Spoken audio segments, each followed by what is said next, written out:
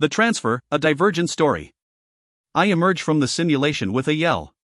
My lip stings, and when I take my hand away from it, there is blood on my fingertips. I must have bitten it during the test. The dauntless woman administering my aptitude test, Tori, she said her name was, gives me a strange look as she pulls her black hair back and ties it in a knot.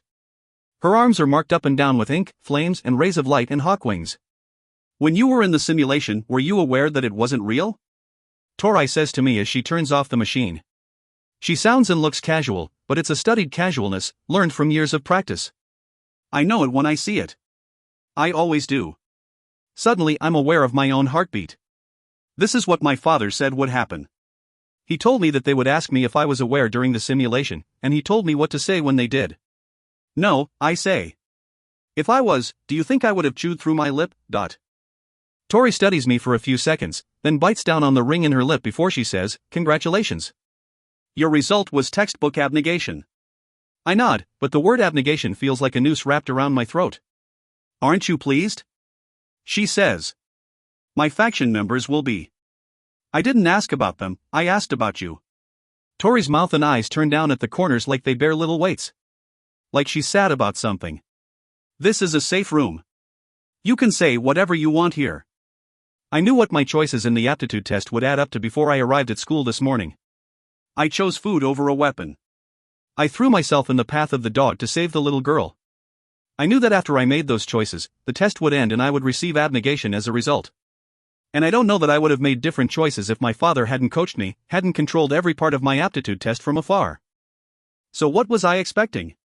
What faction did I want? Any of them.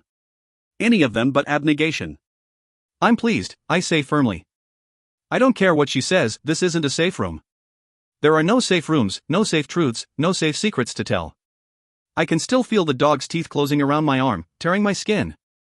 I nod to Tori and start toward the door, but just before I leave, her hand closes around my elbow. You're the one who has to live with your choice, she says. Everyone else will get over it, move on, no matter what you decide. But you never will. I open the door and walk out. I return to the cafeteria and sit down at the abnegation table, among the people who barely know me. My father doesn't permit me to come to most community events. He claims that I'll cause a disruption, that I'll do something to hurt his reputation. I don't care. I'm happier in my room, in the silent house, than surrounded by the deferential, apologetic abnegation. The consequence of my constant absence, though, is that the other abnegation are wary of me, convinced there's something wrong with me, that I'm ill or immoral or strange. Even those willing to nod at me in greeting don't quite meet my eyes. I sit with my hands clenching my knees, watching the other tables, while the other students finish their aptitude tests. The erudite table is covered in reading material, but they aren't all studying, they're just making a show of it, trading conversation instead of ideas, their eyes snapping back to the words every time they think someone's watching them. The candor are talking loudly, as always. The amity are laughing, smiling, pulling food from their pockets and passing it around. The dauntless are raucous and loud, slung over the tables and chairs, leaning on one another and poking one another and teasing. I wanted any other faction. Any other faction but mine, where everyone has already decided that I am not worth their attention. Finally, an erudite woman enters the cafeteria and holds up a hand for silence. The abnegation and erudite quiet down right away, but it takes her shouting quiet for the dauntless, amity, and candor to notice her. The aptitude tests are now finished, she says. Remember that you are not permitted to discuss your results with anyone, not even your friends or family. The choosing ceremony will be tomorrow at the hub. Plan to arrive at least 10 minutes before it begins. You are dismissed. Everyone rushes toward the doors except our table, where we wait for everyone else to leave before we even get to our feet. I know the path my fellow abnegation will take out of here, down the hallway and out the front doors to the bus stop. They could be there for over an hour letting other people get on in front of them. I don't think I can bear any more of this silence. Instead of following them, I slip out a side door and into an alley next to the school. I've taken this route before, but usually I creep along slowly, not wanting to be seen or heard. Today all I want to do is run. I sprint to the end of the alley and into the empty street, leaping over a sinkhole in the pavement. My loose abnegation jacket snaps in the wind, and I peel it from my shoulders, letting it trail behind me like a flag and then letting it go. I push the sleeves of my shirt up to my elbows as I run, slowing to a jog when my body can no longer stand the sprint. It feels like the entire city is rushing past me in a blur, the buildings blending together. I hear the slap of my shoes like the sound is separate from me. Finally I have to stop, my muscles burning. I'm in the factionless wasteland that lies between the abnegation sector and erudite headquarters, candor headquarters, and our commonplaces. At every faction meeting, our leaders, usually speaking through my father, urge us not to be afraid of the factionless, to treat them like human beings instead of broken, lost creatures. But it never occurred to me to be afraid of them. I move to the sidewalk so I can look through the windows of the buildings. Most of the time all I see is old furniture, every room bare, bits of trash on the floor. When most of the city's residents left, as they must have, since our current population doesn't fill every building, they must not have left in a hurry, because the spaces they occupied are so clean. Nothing of interest remains. When I pass one of the buildings on the corner, though, I see something inside. The room just beyond the window is as bare as any of the others I've walked by, but past the doorway inside I can see a single ember, a lit coal. I frown and pause in front of the window to see if it will open. At first it won't budge, and then I wiggle it back and forth, and it springs upward. I push my torso through first, and then my legs, toppling to the ground inside in a heap of limbs. My elbows sting as they scrape the floor. The building smells like cooked food and smoke and sweat. I inch toward the ember, listening for voices that will warn me of a factionless presence here, but there's only silence. In the next room, the windows are blacked out by paint and dirt, but a little daylight makes it through them, so I can see that there are curled pallets scattered on the floor all over the room, and old cans with bits of dried food stuck inside them. In the center of the room is a small charcoal grill. Most of the coals are white, their fuel spent, but one is still lit, suggesting that whoever was here recently. And judging by the smell and the abundance of old cans and blankets, there were quite a few of them. I was always taught that the factionless lived without community, isolated from one another. Now, looking at this place, I wonder why I ever believed it. What would be stopping them from forming groups, just like we have? It's in our nature. What are you doing here? A voice demands, and it travels through me like an electric shock.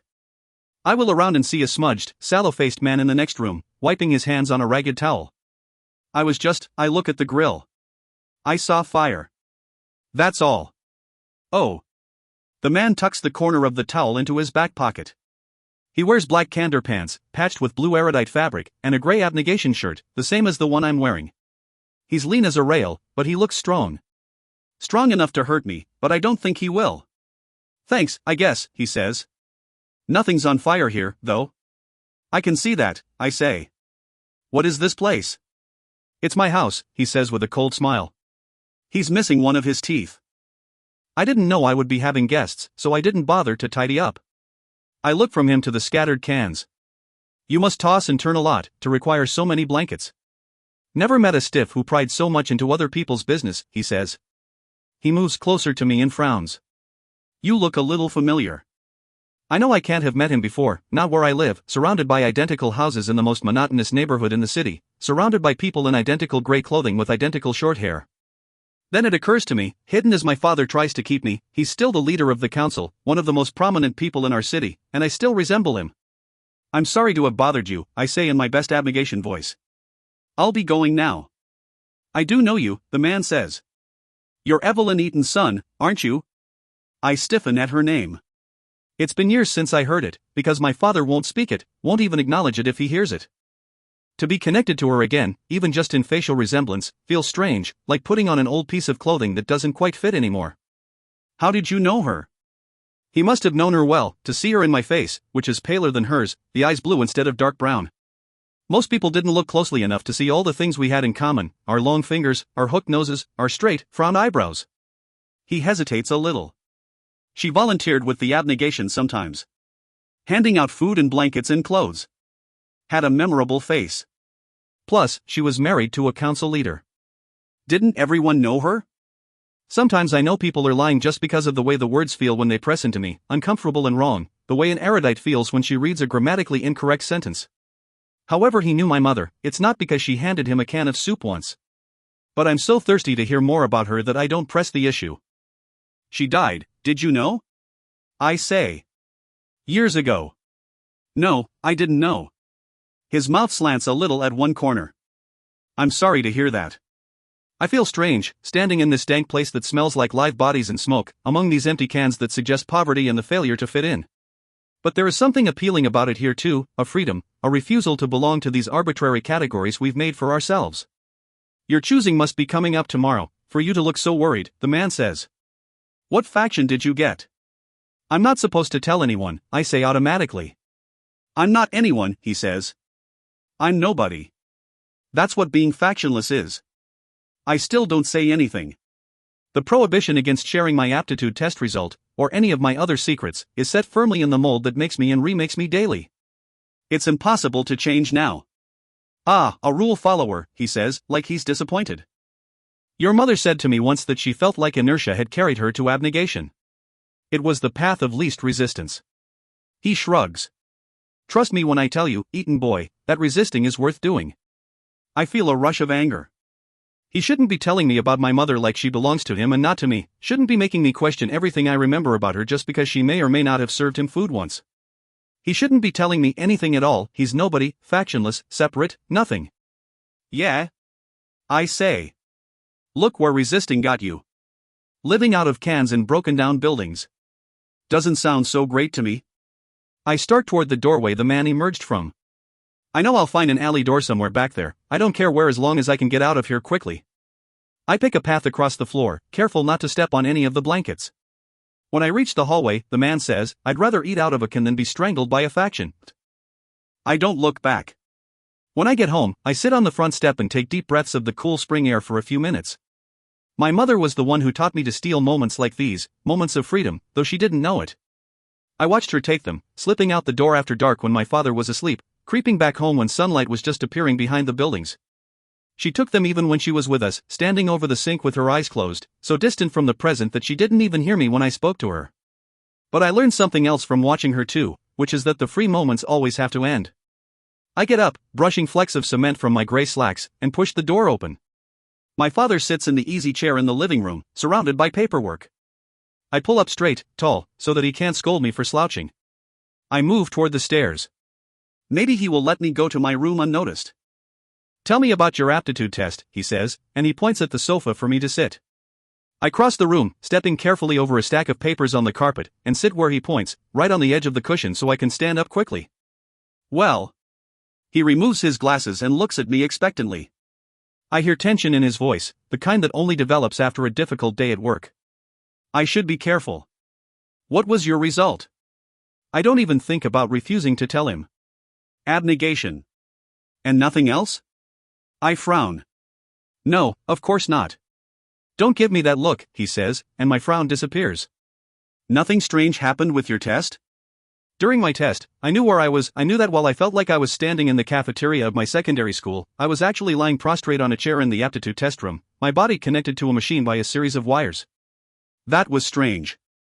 But I don't want to talk to him about it now, not when I can see the stress brewing inside him like a storm. No, I say.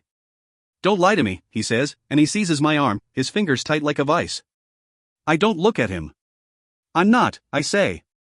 I got abnegation, just as expected. The woman barely looked at me on my way out of the room. I promise. He releases me. My skin pulses from where he gripped it. Good, he says. I'm sure you have some thinking to do. You should go to your room.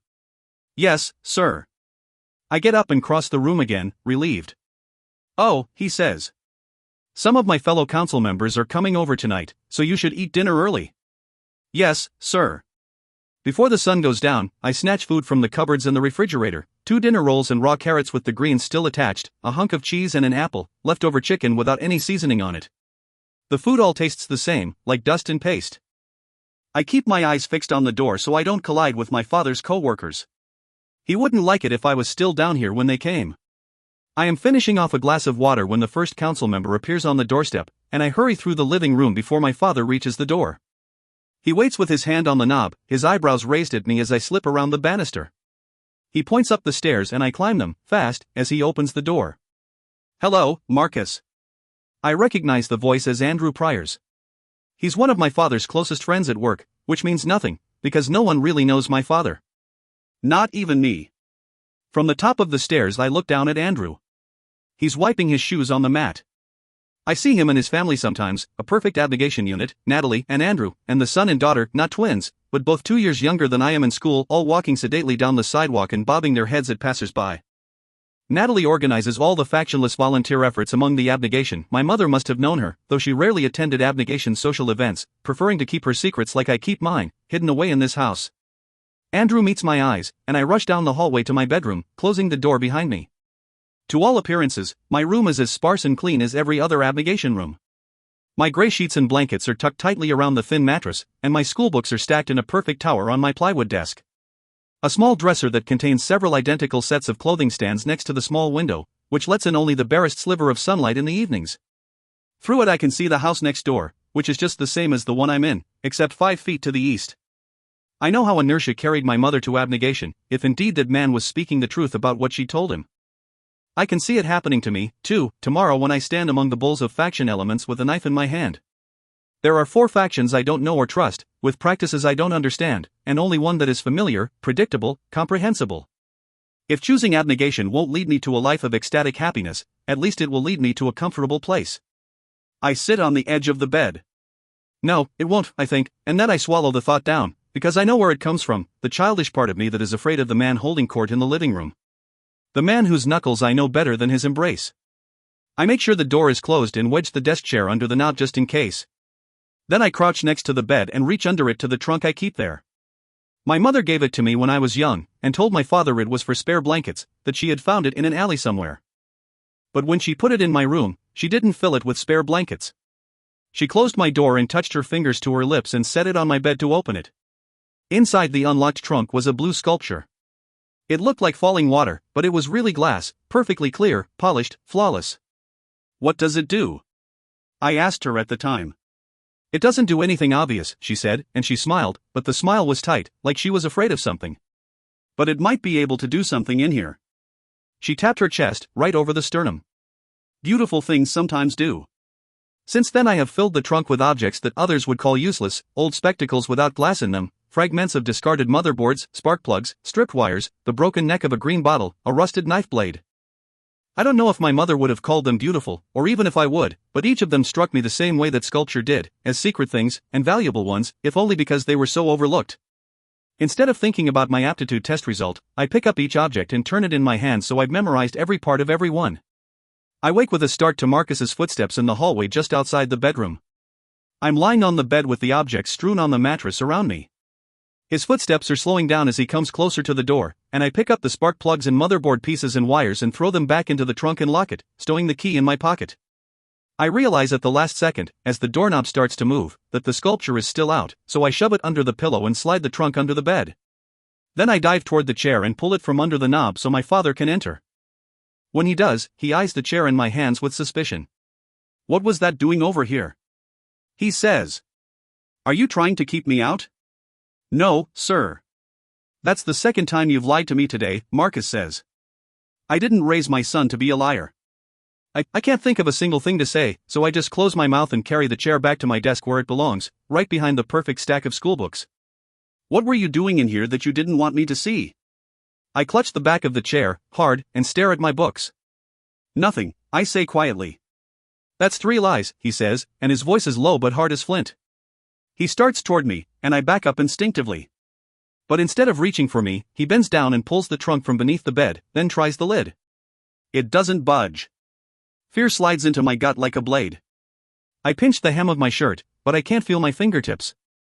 "Your mother claimed this was for blankets," he says. "Said you got cold at night. But what I've always wondered is, if it still has blankets in it, why do you keep it locked?" He holds out his hand, palm up, and raises his eyebrows at me. I know what he wants, the key. And I have to give it to him, because he can see when I'm lying, he can see everything about me. I reach into my pocket, then drop the key in his hand. Now I can't feel my palms, and the breathing is starting, the shallow breathing that always comes when I know he's about to explode. I close my eyes as he opens the trunk. "What is this?" His hand moves through the treasured objects carelessly, scattering them to the left and right. He takes them out one by one and thrusts them toward me. "What do you need with this, or this?" I flinch over and over again, and don't have an answer. I don't need them. I don't need any of them. This is rank with self-indulgence. He shouts, and he shoves the trunk off the edge of the bed so its contents scatter all over the floor. It poisons this house with selfishness. I can't feel my face, either. His hands collide with my chest. I stumble back and hit the dresser. Then he draws his hand back by his face to hit me, and I say, my throat tight with fear, "The choosing ceremony, Dad." He pauses with his hand raised, and I cower, shrinking back against the dresser, my eyes too blurry to see out of. He usually tries not to bruise my face, especially for days like tomorrow, when so many people will be staring at me, watching me choose. He lowers his hand, and for a second I think the violence is over, the anger stalled. But then he says, "Fine. Stay here."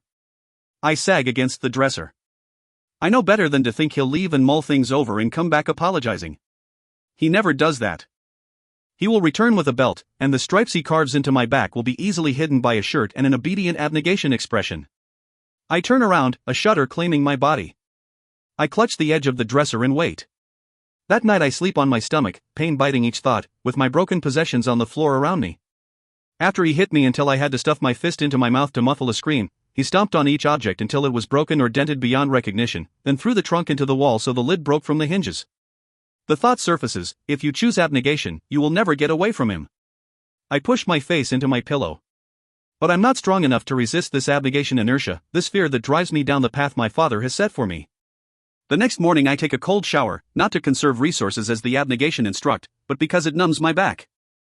I dress slowly in my loose, plain abnegation clothes, and stand in front of the hallway mirror to cut my hair. "Let me," my father says from the end of the hallway. "It's your choosing day, after all." I set the clippers down on the ledge created by the sliding panel and try to straighten up. He stands behind me, and I avert my eyes as the clippers start to buzz. There's only one guard for the blade, only one length of hair acceptable for an abnegation male. I wince as his fingers stabilize my head, and hope he doesn't see it, doesn't see how even his slightest touch terrifies me. "You know what to expect," he says. He covers the top of my ear with one hand as he drags the clippers over the side of my head. Today he's trying to protect my ear from getting nicked by clippers, and yesterday he took a belt to me. The thought feels like poison working through me. It's almost funny. I almost want to laugh. You'll stand in your place, when your name is called, you'll go forward to get your knife. Then you'll cut yourself and drop the blood into the right bowl. Our eyes meet in the mirror, and he presses his mouth into a near smile. He touches my shoulder, and I realize that we are about the same height now, about the same size, though I still feel so much smaller. Then he adds gently, "The knife will only hurt for a moment. Then your choice will be made, and it will all be over." I wonder if he even remembers what happened yesterday, or if he's already shoved it into a separate compartment in his mind, keeping his monster half separate from his father half. But I don't have those compartments, and I can see all his identities layered over one another, monster and father and man and council leader and widower. And suddenly my heart is pounding so hard, my face is so hot, I can barely stand it. "Don't worry about me handling the pain," I say. "I've had a lot of practice." For a second his eyes are like daggers in the mirror, and my strong anger is gone, replaced by familiar fear. But all he does is switch off the clippers and set them on the ledge and walk down the stairs, leaving me to sweep up the trimmed hair, to brush it from my shoulders and neck, to put the clippers away in their drawer in the bathroom. Then I go back into my room and stare at the broken objects on the floor. Carefully, I gather them into a pile and put them in the wastebasket next to my desk, piece by piece. Wincing, I come to my feet. My legs are shaking. In that moment, staring at the bare life I've made for myself here, at the destroyed remnants of what little I had, I think, I have to get out. It's a strong thought. I feel its strength ringing inside me like the toll of a bell, so I think it again. I have to get out. I walk toward the bed and slide my hand under the pillow, where my mother's sculpture is still safe, still blue and gleaming with morning light. I put it on my desk, next to the stack of books, and leave my bedroom, closing the door behind me. Downstairs, I'm too nervous to eat, but I stuff a piece of toast into my mouth anyway so my father won't ask me any questions. I shouldn't worry. Now he's pretending I don't exist, pretending I'm not flinching every time I have to bend down to pick something up. I have to get out. It's a chant now, a mantra, the only thing I have left to hold on to. He finishes reading the news the Erudite release every morning, and I finish washing my own dishes, and we walk out of the house together without speaking. We walk down the sidewalk, and he greets our neighbors with a smile, and everything is always in perfect order for Marcus Eaton, except for his son. Except for me, I am not in order, I am in constant disarray. But today, I'm glad for that. We get on the bus and stand in the aisle to let others sit down around us, the perfect picture of abnegation deference. I watch the others get on, candor boys and girls with loud mouths, erudite with studious stares. I watch the other abnegation rise from their seats to give them away. Everyone is going to the same place today, the hub, a black pillar in the distance, its two prongs stabbing the sky. When we get there, my father puts a hand on my shoulder as we walk to the entrance, sending shocks of pain through my body. I have to get out. It's a desperate thought, and the pain only spurs it on with each footstep as I walk the stairs to the choosing ceremony floor. I struggle for air, but it's not because of my aching legs, it's because of my weak heart, growing stronger with each passing second. Beside me, Marcus wipes beads of sweat from his forehead, and all the other abnegation close their lips to keep from breathing too loudly, lest they appear to be complaining. I lift my eyes to the stairs ahead of me, and I am on fire with this thought, this need, this chance to escape. We reach the right floor, and everyone pauses to catch their breath before entering. The room is dim, the windows blocked off, the seats arranged around the circle of bowls that hold glass and water and stones and coal and earth. I find my place in line, between an abnegation girl and an amity boy. Marcus stands in front of me. You know what to do, he says, and it's more like he's telling himself than me. You know what the right choice is. I know you do. I just stare somewhere south of his eyes. I'll see you soon, he says. He moves toward the abnegation section and sits in the front row, with some of the other council leaders. Gradually people fill the room, those who are about to choose standing in a square at the edge, those watching sitting in the chairs in the middle. The doors close, and there's a moment of quiet as the council representative from Dauntless moves to the podium. Max is his name. He wraps his fingers around the edge of the podium, and I can see, even from here, that his knuckles are bruised. Do they learn to fight in Dauntless? They must. Welcome to the choosing ceremony, Max says, his deep voice filling the room easily. He doesn't need the microphone, his voice is loud enough and strong enough to penetrate my skull and wrap around my brain. Today you will choose your factions. Until this point you have followed your parents' paths, your parents' rules. Today you will find your own path, make your own rules. I can almost see my father pressing his lips together with disdain at such a typical Dauntless speech. I know his habits so well, I almost do it myself, though I don't share the feeling. I have no particular opinions about Dauntless. A long time ago our ancestors realized that each of us, each individual, was responsible for the evil that exists in the world. But they didn't agree on exactly what that evil was, Max says. Some said that it was dishonesty. I think of the lies I have told, year after year, about this bruise or that cut, the lies of omission I told when I kept Marcus's secrets. Some said that it was ignorance, some aggression. I think of the peace of the amity orchards, the freedom I would find there from violence and cruelty. Some said selfishness was the cause. This is for your own good is what Marcus said before the first blow fell. As if hitting me was an act of self-sacrifice. As if it hurt him to do it. Well, I didn't see him limping around the kitchen this morning. And the last group said that it was cowardice that was to blame. A few hoots rise up from the Dauntless section, and the rest of the Dauntless laugh. I think of the fear swallowing me last night until I couldn't feel, until I couldn't breathe. I think of the years that have ground me into dust beneath my father's heel. That is how we came by our factions, candor, erudite, amity, abnegation, and dauntless. Max smiles. In them we find administrators and teachers and counselors and leaders and protectors. In them we find our sense of belonging, our sense of community, our very lives. He clears his throat. Enough of that. Let's get to it. Come forward and get your knife, then make your choice. First up, Zellner, Gregory. It seems fitting that pain should follow me from my old life into my new one, with the knife digging into my palm. Still, even this morning I didn't know which faction I would choose as a haven. Gregory Zellner holds his bleeding hand over the bowl of dirt, to choose amity.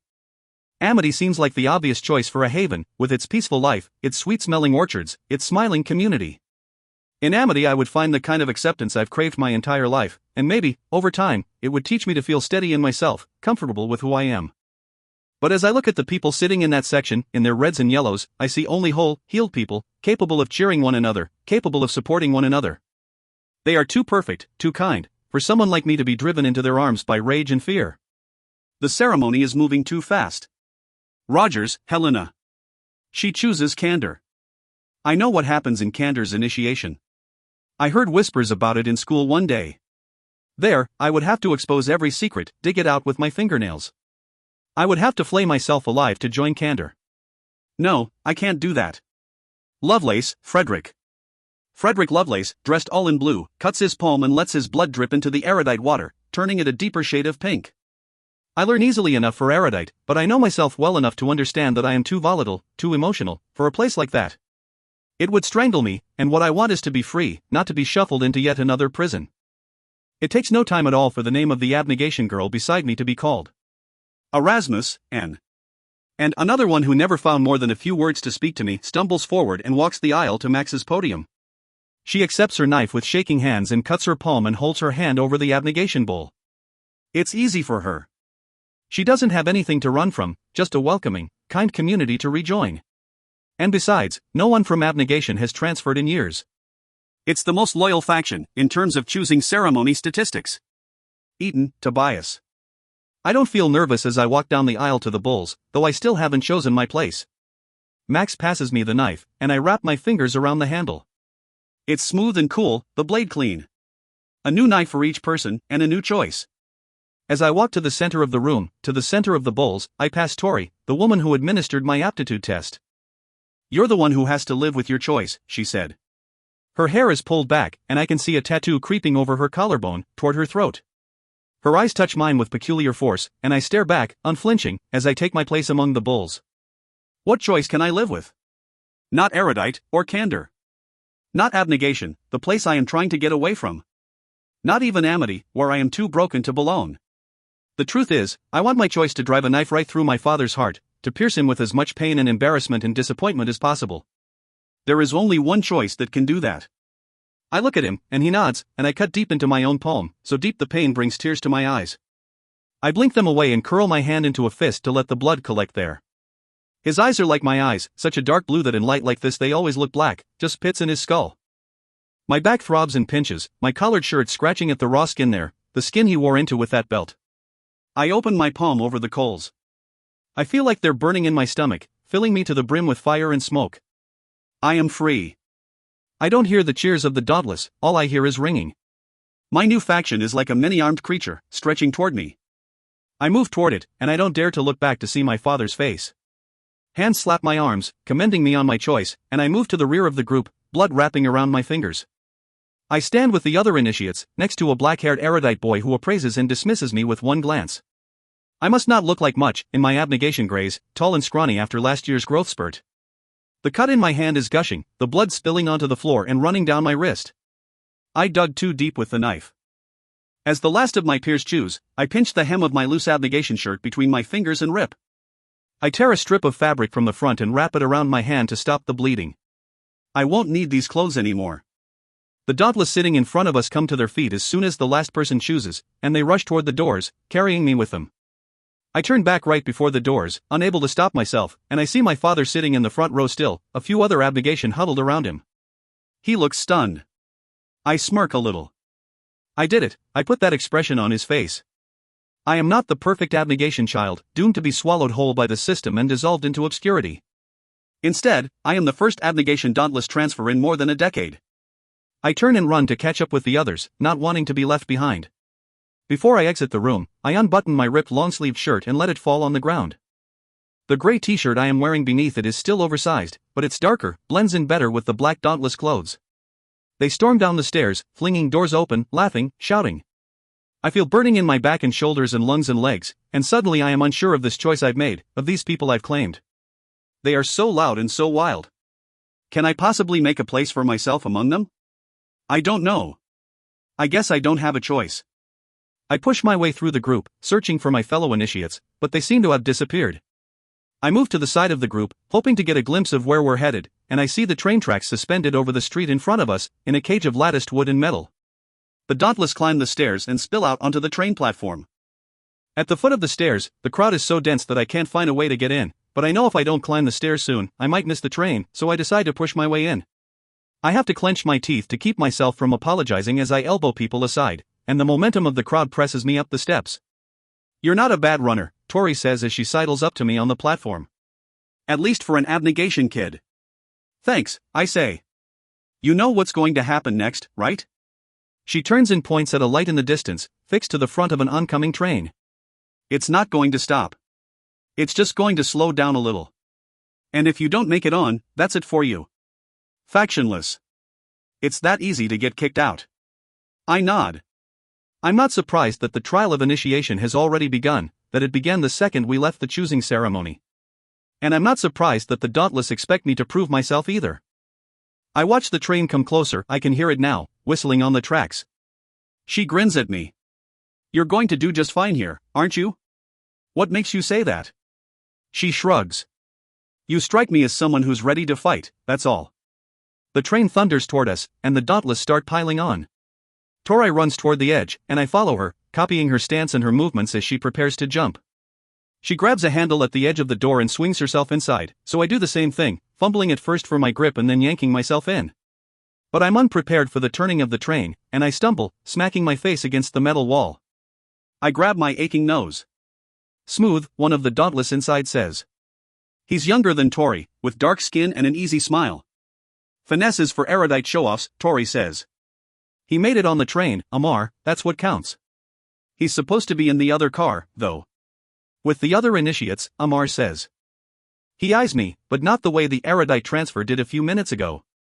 He seems more curious than anything else, like I'm an oddity he needs to examine carefully in order to understand it. If he's friends with you, I guess it's okay. What's your name, Stiff? The name is in my mouth the second he asks me the question, and I am about to answer like I always do, that I am Tobias Eaton. It should be natural, but in that moment I can't bear to say my name out loud, not here, among the people I hoped would be my new friends, my new family.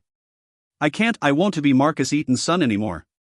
You can call me Stiff for all I care, I say, trying out the cutting dauntless banter I've only listened to across hallways and classrooms until now. Wind rushes into the train car as it picks up speed, and it's loud, roaring in my ears. Tori gives me a strange look, and for a moment I am afraid that she's going to tell Amar my name, which I'm sure she remembers from my aptitude test. But she just nods a little, and relieved, I turn toward the open doorway, my hand still on the handle. It never occurred to me before that I could refuse to give my name, or that I could give a false one, construct a new identity for myself. I'm free here, free to snap at people and free to refuse them and free even to lie. I see the street between the wooden beams that support the train tracks, just a story beneath us. But up ahead, the old tracks give way to new ones, and the platforms go higher, wrapping around the roofs of buildings.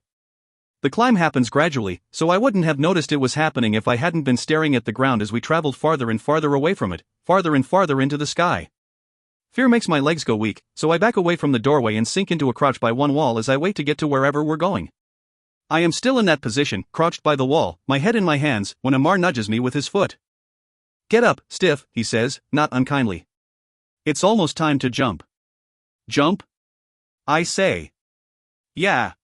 He smirks. This train stops for no one. I press myself up. The fabric I wrapped around my hand is soaked through with red. Tori stands right behind me and pushes me toward the doorway. Let the initiate off first. She shouts. What are you doing? I demand, scowling at her. I'm doing you a favor. She answers, and she shoves me toward the opening again. The other dauntless step back for me, each one of them grinning like I'm a meal. I shuffle toward the edge, grabbing the handle so hard the tips of my fingers start to go numb. I see where I'm supposed to jump up ahead, the tracks hug the roof of a building and then turn. The gap looks small from here, but as the train gets closer, it seems larger and larger, and my imminent death seems more and more likely. My entire body shakes as the dauntless and the cars ahead of us make the jump. None of them miss the roof, but that doesn't mean I won't be the first. I pry my fingers from the handle and stare at the rooftop and push off as hard as I can. The impact shudders through me, and I fall forward onto my hands and knees, the gravel on the roof digging into my wounded palm. I stare at my fingers. I feel like time just lurched forward, the actual jump disappearing from sight and memory. Damn, someone behind me says. I was hoping we would get to scrape some stiff pancake off the pavement later. I glare at the ground and sit back on my heels. The roof is tilting and bobbing beneath me. I didn't know a person could be dizzy with fear. Still, I know I just passed 2 initiation tests, I got on a moving train, and I made it to the roof. Now the question is, how do the dauntless get off the roof? A moment later Amar steps up on the ledge, and I have my answer. They're going to make us jump.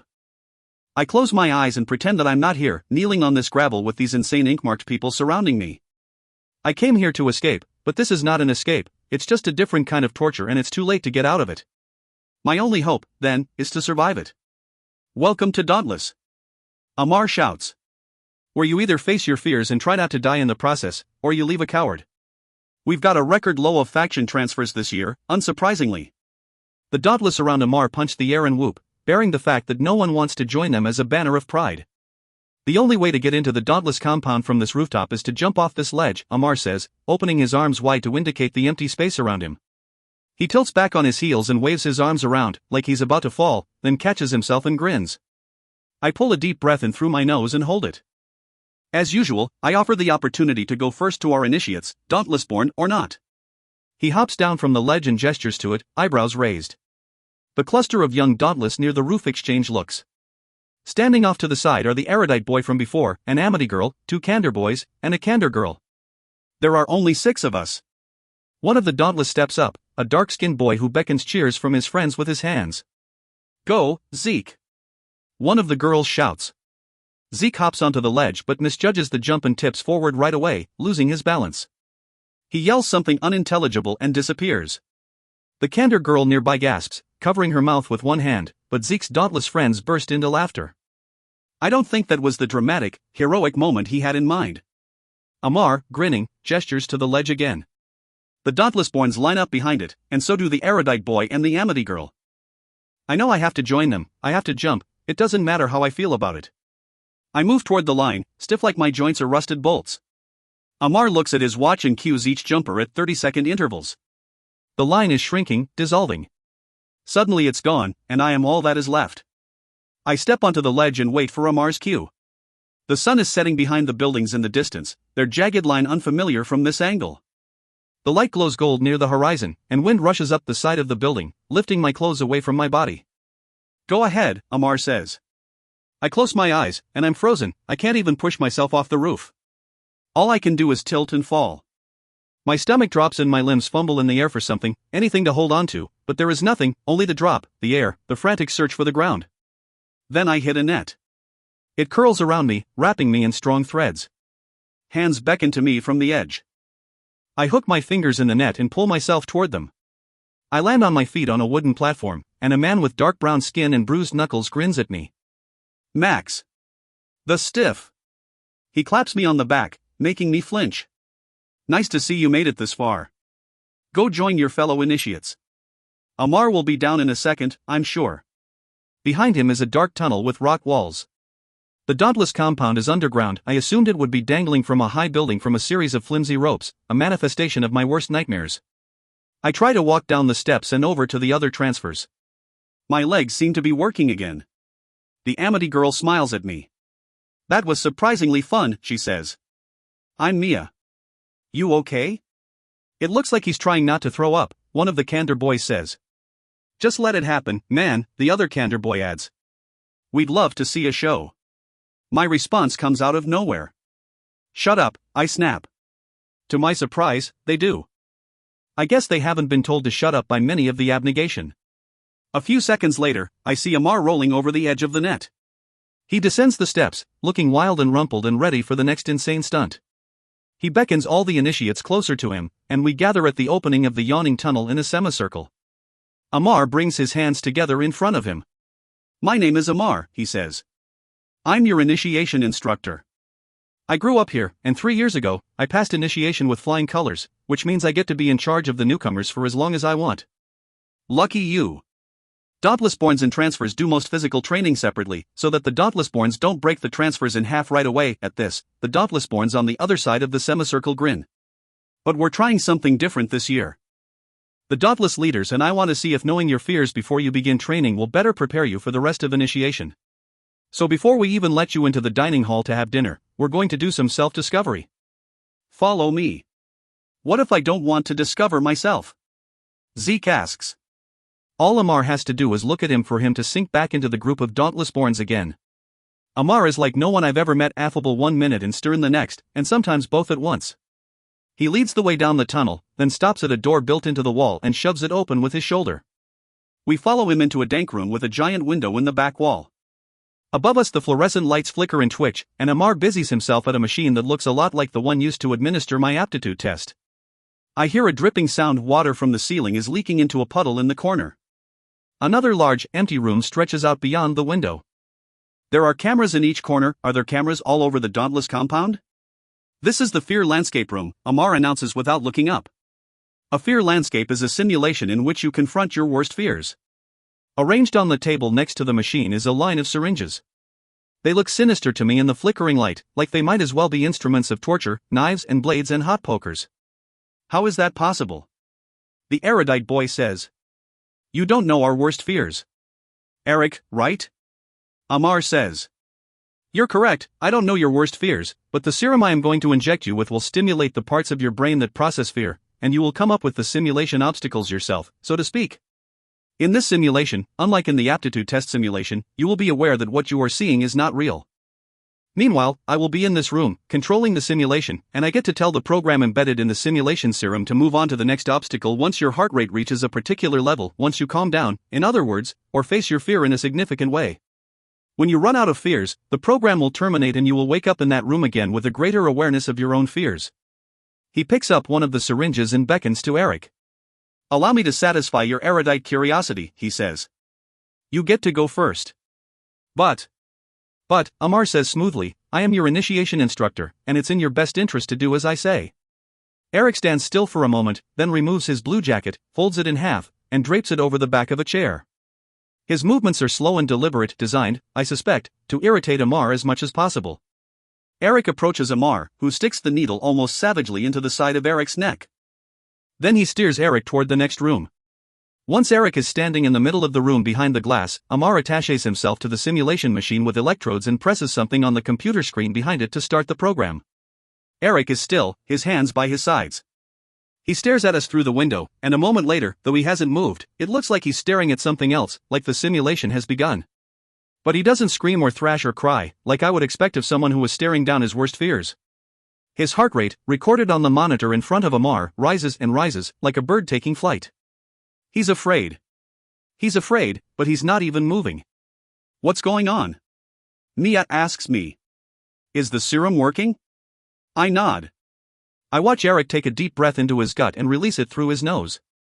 His body shakes, shivers, like the ground is rumbling beneath him, but his breaths are slow and even, his muscles clenching and then relaxing every few seconds, like he keeps tensing up by accident and then correcting his mistake. I watch his heart rate on the monitor in front of Amar, watch it slow down more and more until Amar taps the screen, forcing the program to move on. This happens over and over again with each new fear. I count the fears as they pass in silence, 10, 11, 12. Then Amar taps the screen one last time, and Eric's body relaxes. He blinks, slowly, then smirks at the window. I notice that the Dauntlessborns, usually so quick to comment on everything, are silent. That must mean that what I'm feeling is correct, that Eric is someone to watch out for. Maybe even someone to be afraid of. For more than an hour I watch the other initiates face their fears, running and jumping and aiming invisible guns and, in some cases, lying face down on the floor, sobbing. Sometimes I get a sense of what they see, of the crawling, creeping fears that torment them, but most of the time the villains they're warding off are private ones, known only to them and Amar. I stay near the back of the room, shrinking down every time he calls on the next person. But then I'm the last one in the room, and Mia is just finishing, pulled out of her fear landscape when she's crouching against the back wall, her head in her hands. She stands, looking worn, and shuffles out of the room without waiting for Amar to dismiss her. He glances at the last syringe on the table, then at me. "Just you and me, Stiff," he says. "Come on, let's get this over with." I stand in front of him. I barely feel the needle go in. I've never had a problem with shots, though some of the other initiates got teary-eyed before the injection. I walk into the next room and face the window, which looks like a mirror on this side. In the moment before the simulation takes effect, I can see myself the way the others must have seen me, slouched and buried in fabric, tall and bony and bleeding. I try to straighten up, and I'm surprised by the difference it makes, surprised by the shadow of strength I see in myself right before the room disappears. Images fill the space in pieces, the skyline of our city, the hole in the pavement 7 stories below me, the line of the ledge beneath my feet. Wind rushes up the side of the building, stronger than it was when I was here in real life, whipping my clothes so hard they snap, and pushing against me from all angles. Then the building grows with me on top of it, moving me far away from the ground. The hole seals up, and hard pavement covers it. I cringe away from the edge, but the wind won't let me move backward. My heart pounds harder and faster as I confront the reality of what I have to do. I have to jump again, this time not trusting that there won't be pain when I slam into the ground. A stiff pancake. I shake out my hands, squeeze my eyes shut, and scream into my teeth. Then I follow the push of the wind and I drop, fast. I hit the ground. Searing, white-hot pain rushes through me, just for a second. I stand up, wiping dust from my cheek, and wait for the next obstacle. I have no idea what it will be. I haven't taken much time to consider my fears, or even what it would mean to be free from fear, to conquer it. It occurs to me that without fear, I might be strong, powerful, unstoppable. The idea seduces me for just a second before something hits my back, hard. Then something hits my left side, and my right side, and I'm enclosed in a box large enough only for my body. Shock protects me from panic, at first, and then I breathe the close air and stare into the empty darkness, and my insides squeeze tighter and tighter. I can't breathe anymore. I can't breathe. I bite down on my lip to keep from sobbing. I don't want Amar to see me cry, don't want him to tell the Dauntless that I'm a coward. I have to think, can't think, through the suffocation of this box. The wall against my back here is the same as the one in my memory, from when I was young, shut in the darkness in the upstairs hallway as punishment. I was never sure when it would end, how many hours I would be stuck there with imaginary monsters creeping up on me in the dark, with the sound of my mother's sobs leaking through the walls. I slam my hands against the wall in front of me, again and again, then claw at it, though the splinters stab the skin under my fingernails. I put up my forearms and hit the box with the full weight of my body, again and again, closing my eyes so I can pretend I'm not in here. I'm not in here. Let me out, let me out, let me out, let me out. Think it through, Stiff. A voice shouts, and I go still. I remember that this is a simulation. Think it through. What do I need to get out of this box? I need a tool, something stronger than I am. I nudge something with my toes and reach down to pick it up. But when I reach down, the top of the box moves with me, and I can't straighten again. I swallow a scream and find the pointy end of a crowbar with my fingers. I wedge it between the boards that form the left corner of the box and push as hard as I can. All the boards spring apart at once and fall on the ground around me. I breathe the fresh air, relieved. Then a woman appears in front of me. I don't recognize her face, and her clothes are white, not belonging to any faction. I move toward her, and a table springs up in front of me, with a gun and a bullet on it. I frown at it. Is this a fear? Who are you?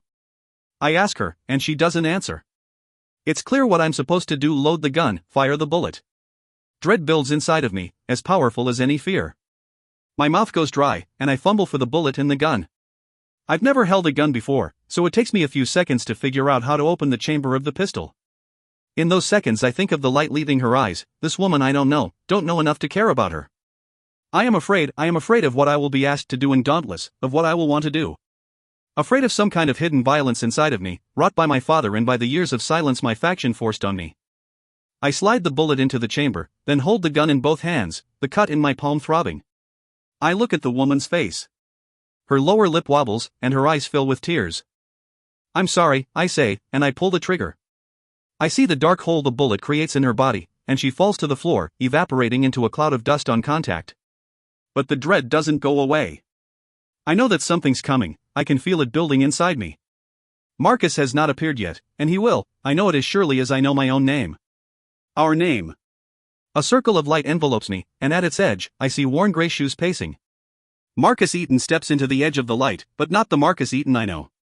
This one has pits for eyes and a gaping black maw instead of a mouth. Another Marcus Eaton stands beside him, and slowly, all around the circle, more and more monstrous versions of my father step forward to surround me, their yawning, toothless mouths open wide, their heads tilting at odd angles. I squeeze my hands into fists. It's not real. It's obviously not real. The first Marcus undoes his belt and then slides it out from around his waist, loop by loop, and as he does, so do the other Marcuses. As they do, the belts turn into ropes made of metal, barbed at the ends. They drag their belts in lines across the floor, their oily black tongues sliding over the edges of their dark mouths. At once they draw back the metal ropes, and I scream at the top of my lungs, wrapping my arms around my head. This is for your own good, the Marcuses say in metallic, united voices, like a choir. I feel pain, tearing, ripping, shredding. I fall to my knees and squeeze my arms against my ears like they can protect me, but nothing can protect me, nothing. I scream again and again, but the pain continues, and so does his voice. I will not have self-indulgent behavior in my house. I did not raise my son to be a liar. I can't hear, I won't hear. An image of the sculpture my mother gave me rises into my mind, unbidden. I see it where I placed it on my desk, and the pain starts to recede. I focus all my thoughts on it and the other objects scattered around my room, broken, the top of the trunk loose from its hinges. I remember my mother's hands, with their slim fingers, closing the trunk and locking it and handing me the key. One by one, the voices disappear, until there are none left. I let my arms fall to the ground, waiting for the next obstacle. My knuckles brush the stone floor, which is cold and grainy with dirt. I hear footsteps and brace myself for what's coming, but then I hear Amar's voice. That's it? He says. That's all there is? God, Stiff. He stops next to me and offers me his hand. I take it and let him pull me to my feet. I don't look at him. I don't want to see his expression. I don't want him to know what he knows, don't want to become the pathetic initiate with the messed up childhood. We should come up with another name for you, he says casually. Something tougher than Stiff. Like Blade or Killer or something. At that I do look at him. He's smiling a little. I do see some pity in that smile, but not as much as I thought I would. I wouldn't want to tell people my name either, he says. Come on, let's get some food. Amar walks me over to the initiates table once we're in the dining hall. There are a few dauntless already sitting at the surrounding tables, eyeing the other side of the room, where pierced and tattooed cooks are still setting out the food. The dining hall is a cavern lit from beneath by blue-white lamps, giving everything an eerie glow. I sit down in one of the empty chairs. Geez, stiff. You look like you're about to faint, Eric says, and one of the Candor boys grins. You all made it out alive, Amar says. Congratulations. You made it through the first day of initiation, with varying degrees of success. He looks at Eric. None of you did as well as 4 over here, though, but.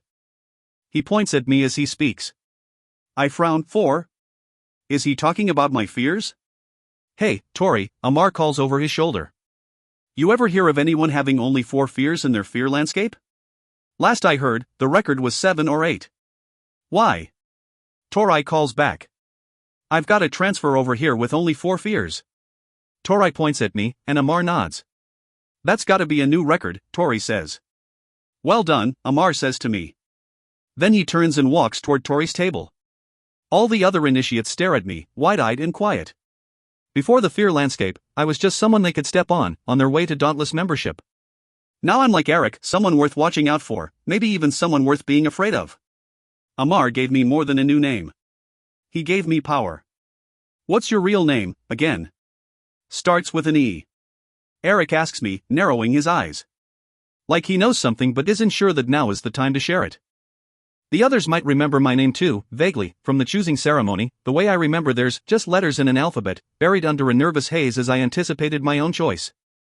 If I strike at their memories now, as hard as I can, become as memorable as my dauntless self as possible, I can maybe save myself. I hesitate for a moment, then put my elbows on the table and raise an eyebrow at him. My name is 4, I say. Call me stiff again and you and I will have a problem. He rolls his eyes, but I know I've made myself clear. I have a new name, which means I can be a new person. Someone who doesn't put up with cutting comments from erudite know-it-alls. Someone who can cut back. Someone who's finally ready to fight. 4. Copyright. Catherine Tejan Books is an imprint of HarperCollins Publishers. 4. The Transfer, a Divergent Story. Copyright 2013 by Veronica Roth. All rights reserved under international and Pan-American copyright conventions. By payment of the required fees, you have been granted the non-exclusive, non-transferable right to access and read the text of this ebook on screen. No part of this text may be reproduced, transmitted, downloaded, decompiled, reverse-engineered, or stored in or introduced into any information storage and retrieval system, in any form or by any means, whether electronic or mechanical, now known or hereinafter invented, without the express written permission of HarperCollins eBooks.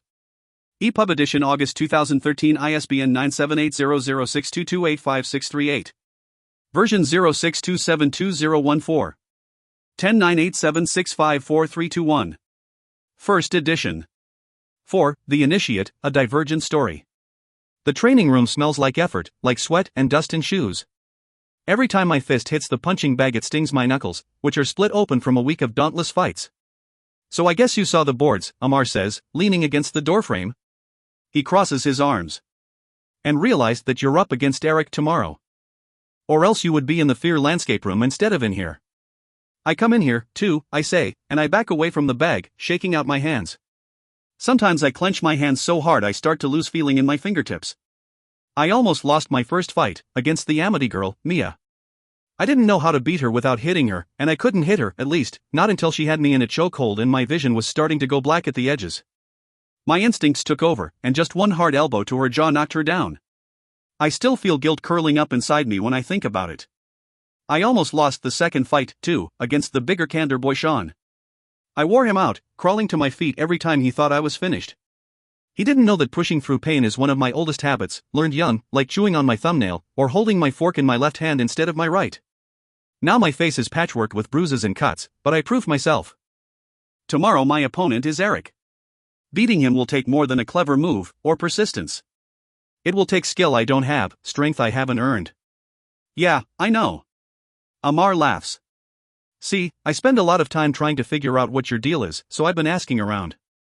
Turns out you're in here every morning and in the fear landscape room every night. You never spend any time with the other initiates. You're always exhausted and you sleep like a corpse.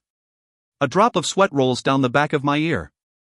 I wipe it away with my taped-up fingers, then drag my arm across my forehead. Joining a faction is about more than getting through initiation, you know, Amar says, and he hooks his fingers in the chain that the punching bag dangles from, testing its strength. For most of the Dauntless, they meet their best friends during initiation, their girlfriends, boyfriends, whatever. Enemies, too. But you seem determined not to have any of those things. I've seen the other initiates together, getting pierced together and showing up to training with red, studded noses and ears and lips, or building towers out of food scraps at the breakfast table. It never even occurred to me that I could be one of them, or that I should try to be. I shrug. I'm used to being alone. Well, I feel like you're about to snap, and I don't really want to be there when it happens, he says. Come on. A bunch of us are going to play a game tonight. A Dauntless game. I pick at the tape covering one of my knuckles. I shouldn't go out and play games. I should stay here and work, and then sleep, so I'm ready to fight tomorrow. But that voice, the one that says should, now sounds to me like my father's voice, requiring me to behave, to isolate myself. And I came here because I was ready to stop listening to that voice. I'm offering you some Dauntless status for no particular reason other than that I feel bad for you, he says. Don't be stupid and miss this opportunity. Fine, I say. What's the game? Amar just smiles. The game is Dare. A Dauntless girl, Lauren, is holding onto the handle on the side of the train car, but she keeps swaying so she almost falls out, then giggling and pulling herself back in, like the train isn't suspended 2 stories above the street, like she wouldn't break her neck if she fell out. In her free hand is a silver flask. It explains a lot. She tilts her head. First person picks someone and dares them to do something. Then that person has a drink, does the dare, and gets a chance to dare someone else to do something. And when everyone has done their dare, or died trying, we get a little drunk and stumble home. How do you win? One of the Dauntless calls out from the other side of the train car. A boy who sits slouched against Amar like they're old friends, or brothers. I'm not the only initiate in the train car. Sitting across from me is Zeke, the first jumper, and a girl with brown hair and bangs cut straight across her forehead, and a pierced lip. The others are older, Dauntless members all. They have a kind of ease with one another, leaning into one another, punching one another's arms, tousling one another's hair. It's camaraderie and friendship and flirtation, and none of it is familiar to me. I try to relax, bending my arms around my knees. I really am a stiff. You win by not being a little pansy cake, Lauren says. And, hey, new rule, you also win by not asking dumb questions. I'm gonna go first, as the keeper of the alcohol, she adds. Amar, I dare you to go into the erudite library while all the noses are studying and scream something obscene. She screws the cap on the flask and tosses it to him. Everyone cheers as Amar takes the cap off and takes a swallow of whatever liquor is inside. Just tell me when we get to the right stop. He shouts over the cheering. Zeke waves a hand at me. Hey, you're a transfer, right? 4? Yeah, I say. Nice first jump. I realize, too late, that it might be a sore spot for him, his moment of triumph, stolen by a misstep and loss of balance. But he just laughs. Yeah, not my finest moment, he says. Not like anyone else stepped up, the girl at his side says. I'm Shauna, by the way. Is it true you only had 4 fears?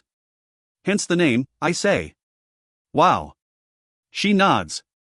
She looks impressed, which makes me sit up straighter. Guess you were born dauntless. I shrug, like what she says might be true, even though I'm sure it's not. She doesn't know that I came here to escape the life I was meant for, but I'm fighting so hard to get through initiation so I don't have to admit that I'm an imposter. Abnegation born, abnegation result, in a dauntless haven. The corners of her mouth turn down, like she's sad about something, but I don't ask what it is. How are your fights going? Zeke asks me. All right, I say. I wave a hand over my bruised face. As you can clearly tell. Check it out. Zeke turns his head, showing me a large bruise on the underside of his jaw. That's thanks to this girl over here. He indicates Shauna with his thumb. He beat me, Shauna says. But I got a good shot in, for once. I keep losing. It doesn't bother you that he hit you? I say. Why would it? She says. I don't know, I say. Because you're a girl? She raises her eyebrows. What, you think I can't take it just like every other initiate, just because I have girl parts? She gestures to her chest, and I catch myself staring, just for a second, before I remember to look away, my face flushing. Sorry, I say. I didn't mean it that way. I'm just not used to this. Any of it. Sure, I get it, she says, and she doesn't sound angry. But you should know that about dauntless girl, guy, whatever, it doesn't matter here. What matters is what you've got in your gut. But then Amar gets up, putting his hands on his hips in a dramatic stance, and marches toward the open doorway. The train dips down and Amar doesn't even hold on to anything, he just shifts and sways with the car's movement. Everyone gets up, and Amar is the first one to jump, launching himself into the night. The others stream out behind him, and I let the people behind me carry me toward the opening. I'm not afraid of the speed of the train, just the heights, but here the train is close to the ground, so when I jump, I do it without fear. I land on 2 feet, stumbling for a few steps before I stop. Look at you, getting your train legs, Amar says, elbowing me. Here, have a sip. You look like you need it. He holds out the flask. I've never tasted alcohol. The abnegation don't drink it, so it wasn't even available. But I've seen how comfortable it seems to make people, and I desperately want to feel like I'm not wrapped up in skin that's too tight for me to wear, so I don't hesitate, I take the flask and drink. The alcohol burns and tastes like medicine, but it goes down fast, leaving me warm. Good job, Amar says, and he moves on to Zeke, hooking his arm around Zeke's neck and dragging Zeke's head against his chest. I see you've met my young friend Ezekiel. Just because my mom calls me that doesn't mean you have to, Zeke says, throwing Amar off. He looks at me. Amar's grandparents were friends with my parents. Were? Well, my dad's dead, and so are the grandparents, Zeke says. What about your parents? I ask Amar. He shrugs. Died when I was young. Train accident. Very sad. He grins like it's not.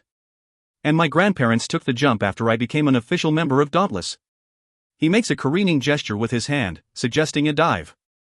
The jump. Oh, don't tell him while I'm here, Zeke says, shaking his head. I don't want to see the look on his face. Amar doesn't pay attention. Elderly Dauntless sometimes take a flying leap into the unknown of the chasm when they hit a certain age. It's that or be factionless, Amar says. And my grandpa was really sick. Cancer. Grandma didn't care to go on without him. He tilts his head up to the sky, and his eyes reflect the moonlight. For a moment I feel like he is showing me a secret self, one carefully hidden beneath layers of charm and humor and dauntless bravado, and it scares me, because that secret self is hard, and cold, and sad. I'm sorry, I say. At least this way, I got to say my goodbyes, Amar says. Most of the time death just comes whether you've said goodbye or not. The secret self vanishes with the flash of a smile, and Amar jogs toward the rest of the group, flask in hand. I stay back with Zeke. He lopes along, somehow clumsy and graceful at once, like a wild dog. What about you? Zeke says. You have parents? One, I say. My mother died a long time ago. I remember the funeral, with all the abnegation filling our house with quiet chatter, staying with us in our grief. They carried us meals on metal trays, covered with tinfoil, and cleaned our kitchen, and boxed up all my mother's clothes for us, so there were no traces of her left. I remember them murmuring that she died from complications with another child. But I had a memory of her, a few months before her death, standing in front of her dresser, buttoning up her loose second shirt over the tight undershirt, her stomach flat. I shake my head a little, banishing the memory. She's dead. It's a child's memory, unreliable. And your dad, is he okay with your choice? He says. Visiting day is coming up, you know. No, I say distantly. He's not okay with it at all. My father will not come on visiting day. I'm sure of it. He will never speak to me again. The erudite sector is cleaner than any other part of the city, every scrap of trash or rubble cleared from the pavement, every crack in the street shored up with tar. I feel like I need to step carefully rather than mar the sidewalk with my sneakers. The other dauntless walk along carelessly, the soles of their shoes making slapping sounds like pattering rain. Every faction headquarters is allowed to have the lights on in its lobby at midnight, but everything else is supposed to be dark. Here, in the erudite sector, each building that makes up erudite headquarters is like a pillar of light. The windows we walk past feature the erudites sitting at long tables, their noses buried in books or screens, or talking quietly to one another. The young and the old mix together at every table, in their impeccable blue clothing, their smooth hair, more than half of them with gleaming spectacles. Vanity, my father would say. They are so concerned with looking intelligent that they make themselves fools for it. I pause to watch them. They don't look vain to me. They look like people who make every effort to feel as smart as they are supposed to be. If that means wearing glasses with no prescription, it isn't my place to judge. They are a haven I might have chosen. Instead, I chose the haven that mocks them through the windows, that sends Amar into their lobby to cause a stir. Amar reaches the doors of the central erudite building and pushes through them. We watch from just outside, snickering. I peer through the doors at the portrait of Janine Matthews hanging on the opposite wall. Her yellow hair is pulled back tight from her face, her blue jacket buttoned just beneath her throat. She's pretty, but that's not the first thing I notice about her. Her sharpness is. And beyond that, it could just be my imagination, but does she look a little afraid? Amar runs into the lobby, ignoring the protests of the erudite at the front desk, and yells, "Hey, noses! Check this out!" All the erudite in the lobby look up from their books or screens, and the dauntless burst into laughter as Amar turns, mooning them. The erudite behind the desk run around it to catch him, but Amar pulls up his pants and runs toward us. We all start running, too, sprinting away from the doors. I can't help it, I'm laughing too, and it surprises me how my stomach aches with it. Zeke runs at my shoulder, and we go toward the train tracks because there's nowhere else to run. The erudite chasing us give up after a block, and we all stop in an alley, leaning against the brick to catch our breath. Amar comes into the alley last, his hands raised, and we cheer for him. He holds up the flask like it's a trophy and points at Shauna. "Young one," he says. "I dare you to scale the sculpture in front of the upper levels building." She catches the flask when he throws it and takes a swig. "You got it," she says, grinning. By the time they get to me, almost everyone is drunk, lurching with each footstep and laughing at every joke, no matter how stupid it is. I feel warm, despite the cool air, but my mind is still sharp, taking in everything about the night, the rich smell of marsh and the sound of bubbling laughter, the blue-black of the sky and the silhouette of each building against it. My legs are sore from running and walking and climbing, and still I haven't fulfilled a dare. We're close to Dauntless headquarters now. The buildings are sagging where they stand. Who's left? Lauren says, her bleary eyes skipping over each face until she reaches mine. Ah, the numerically named initiate from abnegation. 4, is it? Yeah, I say. A stiff? The boy who sat so comfortably beside Amar looks at me, his words running together. He's the one holding the flask, the one determining the next dare. So far I've watched people scale tall structures, I've watched them jump into dark holes and wander into empty buildings to retrieve a faucet or a desk chair, I've watched them run naked down alleyways and stick needles through their earlobes without numbing them first. If I was asked to concoct a dare, I would not be able to think of one. It's a good thing I'm the last person to go. I feel a tremor in my chest, nerves. What will he tell me to do? Stiffs are uptight, the boy says plainly, like it's a fact. So, to prove you're really dauntless now, I dare you to get a tattoo. I see their ink, creeping over wrists and arms and shoulders and throats. The metal studs through ears and noses and lips and eyebrows. My skin is blank, healed, whole. But it doesn't match who I am. I should be scarred, marked, the way they are, but marked with memories of pain, scarred with the things I have survived. I lift a shoulder. Fine. He tosses me the flask, and I drain it, though it stings my throat and lips and tastes bitter as poison. We start toward the pier. Tori is wearing a pair of men's underwear and a t-shirt when she answers the door, her hair hanging over the left half of her face. She raises an eyebrow at me. We clearly woke her from a sound sleep, but she doesn't seem angry, just a little grouchy. Please? Amar says. It's for a game of dare. Are you sure you want a tired woman to tattoo your skin, for? This ink doesn't wash off, she says to me. I trust you, I say. I'm not going to back out of the dare, not after watching everyone else do theirs. Right. Tori yawns. The things I do for dauntless tradition. I'll be right back, I'm going to put on pants. She closes the door between us. On the way here I racked my brain for what I might want tattooed, and where. I couldn't decide, my thoughts were too muddled. Still are. A few seconds later Tori emerges wearing pants, her feet still bare. If I get in trouble for turning on lights at this hour, I'm going to claim it was vandals and names. Got it, I say. There's a back way. Come on, she says, beckoning to us. I follow her through her dark living room, which is tidy except for the sheets of paper spread over her coffee table, each one marked with a different drawing. Some of them are harsh and simple, like most of the tattoos I've seen, and others are more intricate, detailed. Tori must be the dauntless approximation of an artist. I pause by the table. One of the pages depicts all the faction symbols, without the circles that usually bind them. The amity tree is at the bottom, forming a kind of root system for the eye of erudite and the candor scales. Above them, the abnegation hands seem almost to cradle the dauntless flames. It's like the symbols are growing into one another. The others have moved past me. I jogged to catch up, walking through Tori's kitchen, also immaculate, though the appliances are out of date, the faucet rusted, and the refrigerator door held closed by a large clamp. The back door is open and leads into a short, dank hallway that opens up to the tattoo parlor. I've walked past it before but never cared to go inside, sure I wasn't going to find a reason to attack my own body with needles. I guess I have one now. Those needles are a way for me to separate myself from my past, not just in the eyes of my fellow dauntless, but in my own eyes, every time I look at my own reflection. The room's walls are covered in pictures. The wall by the door is entirely dedicated to dauntless symbols, some black and simple, some colorful, and barely recognizable. Tori turns on the light over one of the chairs and arranges her tattoo needles on a tray next to it. The other dauntless gather on benches and chairs around us, like they're getting ready to see a performance of some kind. My face gets hot. Basic principles of tattooing, Tori says. The less cushion under the skin, or the bonier you are in a particular area, the more painful the tattoo. For your first one it's probably best to get it done on, I don't know, your arm, or your butt cheek, Zeke suggests, with a snort of laughter. Tori shrugs. It wouldn't be the first time. Or the last. I look at the boy who dared me. He raises his eyebrows at me.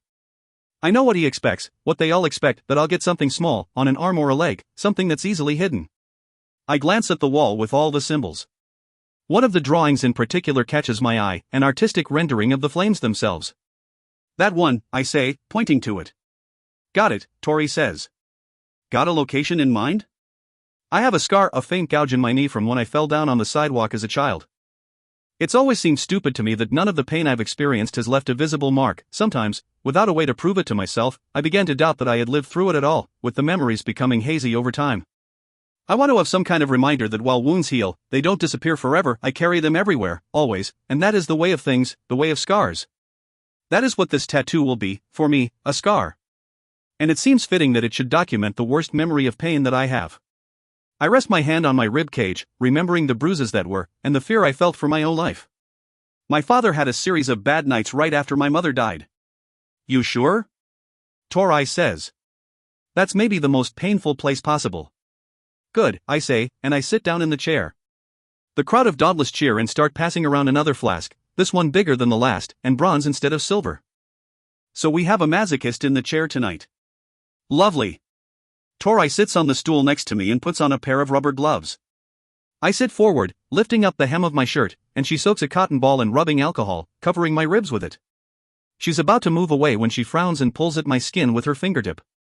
Rubbing alcohol bites into the still healing skin of my back, and I wince. How did this happen, for? She asks. I look up and notice that Amar is staring at me, frowning. He's an initiate, Amar says. They're all cut and bruised at this point. You should see them all limping around together. It's sad. I have a giant one on my knee, volunteers Zeke. It's the sickest blue color. Zeke rolls up his pant leg to display his bruise to the others, and they all start sharing their own bruises, their own scars. Got this when they dropped me after the zipline.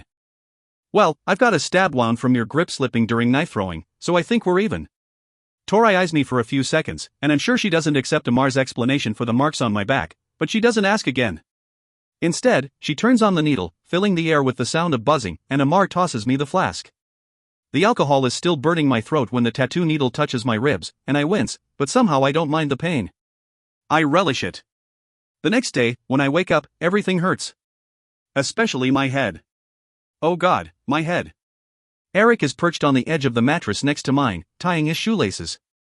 The skin around the rings in his lip looks red. He must have pierced it recently. I haven't been paying attention. He looks at me. You look like hell. I sit up, and the sudden motion makes my head throb more. I hope that when you lose, you don't use it as an excuse, he says, sneering a little. Because I would have beat you anyway, . He gets up, stretches, and leaves the dormitory. I cradle my head in my hands for a few seconds, then get up to take a shower. I have to stand with half my body under the water and half out, because of the ink on my side. The dauntless stayed with me for hours, waiting for the tattoo to be finished, and by the time we left, all the flasks were empty. Tori gave me a thumbs up as I stumbled out of the tattoo parlor, and Zeke slung an arm across my shoulders and said, I think you're dauntless now. Last night I found myself relishing the words. Now I wish I could have my old head back, the one that was focused and determined and didn't feel like tiny men with hammers had taken up residence inside it. I let the cool water spill over me for a few more minutes, then checked the clock on the bathroom wall. 10 minutes to the fight. I'm going to be late. And Eric is right, I'm going to lose. I push my hand into my forehead as I run toward the training room, my feet halfway out of my shoes. When I burst through the doors, the transfer initiates and some of the Dauntless-born initiates are standing around the edge of the room. Amar is in the center of the arena, checking his watch. He gives me a pointed look. Nice of you to join us, he says. I see in his raised eyebrows that the camaraderie of the night before does not extend to the training room. He points at my shoes. Tie your shoes, and don't waste any more of my time. Across the arena, Eric cracks each one of his knuckles, carefully, staring at me the whole time. I tie my shoes in a hurry and tuck the ends of the laces under so they don't get in my way. As I face Eric, I can feel only the pounding of my heart, the throbbing of my head, the burning in my side. Then Amar steps back, and Eric rushes forward, fast, his fist hitting me square in the jaw. I stumble back, holding my face. All the pain runs together in my mind. I put up my hands to block the next punch. My head throbs and I see his leg move. I try to twist away from the kick, but his foot hits me hard in the ribs. I feel a sensation like an electric shock through the left side of my body. This is easier than I thought it would be, Eric says. I feel hot with embarrassment, and in the arrogant opening he leaves me, I uppercut him in the stomach. The flat of his hand smacks into my ear, making it ring, and I lose my balance, my fingers touching the ground to steady me. You know, Eric says quietly, I think I figured out your real name. My eyes are blurry with half a dozen different kinds of pain. I didn't know it came in so many varieties, like flavors, acid and fire and ache and sting. He hits me again, this time trying for my face but getting my collarbone instead. He shakes out his hand and says, should I tell them? Get everything out in the open? He has my name between his teeth, eaten, a far more threatening weapon than his feet or his elbows or his fists. The abnegations say, in hushed voices, that the problem with many erudite is their selfishness, but I think it is their arrogance, the pride they take in knowing things that others do not. In that moment, overwhelmed with fear, I recognize it as Eric's weakness. He doesn't believe that I can hurt him as much as he can hurt me. He believes that I am everything he assumed me to be at the outset, humble and selfless and passive. I feel my pain disappear into rage, and I grab his arm to hold him in place as I swing at him again, and again, and again. I don't even see where I'm hitting him, I don't see or feel or hear anything. I am empty, alone, nothing. Then I finally hear his screams, see him clutching his face with both hands. Blood soaks his chin, runs into his teeth. He tries to wrench away, but I am holding on as hard as I can, holding on for dear life. I kick him hard in the side, so he topples. Over his clutched hands, I meet his eyes. His eyes are glassy and unfocused. His blood is bright against his skin. It occurs to me that I did that, it was me, and fear creeps back in, a different kind of fear this time. A fear of what I am, what I might be becoming. My knuckles throb, and I walk out of the arena without being dismissed. The Dauntless compound is a good place to recover, dark and full of secret, quiet places. I find a hallway near the pit and sit against the wall, letting the cold from the stone seep into me. My headache has returned, as well as various aches and pains from the fight, but I barely register any of them. My knuckles are tacky with blood, Eric's. I try to rub it off, but it's been drying too long. I won the fight, and that means my place in Dauntless is secure for the time being. I should feel satisfied, not afraid. Maybe even happy, to finally belong somewhere, to be among people whose eyes don't skirt mine at the lunch table. But I know that for every good thing that comes along, there is always a cost. What is the cost of being dauntless? Hey! I look up and see Shauna knocking on the stone wall like it's a door. She grins. This is not quite the victory dance I was expecting. I don't dance, I say. Yeah, I should have known better. She sits across from me, her back against the opposite wall. She draws her knees up to her chest and wraps her arms around them. Our feet are just a few inches apart. I don't know why I noticed that. Well, yes I do, she's a girl. I don't know how to talk to girls. Especially not a dauntless girl. Something tells me you can never know what to expect from a dauntless girl. Eric's in the hospital, she says, and there's a grin on her face. They think you broke his nose. You definitely knocked out one of his teeth. I look down. I knocked out someone's tooth? I was wondering if you could help me, she says, nudging my shoe with her toe. As I suspected, dauntless girls are unpredictable. Help you with what? Fighting. I'm no good at it. I keep getting humiliated in the arena. She shakes her head. I have to face off with this girl in 2 days. Her name's Ashley, but she makes everyone call her Ash. Shauna rolls her eyes. You know, dauntless flames, Ash, whatever. Anyway, she's one of the best people in our group, and I'm afraid she's going to kill me. Like actually kill me. Why do you want my help? I say, suddenly suspicious. Because you know I'm a stiff and we're supposed to help people? What? No, of course not, she says. Her eyebrows furrow in confusion. I want your help because you're the best in your group, obviously. I laugh. No, I'm not. You and Eric were the only undefeated ones and you just beat him, so yeah, you are. Listen, if you don't want to help me, all you have to do is. I'll help, I say. I just don't really know how. We'll figure it out, she says. Tomorrow afternoon? Meet you in the arena? I nod. She grins, gets up, and starts to leave.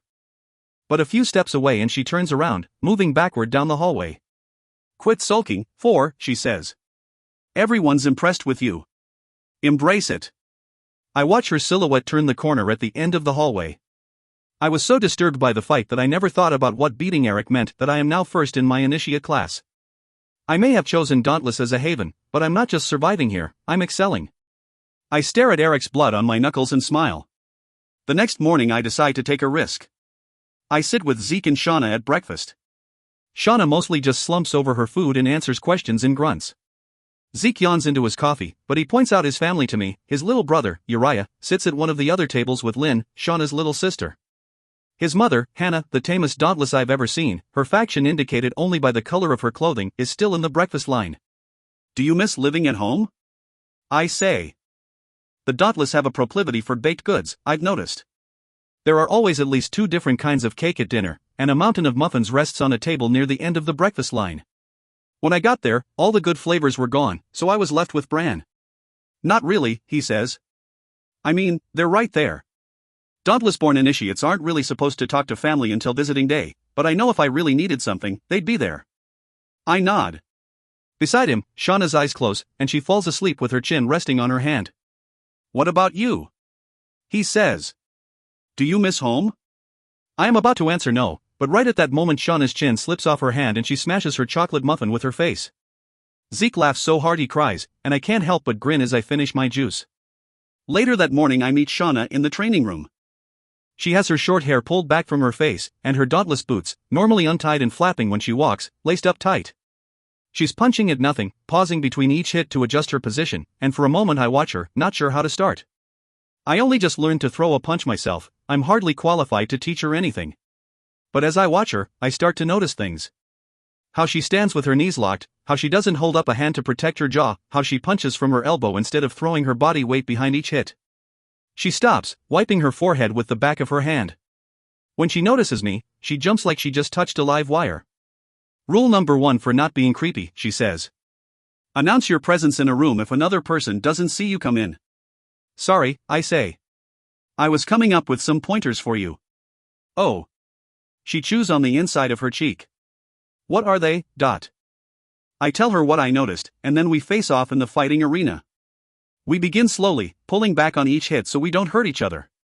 I have to keep tapping her elbow with my fist to remind her to keep her hand up by her face, but a half hour later, she's at least moving better than she was before. This girl you have to fight tomorrow, I say. I'd get her right here, in the jaw. I touch the underside of my jaw. A good uppercut should do it. Let's practice those. She squares off, and I notice with satisfaction that her knees are bent, and there's a bounce in her stance that wasn't there before.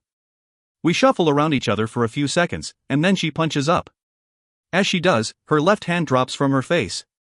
I block the first punch, then start to attack the hole she left in her guard. At the last second, I stop my fist in the air and raise my eyebrows at her. You know, maybe I would learn my lesson if you actually hit me, she says, straightening. Her skin is flushed from exertion, and sweat shines along her hairline. Her eyes are bright and critical. It occurs to me, for the first time, that she's pretty. Not in the way I usually think of she's not soft, delicate, but in a way that's strong, capable. I say, I would really rather not. What you think is some kind of lingering abnegation chivalry is really kind of insulting, she says. I can take care of myself. I can take a little pain. It's not that, I say. It's not because you're a girl. I'm not really into violence for no reason. Some kind of stiff thing, huh? She says. Not really. Stiffs aren't into violence, period. Put a stiff in Dauntless and they just let themselves get punched a lot, I say, letting myself smile a little. I'm not used to using Dauntless slang, but it feels good to claim it as my own, to let myself relax into their rhythms of speech. It just doesn't feel like a game to me, that's all, but it's the first time I've expressed that to anyone. I know why it doesn't feel like a game, because for so long, it was my reality, it was my waking and my sleeping. Here, I've learned to defend myself, I've learned to be stronger, but one thing I haven't learned, won't let myself learn, is how to enjoy causing someone else pain. If I'm going to become dauntless, I'm going to do it on my terms, even if that means that a part of me will always be a stiff. All right, she says. Let's go again. We spar until she's mastered the uppercut and we've almost missed dinner. When we leave, she thanks me, and casually, she wraps an arm around me. It's just a quick embrace, but she laughs at how tense it makes me. How to be dauntless, an introductory course, she says. Lesson 1, it's okay to hug your friends here. We're friends? I say, only halfway joking. Oh, shut up, she says, and she jogs down the hallway toward the dormitory. The next morning, all the transfer initiates follow Amar past the training room to a grim hallway with a heavy door at the end of it. He tells us to sit against the wall, and then disappears behind the door without saying anything. I check my watch. Shauna will be fighting any minute now. It's taking the Dauntlessborns longer to get through the first phase of initiation than us, since there are more of them.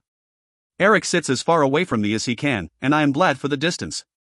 The night after I fought him, it occurred to me that he might tell everyone that I'm Marcus Eaton's son just to spite me for beating him, but he hasn't done it.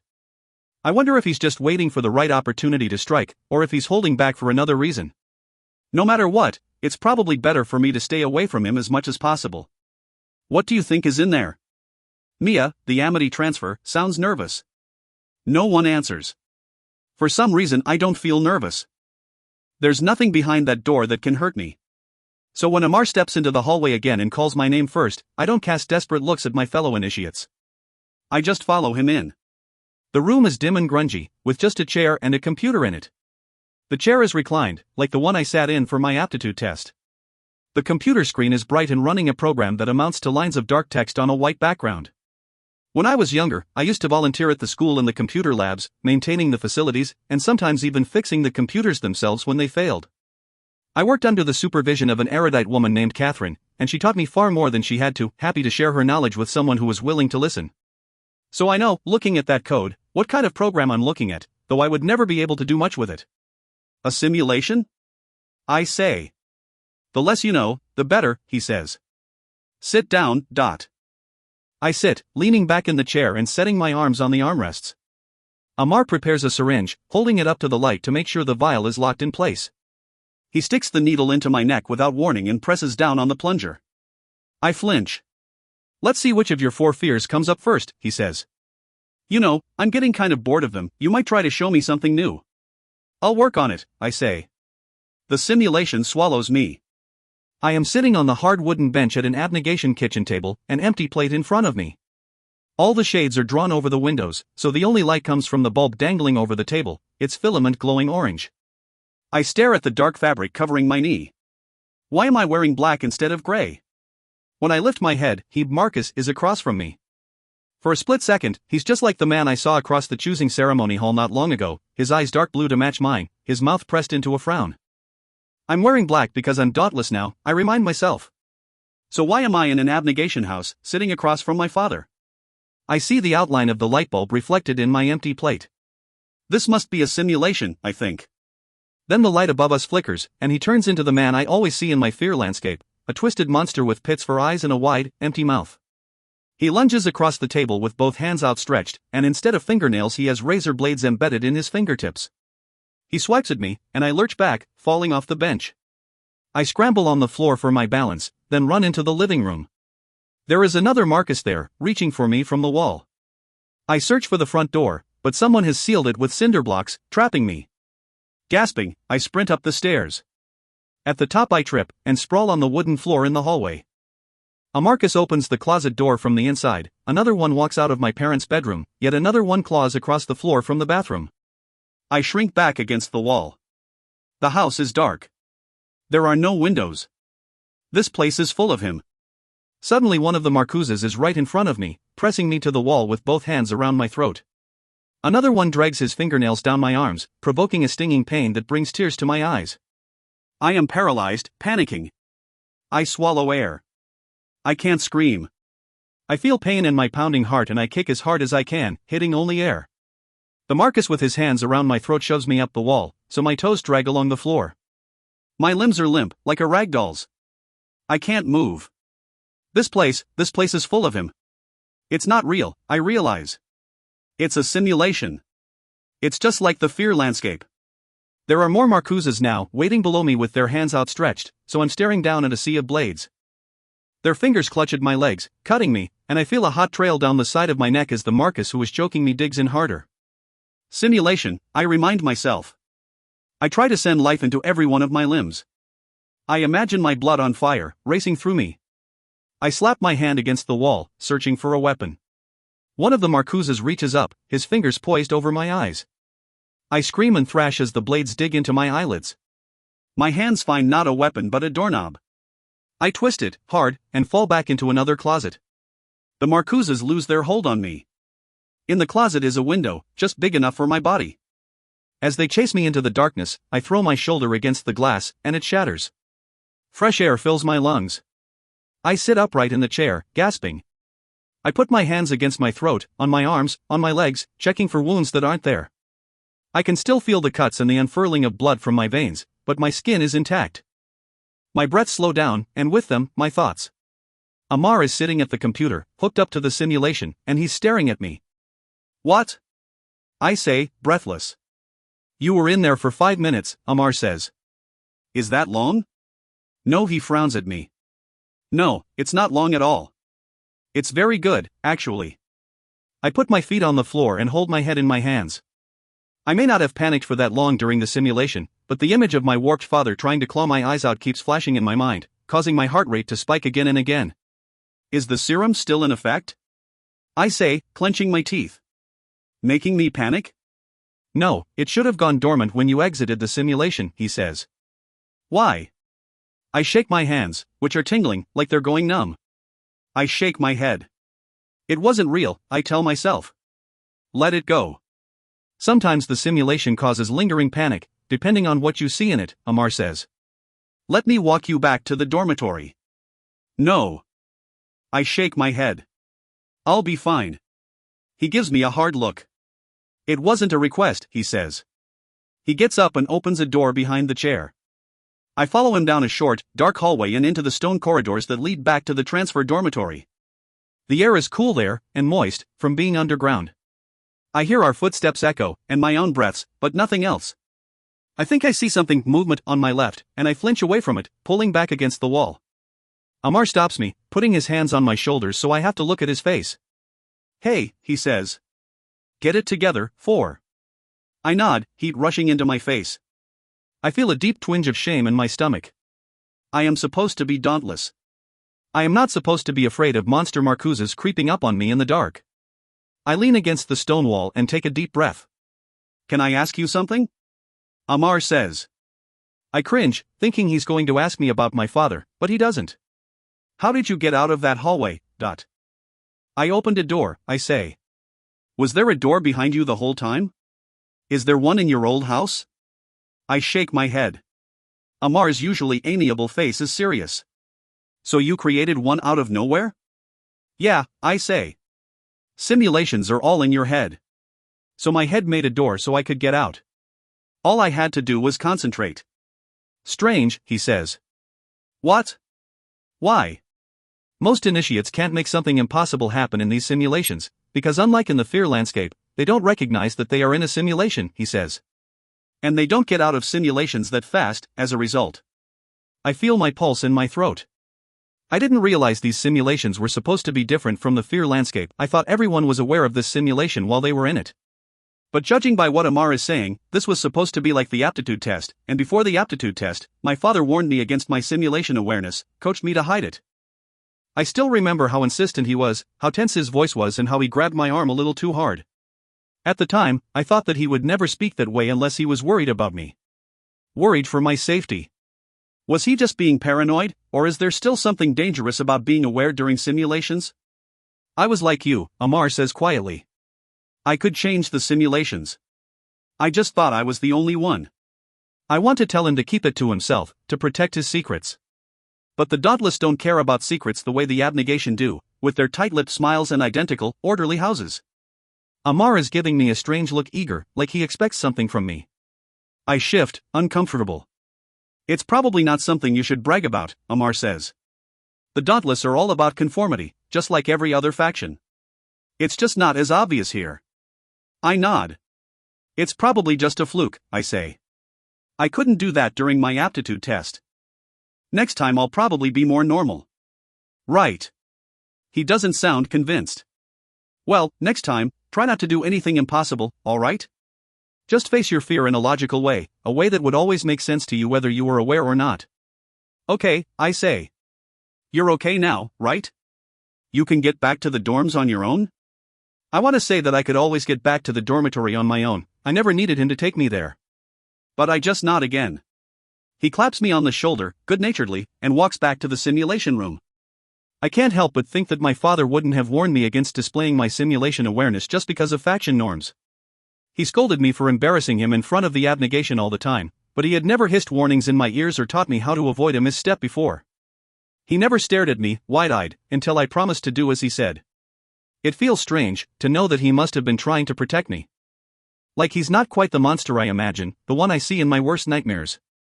As I start toward the dorms, I hear something at the end of the hallway we just walked down, something like quiet, shuffling footsteps, moving in the opposite direction. Shauna runs up to me in the cafeteria at dinner and punches me hard in the arm. She's wearing a smile so wide it looks like it's cutting into her cheeks. There's some swelling just beneath her right eye. She'll have a black eye later. I won. She says. I did what you said, got her right in the jaw within the first 60 seconds, and it totally threw her off her game. She still hit me in the eye because I let my guard down, but after that I pummeled her. She has a bloody nose. It was awesome. I grin. I'm surprised by how satisfying it is to teach someone how to do something and then to hear that it actually worked. Well done, I say. I couldn't have done it without your help, she says. Her smile changes, softens, less giddy and more sincere. She stands on her tiptoes and kisses my cheek. I stare at her as she pulls away. She laughs and drags me toward the table where Zeke and some of the other Dauntless-born initiates sit. My problem, I realize, isn't that I'm a stiff, it's that I don't know what these gestures of affection mean to the Dauntless. Shauna is pretty and funny, and in abnegation I would go over to her house for dinner with her family if I was interested in her. I would find out what volunteering project she was working on and insinuate myself into it. In Dauntless I have no idea how to go about that, or how to know if I even like her that way. I decide not to let it distract me, at least not now. I get a plate of food and sit down to eat it, listening to the others talk and laugh together. Everyone congratulates Shauna on her win, and they point out the girl she beat up, sitting at one of the other tables, her face still swollen. At the end of the meal, when I'm poking at a piece of chocolate cake with my fork, a pair of erudite women walk into the room. It takes a lot to make the Dauntless go quiet. Even the sudden appearance of the erudite doesn't quite do it. There are still mutters everywhere, like the distant sound of running footsteps. But gradually, as the erudites sit down with Max and nothing else happens, conversations pick up again. I don't participate in them. I keep stabbing the cake with the fork tines, watching. Max stands and approaches Amar. They have a tense conversation between the tables, and then they start walking in my direction. Toward me. Amar beckons to me. I leave my almost empty tray behind. You and I have been called in for an evaluation, Amar says. His perpetually smiling mouth is now a flat line, his animated voice a monotone. Evaluation? I say. Max smiles at me, a little. Your fear simulation results were a little abnormal. Our erudite friends behind us. I look over his shoulder at the erudite women. With a start, I realize that one of them is Janine Matthews, representative of erudite. She's dressed in a crisp blue suit, with a pair of spectacles dangling from a chain around her neck, a symbol of erudite vanity pushed so far as to be illogical. Max continues, we'll observe another simulation to make sure that the abnormal result wasn't an error in the simulation program. Amar will take you all to the fear simulation room now. I feel my father's fingers clamped around my arm, hear his hissing voice, warning me not to do anything strange in my aptitude test simulation.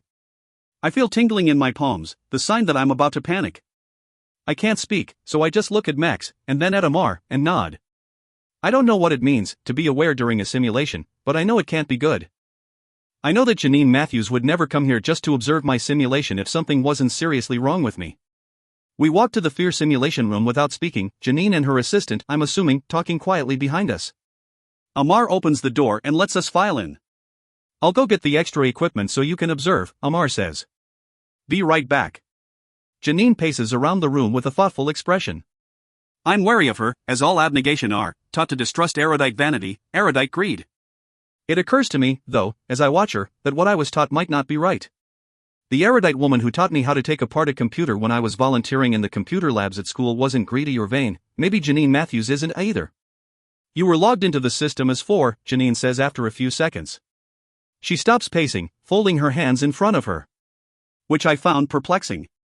Why do you not go by Tobias here, Dot? She already knows who I am. Well, of course she does. She knows everything, doesn't she? I feel like my insides are shriveling up, collapsing into each other. She knows my name, she knows my father, and if she's seen one of my fear simulations, she knows some of the darkest parts of me, too. Her clear, almost watery eyes touch mine, and I look away. I wanted a clean slate, I say. She nods. I can appreciate that. Especially given what you've gone through. She sounds almost gentle. I bristle at her tone, staring her straight in the face. I'm fine, I say coldly. Of course you are. She smiles a little. Amar wheels a cart into the room. It carries more wires, electrodes, computer parts. I know what I'm supposed to do. I sit down in the reclining chair and put my arms on the armrests as the others hook themselves up to the simulation. Amar approaches me with a needle, and I stay still as it pinches my throat. I close my eyes, and the world falls away again. When I open my eyes, I am standing on the roof of an impossibly high building, right near the ledge.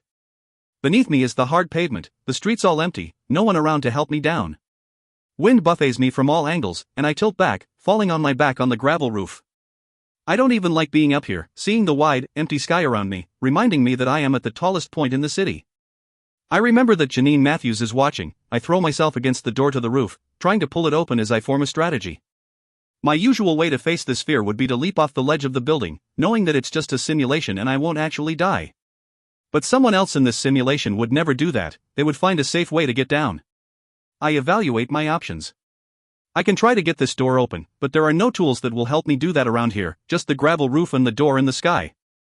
I can't create a tool to get through the door, because that's exactly the kind of simulation manipulation that Janine is probably looking for. I back up, kicking the door hard with my heel, and it doesn't budge.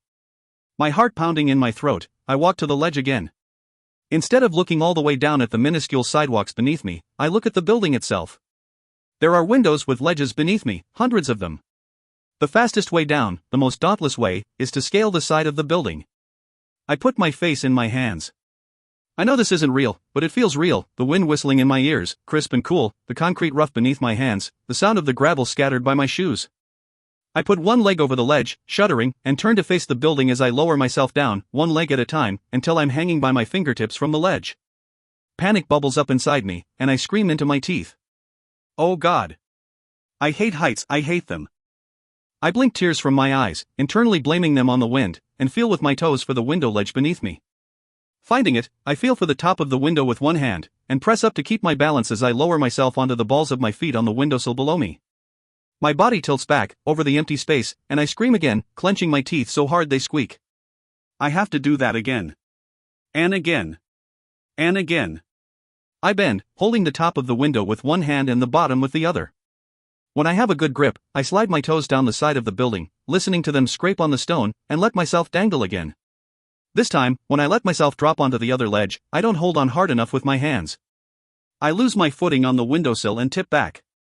I scramble, scratching at the concrete building with my fingertips, but it's too late. I plummet, and another scream rises up inside me, tearing from my throat. I could create a net beneath me. I could create a rope in the air to save me. No, I shouldn't create anything or they will know what I can do. I let myself fall. I let myself die. I wake with pain, created by my mind, singing in every part of my body, screaming, my eyes blurry with tears and terror. I jerk forward, gasping.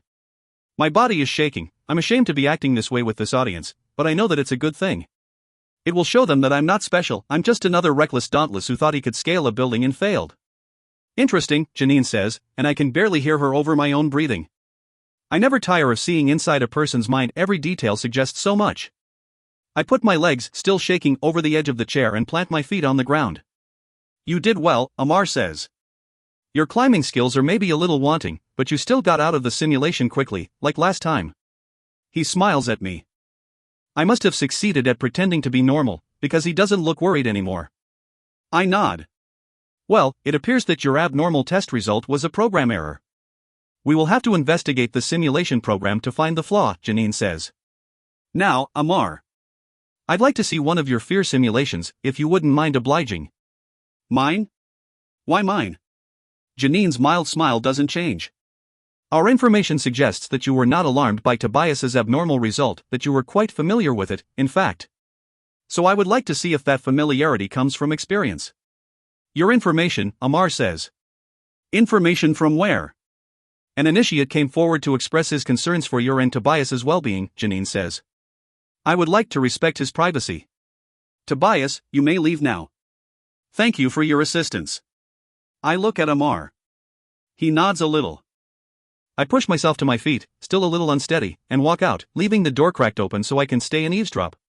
But as soon as I'm in the hallway, Janine's assistant pushes the door shut, and I can't hear anything behind it, even when I press my ear to it.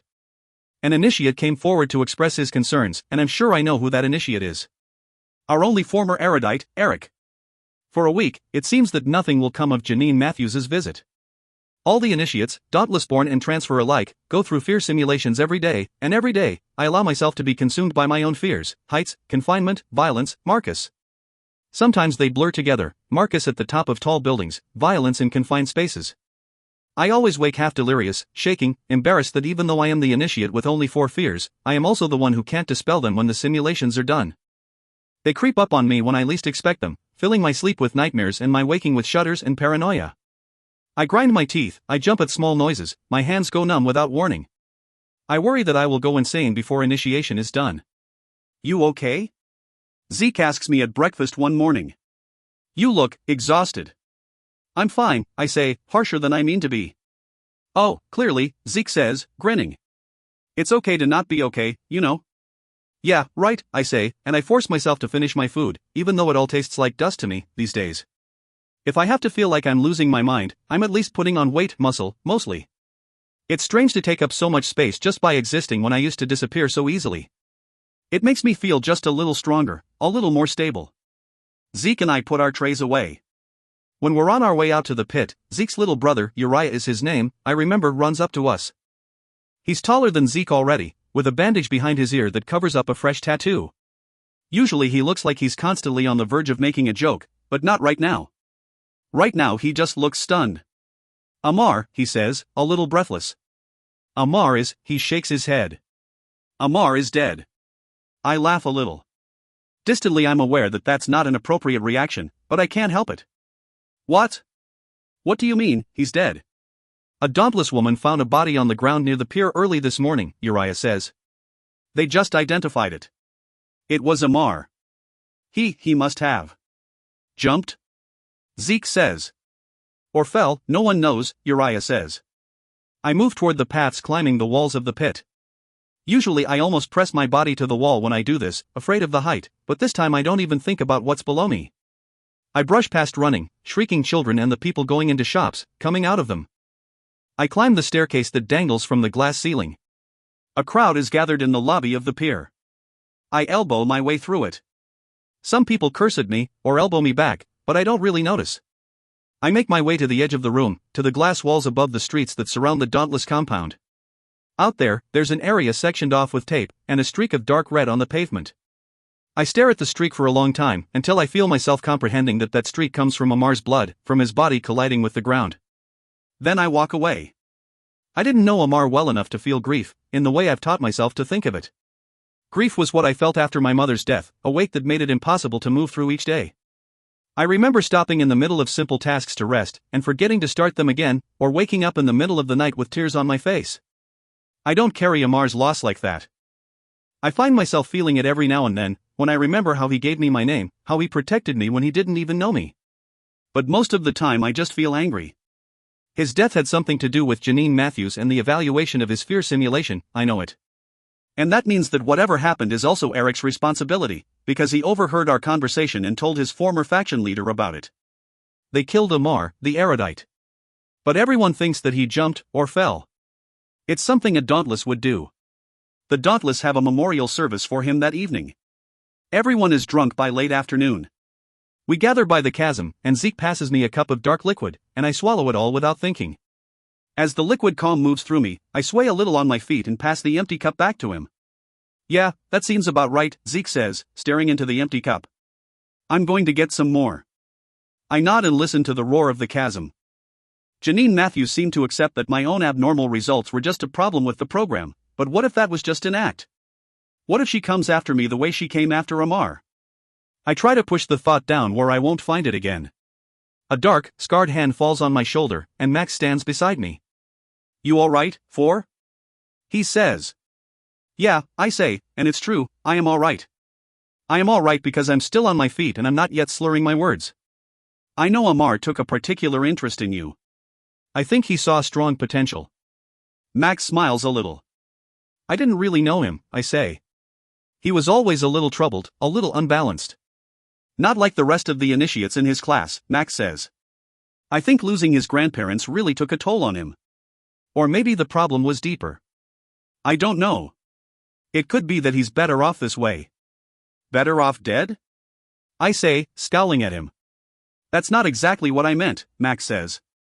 But here in Dauntless, we encourage our members to choose their own paths through life. If this is what he chose, so much the better. He puts his hand on my shoulder again. Depending on how you do in your final examination tomorrow, you and I should talk about the future you'd like to have here in Dauntless. You're by far our most promising initiate, despite your background. I just keep staring at him. I don't even understand what he's saying, or why he's saying it here, at Amar's memorial service. Is he trying to recruit me? For what? Zeke returns with 2 cups, and Max melts into the crowd like nothing ever happened. One of Amar's friends stands on a chair and shouts something meaningless about Amar being brave enough to explore the unknown. Everyone lifts their glasses and chants his name. Amar, Amar, Amar. They say it so many times that it loses all meaning, the noise relentless and repetitive and all-consuming. Then we all drink. This is how the Dauntless mourn, by chasing grief into the oblivion of alcohol and leaving it there. All right. Fine. I can chase it too. My final examination, my fear landscape, is administered by Tori and observed by the Dauntless leaders, including Max. I go somewhere in the middle of the pack of the initiates, and for the first time, I'm not even a little bit nervous. In the fear landscape, everyone is aware during the simulation, so I have nothing to hide. I jab myself in the neck with the needle and let reality disappear. I've done it dozens of times. I find myself at the top of a high building and run off the edge. I get shut into a box and allow myself a brief moment of panic before slamming my shoulder into the right wall, shattering the wood with the impact, impossibly. I pick up a gun and shoot an innocent person, this time a faceless man dressed in dauntless black, in the head without even thinking about it. This time, when the Marcuses surround me, they look more like him than they did before.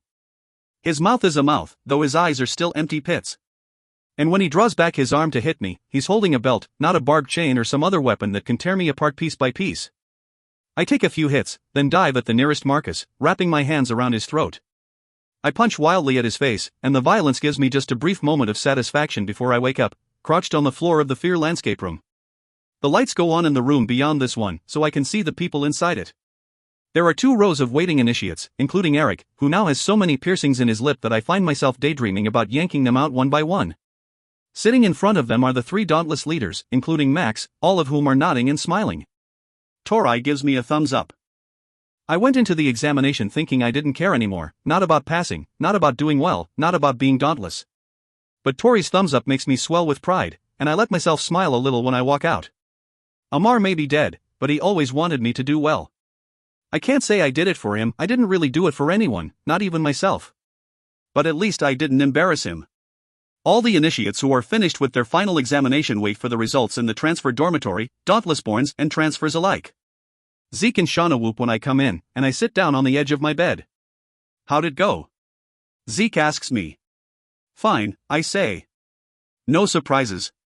Yours? Awful, but I made it out alive, he says, shrugging. Shauna got some new ones, though.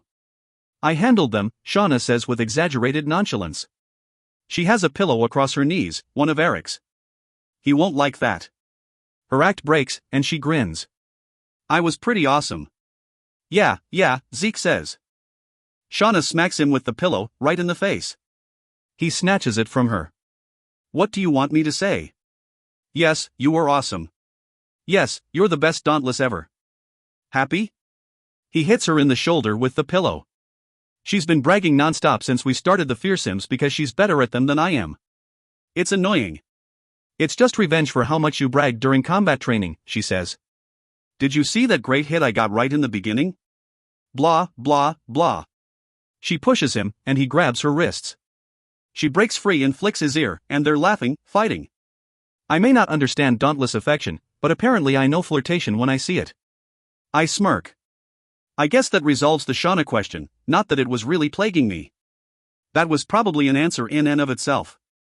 We sit around for another hour as the others finish their final exams, trickling in one after another. The last one to come in is Eric, and he just stands in the doorway, looking smug. Time to get our results, he says. The others all get up and walk past him on their way out. Some of them seem nervous, others look cocky, sure of themselves. I wait until they're all gone before I walk to the doorway, but I don't go through it. I stop, crossing my arms and staring at Eric for a few seconds. Got something to say? He says. I know it was you, I say. Who told the erudite about Amar? I know. I don't know what you're talking about, he says, but it's obvious that he does. You're the reason he's dead, I say. I'm surprised by how quickly the anger comes on. My body quakes with it, my face hot. Did you get hit in the head during your exam, stiff? Eric says, smirking. You're not making any sense. I shove him back, hard, against the door. Then I hold him there with one arm. I'm surprised, for a moment, how much stronger I am, and lean in close to his face. I know it was you, I say, searching his black eyes for something, anything. I see nothing, just dead fish eyes, impenetrable. You're the reason he's dead, and you won't get away with it. I let him go and walk down the hallway toward the cafeteria. The dining hall is packed with people dressed in their dauntless best, all piercings exaggerated by flashier rings, all tattoos on display, even if it means going without clothing. I try to keep my eyes on people's faces as I navigate through the crush of bodies. The scents of cake and cooked meat and bread and spices are on the air, making my mouth water. I forgot to eat lunch. When I reach my usual table, I steal a roll from Zeke's plate when he's not looking and stand with the others to wait for our results. I hope they won't make us wait too long. I feel like I'm holding a live wire, my hands twitching and my thoughts frantic, scattered. Zeke and Shauna try to talk to me, but none of us can shout loud enough over the noise for them to hear me, so we resign ourselves to waiting without speaking. Max gets on one of the tables and holds up his hands for quiet.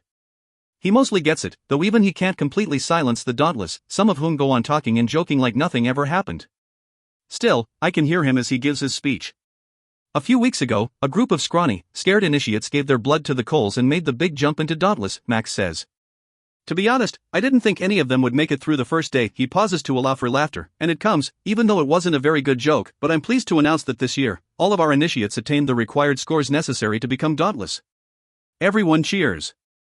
Despite the assurance that they won't be cut, Zeke and Shauna exchange nervous looks. The order in which we are ranked still determines what kind of job we can choose in Dauntless. Zeke puts his arm across Shauna's shoulders and squeezes. I feel suddenly alone again. No more delays, Max says. I know our initiates are jumping out of their skin. So, here are our 12 new Dauntless members. The initiates' names appear on a large screen behind him, large enough even for people at the back of the room to see. I search the list automatically for their names. 6. Zeke. 7. Ash. 8. Shauna. Instantly, some of my tension disappears. I follow the list up, and panic stabs me for just a second when I can't find my own name. But then, there it is, right at the top. 1. 4. 2. Eric. Shauna lets out a yell, and she and Zeke crush me into a sloppy hug, their weight almost knocking me to the ground. I laugh and bring my arms up to return the gesture. Somewhere in the chaos, I dropped my dinner roll. I crush it under my heel and smile as people surround me, people I don't even know, slapping my shoulders and grinning and saying my name. My name, which is only 4 now, all suspicions about my origin and my identity forgotten now that I am one of them, now that I am Dauntless. I am not Tobias Eaton, not anymore, never again. I am Dauntless.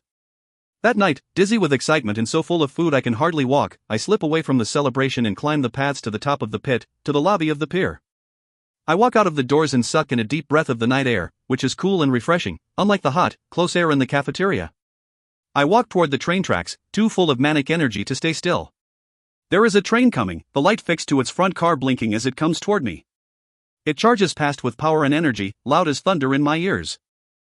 I lean closer to it, for the first time savoring the thrill of fear in my stomach, to be so close to such a dangerous thing. Then I see something dark and human-like standing in one of the last cars. a tall, lean female figure, leaning out of the car, holding on to one of the handles. For just a second as the blur of the train passes me, I see dark, curly hair and a hooked nose. She looks almost like my mother.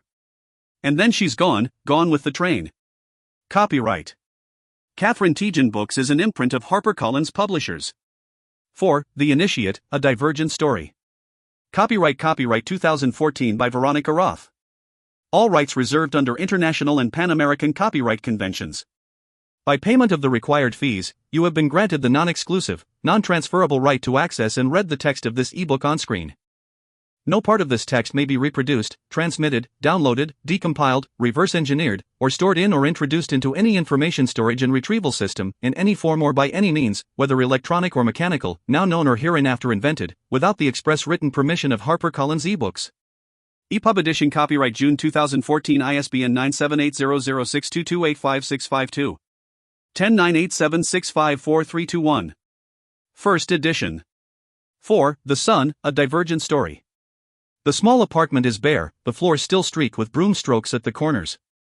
I don't own anything to fill the space except my abnegation clothes, which are stuffed into the bottom of the bag at my side. I throw it on the bare mattress and check the drawers beneath the bed for sheets. The Dauntless Lottery was kind to me, because I was ranked first, and because unlike my outgoing fellow initiates, I wanted to live alone. The others, like Zeke and Shauna, grew up surrounded by dauntless community, and to them the silence and the stillness of living alone would be unbearable. I make the bed quickly, pulling the top sheet taut, so it almost has corners. The sheets are worn in places, from moths or from prior use, I'm not sure. The blanket, a blue quilt, smells like cedar and dust. When I open the bag that contains my meager possessions, I hold the abnegation shirt, torn, from where I had to tear away fabric to bind the wound in my hand, in front of me. It looks small, I doubt I could even fit into it if I tried to put it on now, but I don't try, I just fold it and drop it in the drawer. I hear a knock, and I say, "Come in." Thinking it's Zeke or Shauna. But Max, a tall man with dark skin and bruised knuckles, walks into my apartment, his hands folded in front of him. He surveys the room once and curls his lip with disgust at the gray slacks folded on my bed. The reaction surprises me a little. There aren't many in this city who would choose abnegation as their faction, but there aren't many who hate it, either. Apparently I've found one of them. I stand, unsure what to say. There's a faction leader in my apartment.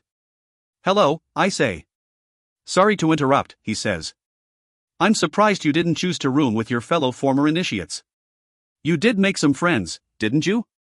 "Yeah," I say. "This just feels more normal. I guess it'll take you some time to let go of your old faction." Max schemes the counter in my small kitchen with a fingertip, looks at the dust he collected, then wipes his hand on his pants. He gives me a critical look, one that tells me to let go of my old faction faster. If I was still an initiate, I might worry about that look, but I'm a Dauntless member now, and he can't take that away from me, no matter how stiff I seem. Can he? "This afternoon you'll pick your job," Max says. "Did you have anything in mind, Dot?" "I guess it depends on what's available," I say. "I'd like to do something with teaching. Like what Amar did, maybe. I think the first-ranked initiate can do a little better than initiation instructor, don't you?" Max's eyebrows lift, and I notice that one doesn't move as much as the other, it's crossed with a scar. "I came because an opportunity has opened up." He pulls a chair out from under the small table near the kitchen counter, turns it, and sits on it backward. His black boots are caked with light brown mud and the laces are knotted and fraying at the ends. He might be the oldest Dauntless I've ever seen, but he may as well be made of steel. "To be honest, one of my fellow leaders of Dauntless is getting a little old for the job," Max says. I sit on the edge of the bed. The remaining four of us think it would be a good idea to get some new blood in leadership. New ideas for new Dauntless members and initiation, specifically. That task is usually given to the youngest leader anyway, so it's a good fit. We were thinking of drawing from the more recent initiate classes for a training program to see if anyone is a good candidate. You're a natural choice. I feel like my skin is too tight for me, suddenly. Is he really suggesting that at the age of 16 I could qualify as a Dauntless leader? "The training program will last at least a year," Max says. "It will be rigorous and it will test your skills in a lot of areas. We both know you'll do just fine in the fear landscape portion." I nod without thinking. He must not mind my self-assuredness, because he smiles a little. "You won't need to go to the job selection meeting later today," Max says. "Training will start very soon, tomorrow morning, in fact." "Wait," I say, a thought breaking through the muddle in my mind. "I don't have a choice?" "Of course you have a choice." He looks puzzled. I just assume someone like you would rather train to be a leader than spend all day standing around a fence with a gun on his shoulder, or lecturing initiates about good fighting technique. But if I was wrong, I don't know why I'm hesitating. I don't want to spend my days guarding the fence, or patrolling the city, or even pacing the training room floor. I may have an aptitude for fighting, but that doesn't mean I want to do it all day, every day. The chance to make a difference in Dauntless appeals to the abnegation parts of me, the parts that are lingering around, occasionally demanding attention. I think I just don't like when I'm not given a choice. I shake my head.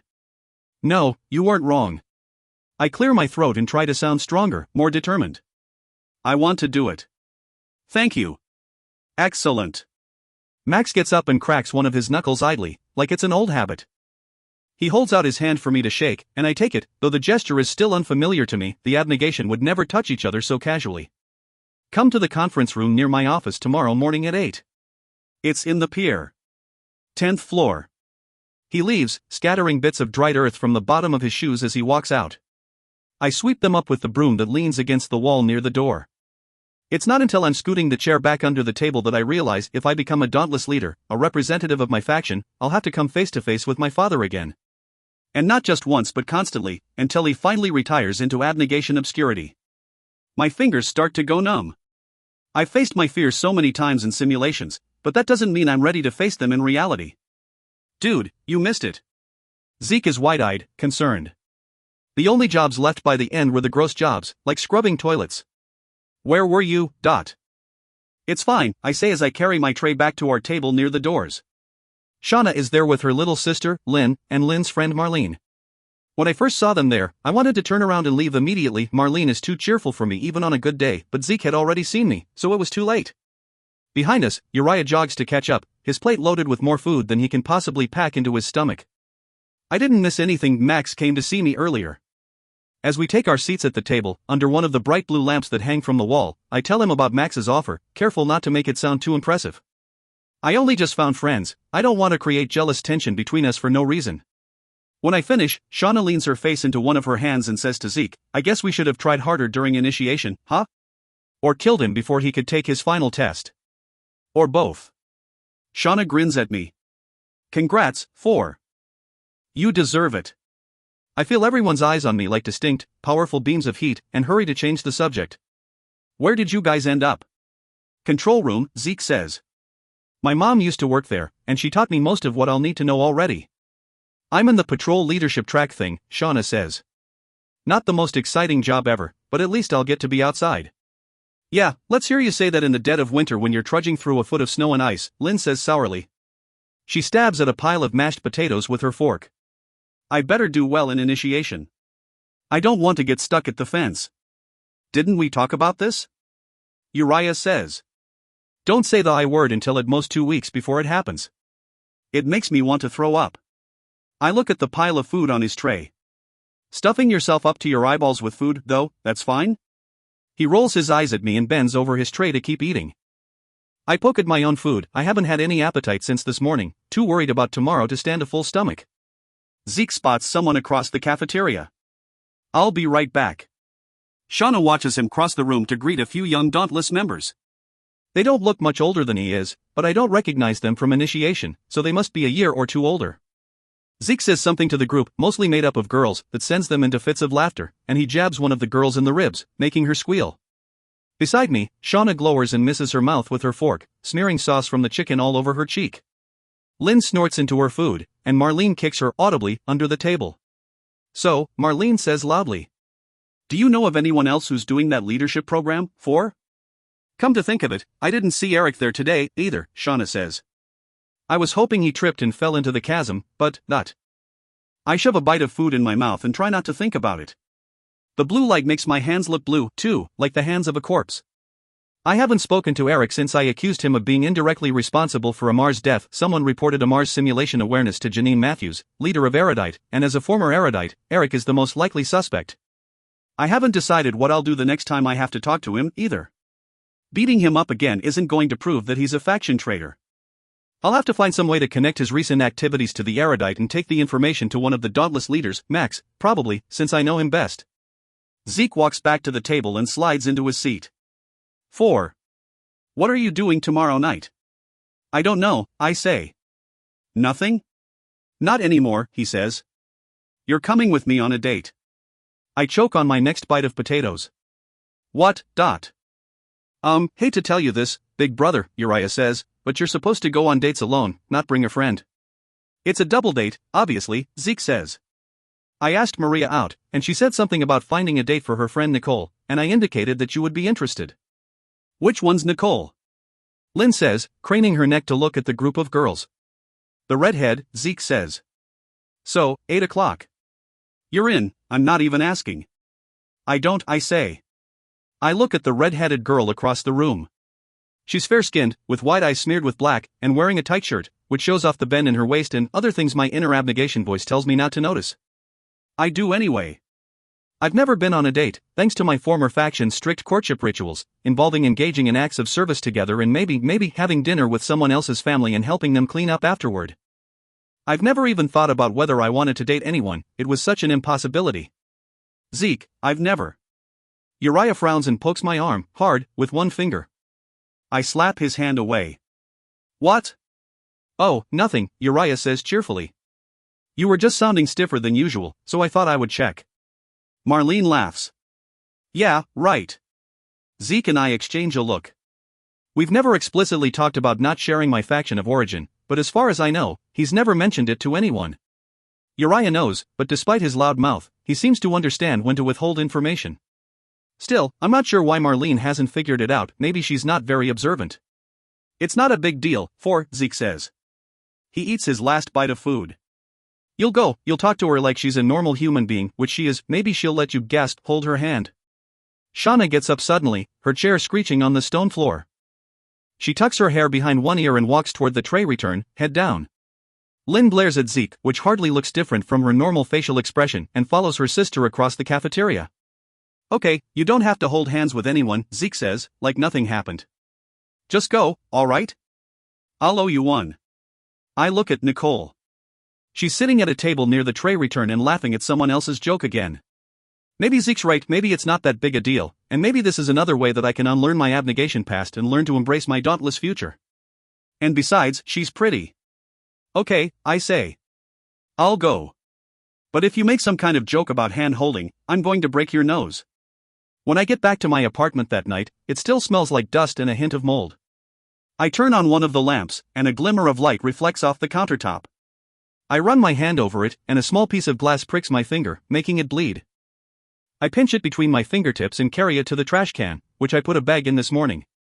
But resting at the bottom of the bag now is a pile of shards in the shape of a drinking glass. I haven't used one of those yet. A shiver goes down my spine, and I scan the rest of the apartment for signs of disruption. The sheets aren't rumpled, none of the drawers are open, none of the chairs seem to have moved. But I would know if I had broken a glass that morning. So who was in my apartment? I don't know why, but the first thing my hands find in the morning when I stumble into the bathroom is the set of hair clippers I got with my dauntless credits yesterday. And then while I'm still blinking the clouds from my eyes, I turn them on and touch them to my head the way I've done since I was young. I bend my ear forward to protect it from the blades. I know just how to twist and shift so that I can see as much of the back of my head as possible. The ritual calms my nerves, makes me feel focused and steady. I brush the trimmed hairs from my shoulders and neck and sweep them into the wastebasket. It's an abnegation morning. A quick shower, a plain breakfast, a clean house. Except I'm wearing dauntless black, boots, and pants and shirt and jacket. I avoid looking in the mirror on my way out, and it makes me grit my teeth, knowing how deep these stiff roots go, and how hard it will be to excise them from my mind, as tangled up in everything as they are. I left that place out of fear and defiance, and that will make it harder to assimilate than anyone knows, harder than if I had actually chosen dauntless for the right reasons. I walk quickly toward the pit, emerging through an arch halfway up the wall. I stay away from the edge of the path, though dauntless children, shrieking with laughter, sometimes run right along it, and I should be braver than they are. I'm not sure bravery is something you acquire more of with age, like wisdom, but maybe here, in Dauntless, bravery is the highest form of wisdom, the acknowledgement that life can and should be lived without fear. It's the first time I've found myself being thoughtful about dauntless life, so I hold on to the thought as I ascend the paths around the pit. I reach the staircase that hangs from the glass ceiling and keep my eyes up, away from the space opening up beneath me, so I don't start to panic. But my heart is pounding by the time I reach the top anyway, I can feel it even in my throat. Max said his office was on the 10th floor, so I ride the elevator up with a group of Dauntless going to work. They don't all seem to know one another. Unlike the abnegation, it's not as important to them to memorize names and faces and needs and wants, so maybe they just keep to their friends and families, forming rich but separate communities within their faction. Like the one I'm forming myself. When I reach the 10th floor, I'm not sure where to go, but then I spot a dark head turning a corner in front of me. Eric. I follow him, partly because he probably knows where he's going, but partly because I want to know what he's doing even if he's not going to the same place I am. But when I turn the corner, I see Max standing in a conference room that has glass walls, surrounded by young Dauntless. The oldest one is maybe 20, and the youngest is probably not much older than I am. Max sees me through the glass and motions for me to come in. Eric sits close to him, suck up, I think, but I sit at the other end of the table, between a girl with a ring through her nostrils and a boy whose hair is such a bright shade of green the first can't look straight at him. I feel plain by comparison. I may have gotten Dauntless Flames tattooed on my side during initiation, but it's not like they're on display. I think everyone is here, so let's get started. Max closes the door to the conference room and stands before us. He looks strange in such an ordinary environment, like he's here to break all the glass and cause chaos rather than lead this meeting. You're all here because you've shown potential, first, but also because you've displayed enthusiasm for our faction and its future. I don't know how I've done that. Our city is changing, faster now than ever before, and in order to keep up with it, we'll have to change, too. We'll have to become stronger, braver, better than we are now. And among you are the people who can get us there, but we'll have to figure out who they are. We'll be doing a combination of instruction and skills tests for the next several months, to teach you what you'll need to know if you make it through this program, but also to see how quickly you learn. That sounds a little like something the erudite would value, not the dauntless strange. The first thing you'll do is fill out this info sheet, he says, and I almost laugh. There's something ridiculous about a tough, hardened dauntless warrior with a stack of papers he calls info sheets, but of course some things have to be ordinary, because it's more efficient that way. He sends the stack around the table, along with a bundle of pens. All this will do is tell us more about you and give us a starting point by which to measure your progress. So it's in your best interest to be honest, and not to make yourself sound better than you are. I feel unsettled, staring at the sheet of paper. I fill out my name, which is the first question, and my age, the second. The third asks for my faction of origin, and the fourth asks for my number of fears. The fifth asks what those fears are. I'm not sure how to describe them. The first two are easy: heights, confinement, but the next one? And what am I supposed to write about my father, that I'm afraid of Marcus Eaton? Eventually I scribble losing control for my third fear and physical threats in confined spaces for my fourth, knowing that that's far from true. But the next few questions are strange, confusing.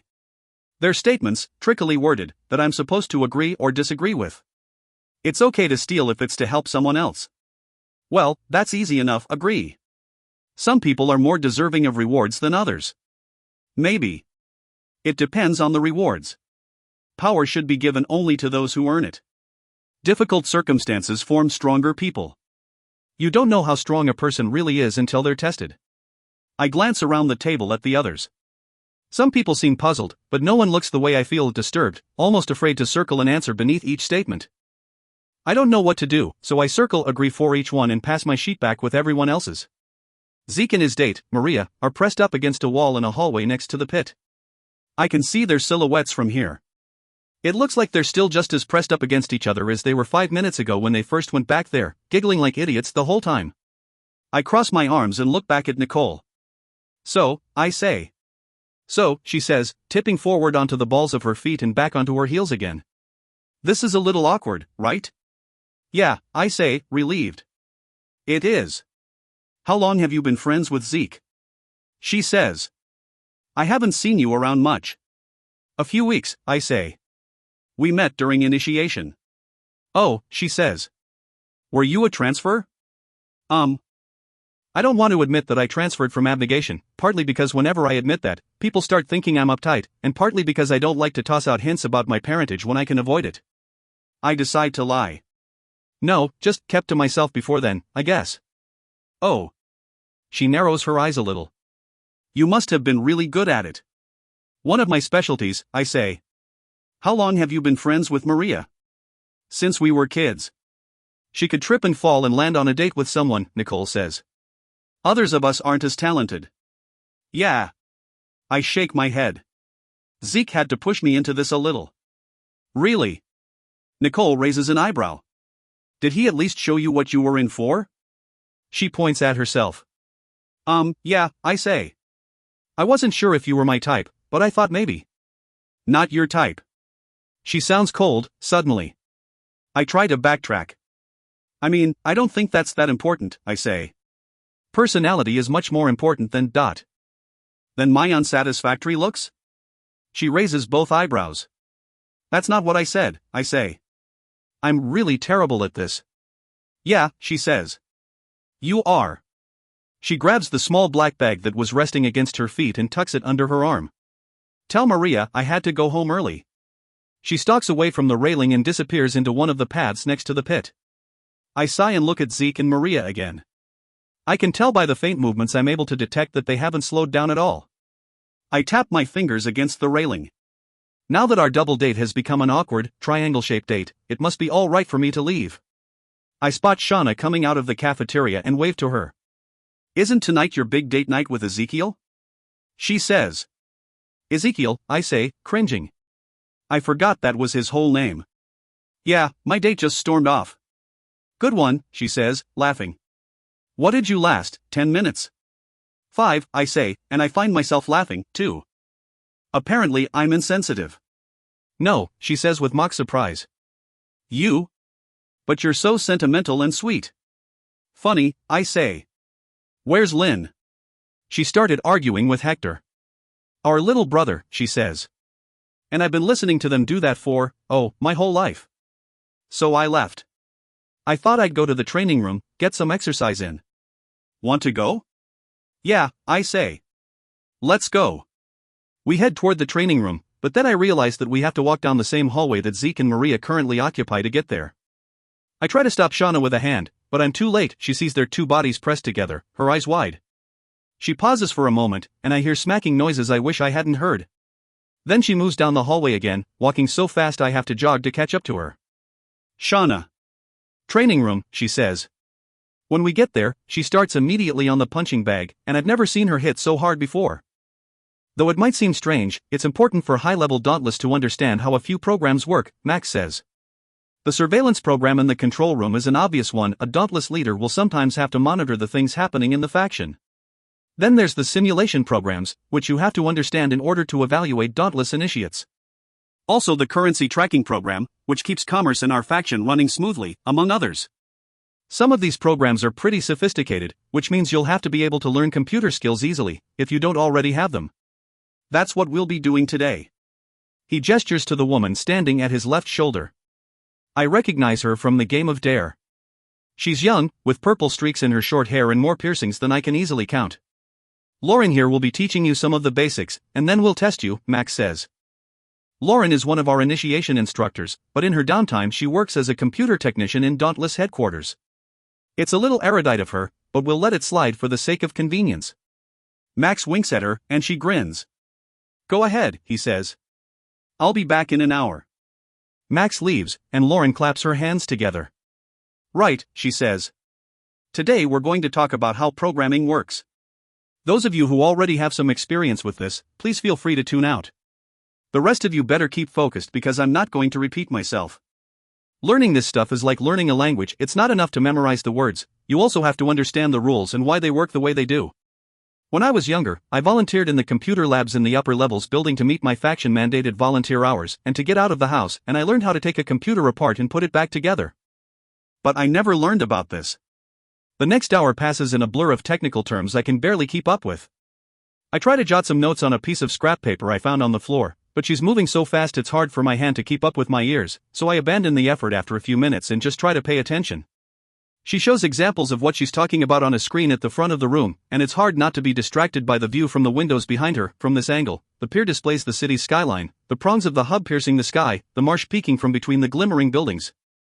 I'm not the only one who seems overwhelmed. The other candidates lean over to one another to whisper frantically, asking for definitions they missed. Eric, however, sits comfortably in his chair, drawing on the back of his hand. Smirking. I recognize that smirk. Of course he already knows all this stuff. He must have learned it in Erudite, probably when he was a child, or else he wouldn't look quite so smug. Before I can really register the passage of time, Lauren is pressing a button for the display screen to withdraw into the ceiling. On the desktop of your computer, you'll find a file marked Programming Test, she says. Open it. It will take you to a timed exam. You'll go through a series of small programs and mark the errors you find that are causing them to malfunction. They might be really big things, like the order of the code, or really small things, like a misplaced word or marking. You don't have to fix them right now, but you do have to be able to spot them. There will be one error per program. Go. Everyone starts frantically tapping at their screens. Eric leans over to me and says, "Did your stiff house even have a computer, 4? No, I say. Well, you see, this is how you open a file, he says with an exaggerated tap on the file on his screen. See, it looks like paper, but it's really just a picture on a screen. You know what a screen is, right? Shut up, I say as I open the test. I stare at the first program. It's like learning a language, I say to myself. Everything has to start in the right order and finish in the reverse order. Just make sure that everything is in the right place. I don't start at the beginning of the code and make my way down. Instead, I look for the innermost kernel of code inside all the wrappers. There, I notice that the line of code finishes in the wrong place. I mark the spot and press the arrow button that will allow me to continue the exam if I'm right. The screen changes, presenting me with a new program. I raise my eyebrows.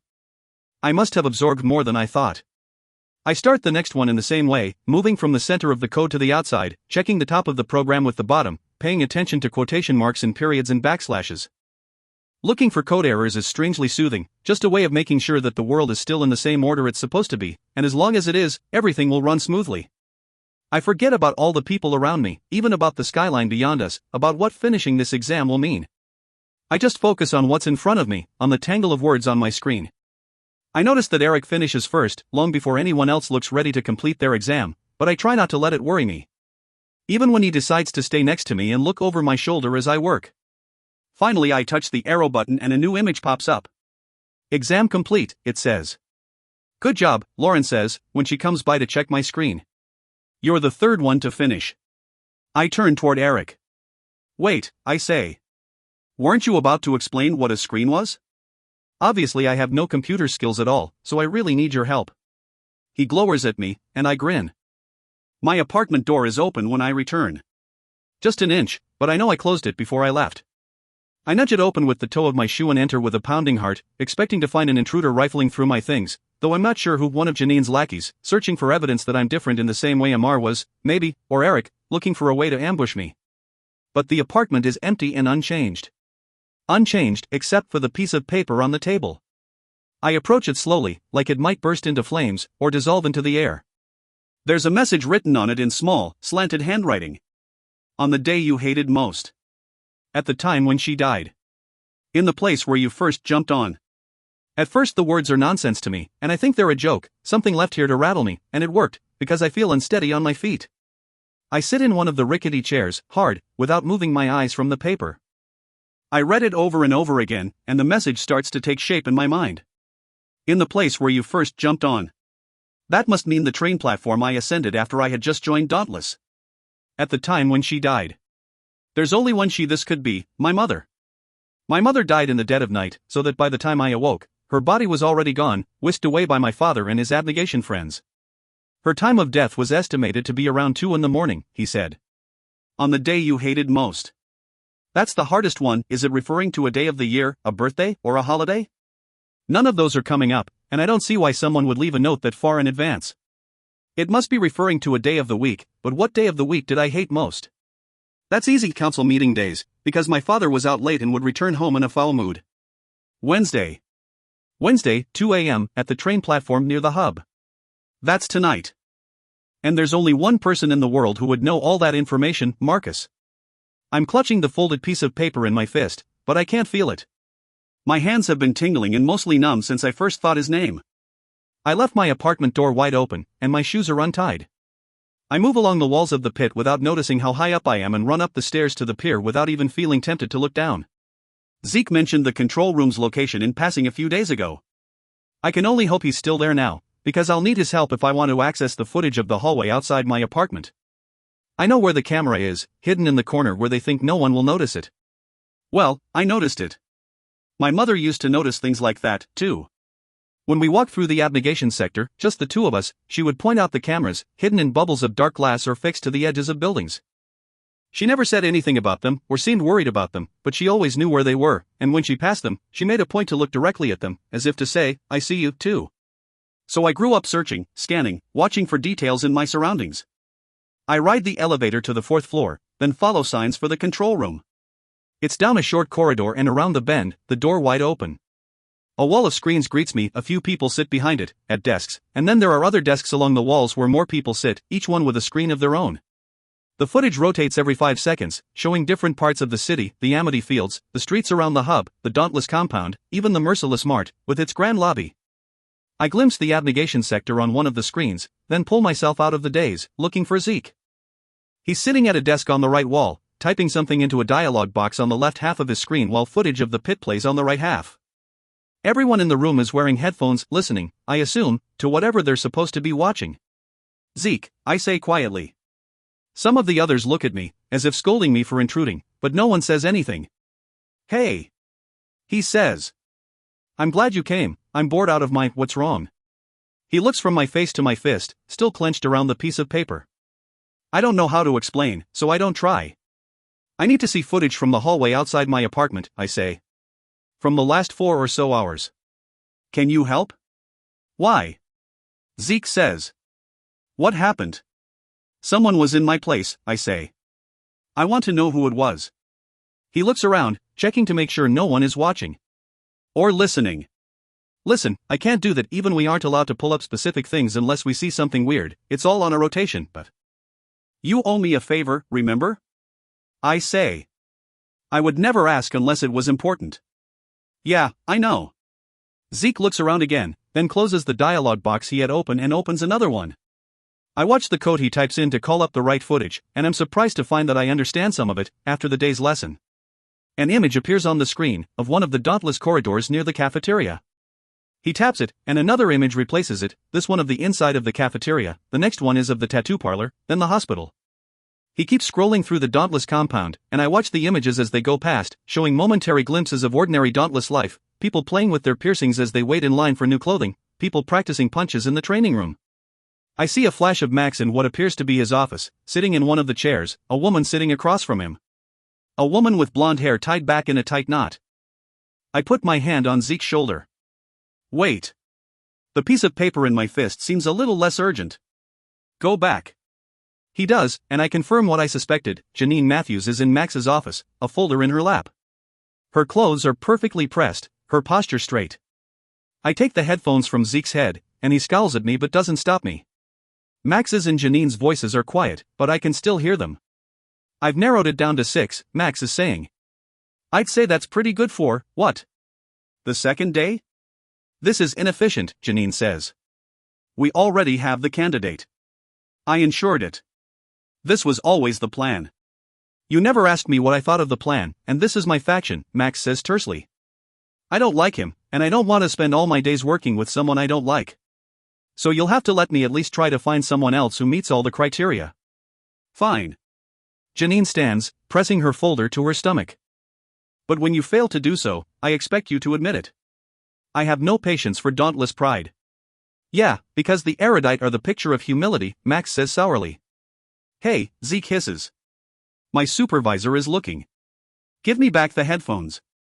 He snatches them from my head, and they snap around my ears in the process, making them sting. You have to get out of here or I'll lose my job, Zeke says. He looks serious and worried. I don't object, even though I didn't find out what I needed to know, it was my own fault for getting distracted anyway. I slip out of the control room, my mind racing, half of me still terrified at the thought that my father was in my apartment, that he wants me to meet him alone on an abandoned street in the middle of the night, the other half confused by what I just heard. We already have the candidate. I ensured it. They must have been talking about the candidate for Dauntless leadership. But why is Janine Matthews concerned with who is appointed as the next leader of Dauntless? I make it all the way back to my apartment without noticing, then sit on the edge of the bed and stare at the opposite wall. I keep thinking separate but equally frantic thoughts. Why does Marcus want to meet with me? Why are the erudites so involved in Dauntless politics? Does Marcus want to kill me without witnesses, or does he want to warn me about something, or threaten me? Who was the candidate they were talking about? I press the heels of my hands to my forehead and try to calm down, though I feel each nervous thought like a prickle at the back of my head. I can't do anything about Max and Janine now. What I have to decide now is whether I'm going to this meeting tonight. On the day you hated most. I never knew that Marcus even noticed me, noticed the things I liked or hated. He just seemed to view me as an inconvenience, an irritant. But didn't I learn a few weeks ago that he knew the simulations wouldn't work on me, and he tried to help me stay out of danger? Maybe, despite all the horrible things he's done and said to me, there's a part of him that is actually my father. Maybe that's the part of him that's inviting me to this meeting, and he's trying to show me by telling me, he knows what I hate, what I love, what I fear. I'm not sure why that thought fills me with such hope when I've hated him for so long. But maybe, just as there's a part of him that's actually my father, there's also a part of me that's actually his son. The sun's heat is still coming off the pavement at 1:30 in the morning when I leave the Dauntless compound. I can feel it on my fingertips. The moon is covered in clouds, so the streets are darker than usual, but I'm not afraid of the dark, or the streets, not anymore. That's one thing beating up a bunch of Dauntless initiates can teach you. I breathe in the smell of warm asphalt and set off at a slow run, my sneakers slapping the ground. The streets that surround the Dauntless sector of the city are empty, my faction lives huddled together, like a pack of sleeping dogs. That's why, I realize, Max seems so concerned about my living alone. If I'm really Dauntless, shouldn't I want my life to overlap with theirs as much as possible? Shouldn't I be looking for ways to fold myself into my faction until we are inextricable? I consider it as I run. Maybe he's right. Maybe I'm not doing a very good job of integrating myself, maybe I'm not pushing myself hard enough. I find a steady rhythm, squinting at the street signs as I pass them, to keep track of where I'm going. I know when I reach the ring of buildings the factionless occupy because I can see their shadows moving around behind blacked out and boarded windows. I move to run under the train tracks, the latticed wood stretching out far ahead of me and curving away from the street. The hub grows larger and larger in my sight as I get closer. My heart is pounding, but I don't think it's from the running. I stop abruptly when I reach the train platform, and as I stand at the foot of the stairs, catching my breath, I remember when I first climbed these steps, the sea of hooting Dauntless moving around me, pressing me forward. It was easy to be carried by their momentum then. I have to carry myself forward now. I start to climb, my footsteps echoing on the metal, and when I reach the top, I check my watch. 2 o'clock. But the platform is empty. I walk back and forth over it, to make sure no dark figures are hiding in dark corners. A train rumbles in the distance, and I pause to look for the light fixed to its nose. I didn't know the trains ran this late. All power in the city is supposed to shut off after midnight, to conserve energy. I wonder if Marcus asked the factionless for a special favor. But why would he travel on the train? The Marcus Eaton I know would never dare to associate himself so closely with Dauntless. He would sooner walk the streets barefoot. The train light flashes, just once, before it careens past the platform. It pounds and churns, slowing but not stopping, and I see a person leap from the second-to-last car, lean and live. Not Marcus. A woman. I squeeze the paper tighter into my fist, and tighter, until my knuckles ache. The woman strides toward me, and when she's a few feet away, I can see her. Long curly hair. Prominent hooked nose. Black Dauntless pants, gray abnegation shirt, brown amity boots. Her face is lined, worn, thin. But I know her, I could never forget her face, my mother, Evelyn Eaton. Tobias, she breathes, wide-eyed, like she's as stunned by me as I am by her, but that's impossible. She knew I was alive, but I remember how the urn containing her ashes looked as it stood on my father's mantel, marked with his fingerprints. I remember the day I woke to a group of grave-faced abnegation in my father's kitchen, and how they all looked up when I entered, and how Marcus explained to me, with sympathy I knew he didn't feel, that my mother had passed in the middle of the night, complications from early labor and a miscarriage. She was pregnant? I remember asking. Of course she was, son. He turned to the other people in our kitchen. Just shock, of course. Bound to happen, with something like this. I remember sitting with a plate full of food, in the living room, with a group of murmuring abnegation around me, the whole neighborhood packing my house to the brim and no one saying anything that mattered to me. I know this must be alarming for you, she says. I hardly recognize her voice, it's lower and stronger and harder than in my memories of her, and that's how I know the years have changed her. I feel too many things to manage, too powerfully to handle, and then suddenly I feel nothing at all. You're supposed to be dead, I say, flat. It's a stupid thing to say. Such a stupid thing to say to your mother when she comes back from the dead, but it's a stupid situation. I know, she says, and I think there are tears in her eyes, but it's too dark to tell. I'm not. Obviously. The voice coming from my mouth is snide, casual. Were you ever even pregnant? Pregnant? Is that what they told you, something about dying in childbirth? She shakes her head. No, I wasn't. I had been planning my exit for months. I needed to disappear. I thought he might tell you when you were old enough. I let out a short laugh, like a bark. You thought that Marcus Eaton would admit that his wife left him. To me. You're his son, Evelyn says, frowning. He loves you. Then all the tension of the past hour, the past few weeks, the past few years builds inside me, too much to contain, and I really laugh, but it comes out sounding strange, mechanical. It scares me even though I'm the one doing it. You have a right to be angry that you were lied to, she says. I would be angry, too. But Tobias, I had to leave, I know you understand why. She reaches for me, and I grab her wrist, push her away. Don't touch me. All right. She puts her palms up and backs away. But you do understand, you must. What I understand is that you left me alone in a house with a sadistic maniac, I say. It looks like something inside her is collapsing. Her hands fall to her sides like two weights. Her shoulders slump. Even her face goes slack, as it dawns on her what I must mean. I cross my arms and put my shoulders back, trying to look as big and strong and tough as possible. It's easier now, in Dauntless Black, than it ever was in Abnegation Grey, and maybe that's why I chose Dauntless as a haven. Not out of spite, not to hurt Marcus, but because I knew this life would teach me a stronger way to be. She starts.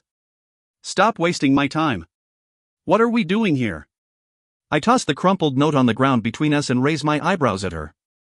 It's been 7 years since you died, and you never tried to do this dramatic reveal before, so what's different now?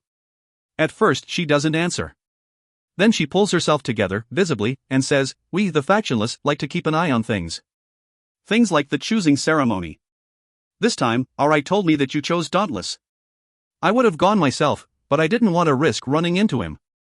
I've become kind of a leader to the factionless, and it's important that I don't expose myself. I taste something sour. Well, I say. What important parents I have. I'm so very lucky. This isn't like you, she says. Is even a part of you happy to see me again? Happy to see you again? I say. I barely remember you, Evelyn. I've almost lived as long without you as I did with you. Her face contorts. I wounded her. I'm glad. When you chose Dauntless, she continues slowly, I knew it was time to reach out to you.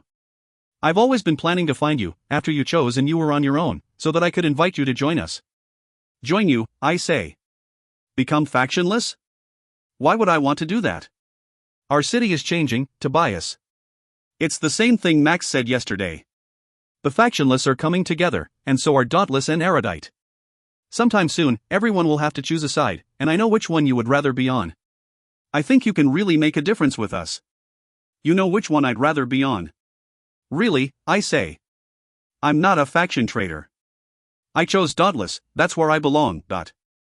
You aren't one of those mindless, danger-seeking fools, she snaps. Just like you weren't a suffocated stiff drone. You can be more than either, more than any faction. You have no idea what I am or who I can be, I say. I was the first-ranked initiate. They want me to be a Dauntless leader. Don't be naive, she says, narrowing her eyes at me. They don't want a new leader, they want a pawn they can manipulate.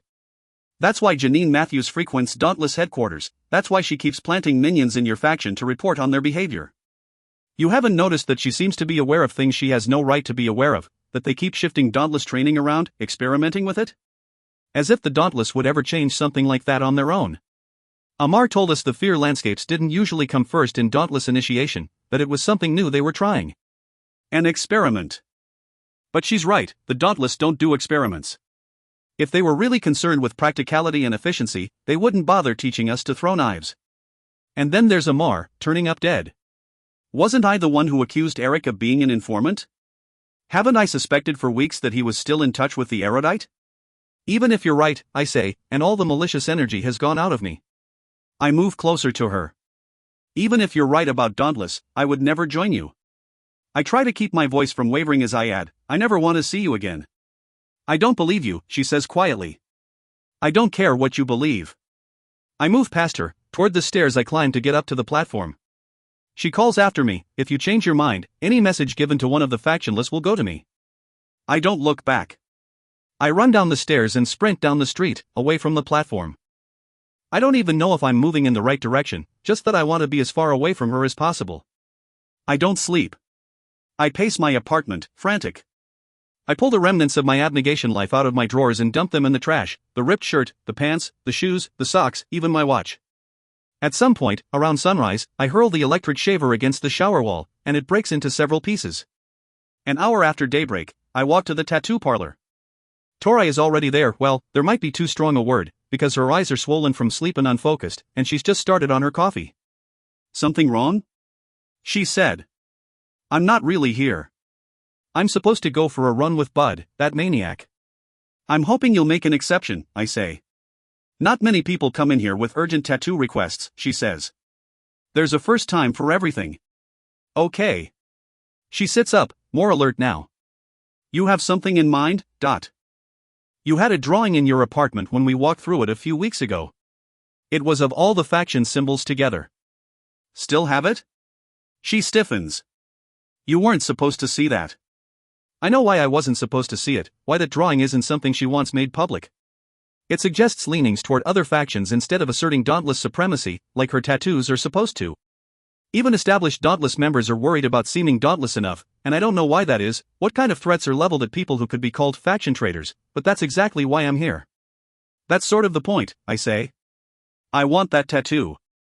I thought of it on the way home, while I was cycling through what my mother said, over and over again. "You can be more than either, more than any faction." She thought that in order to be more than any faction, I would have to abandon this place and the people who have embraced me as their own. I would have to forgive her and let myself be swallowed by her beliefs and her lifestyle. But I don't have to leave, and I don't have to do anything I don't want to do. I can be more than any faction right here in Dauntless. Maybe I already am more, and it's time to show it. Tori looks around, her eyes jumping up to the camera in the corner, one I noticed when I walked in. She is the type who notices cameras, too. "It was just a stupid drawing," she says loudly. "Come on, you're clearly upset, we can talk about it, find something better for you to get." She beckons me to the back of the parlor, through the storage room behind it, and into her apartment again. We walk through the dilapidated kitchen to the living room, where her drawings are still stacked on the coffee table. She sorts through the pages until she finds a drawing like the one I was talking about, the dauntless flames being cupped by abnegation hands, the amity tree roots growing beneath an erudite eye, which is balanced under the candor scales. All the faction symbols stacked on top of each other. She holds it up, and I nod. "I can't do this in a place that people will see all the time," she says. "That'll make you a walking target. A suspected faction traitor." "I want it on my back," I say. "Covering my spine. The hurts from my last day with my father are healed now, but I want to remember where they were. I want to remember what I escaped for as long as I live." "You really don't do things halfway, do you?" She sighs. "It'll take a long time. Several sessions.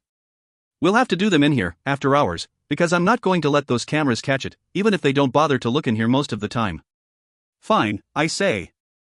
"You know, the kind of person who gets this tattoo is probably the kind that should keep it very quiet," she says, looking at me from the corner of her eye. "Or else someone will start thinking they're divergent." "Divergent? That's a word we have for people who are aware during simulations, who refuse categorization," she says. "A word you don't speak without care, because those people often die in mysterious circumstances." She has her elbows resting on her knees, casual, as she sketches the tattoo I want on transfer paper. Our eyes meet, and I realize, Amar. Amar was aware during simulations, and now he's dead. Amar was divergent. And so am I. "Thanks for the vocabulary lesson," I say. "No problem." She returns to her drawing. "I'm getting the feeling you enjoy putting yourself through the ringer." "So?" I say. "Nothing, it's just a pretty dauntless quality for someone who got an abnegation result." Her mouth twitches. "Let's get started. I'll leave a note for Bud, he can jog alone just this once." Maybe Tori is right.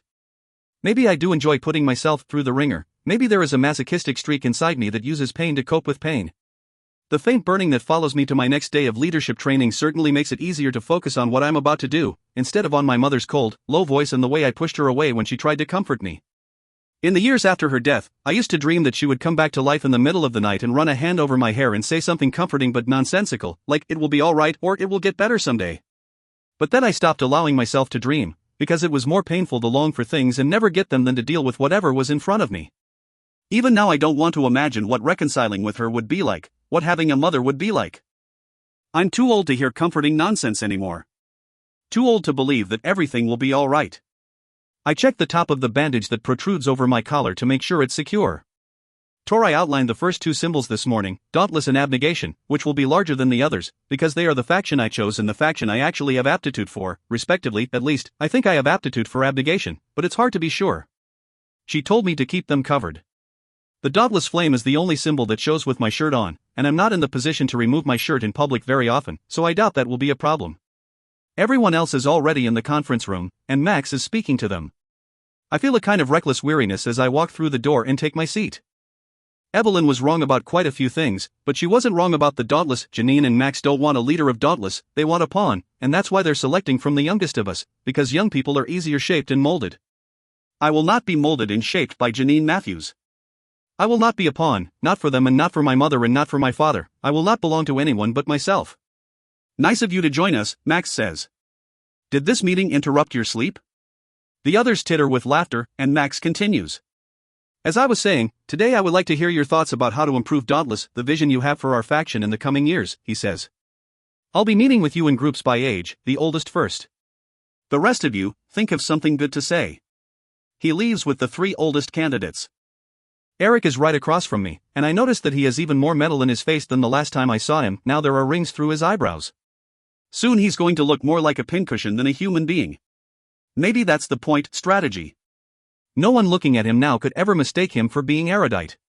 Do my eyes deceive me, or are you really late because you were getting a tattoo? He says, pointing to the corner of the bandage that's visible just over my shoulder. Lost track of time, I say. A lot of metal appears to have attached itself to your face recently. You may want to get that checked out. Funny, Eric says. Wasn't sure someone with your background could ever develop a sense of humor. Your father doesn't seem like the type to allow it.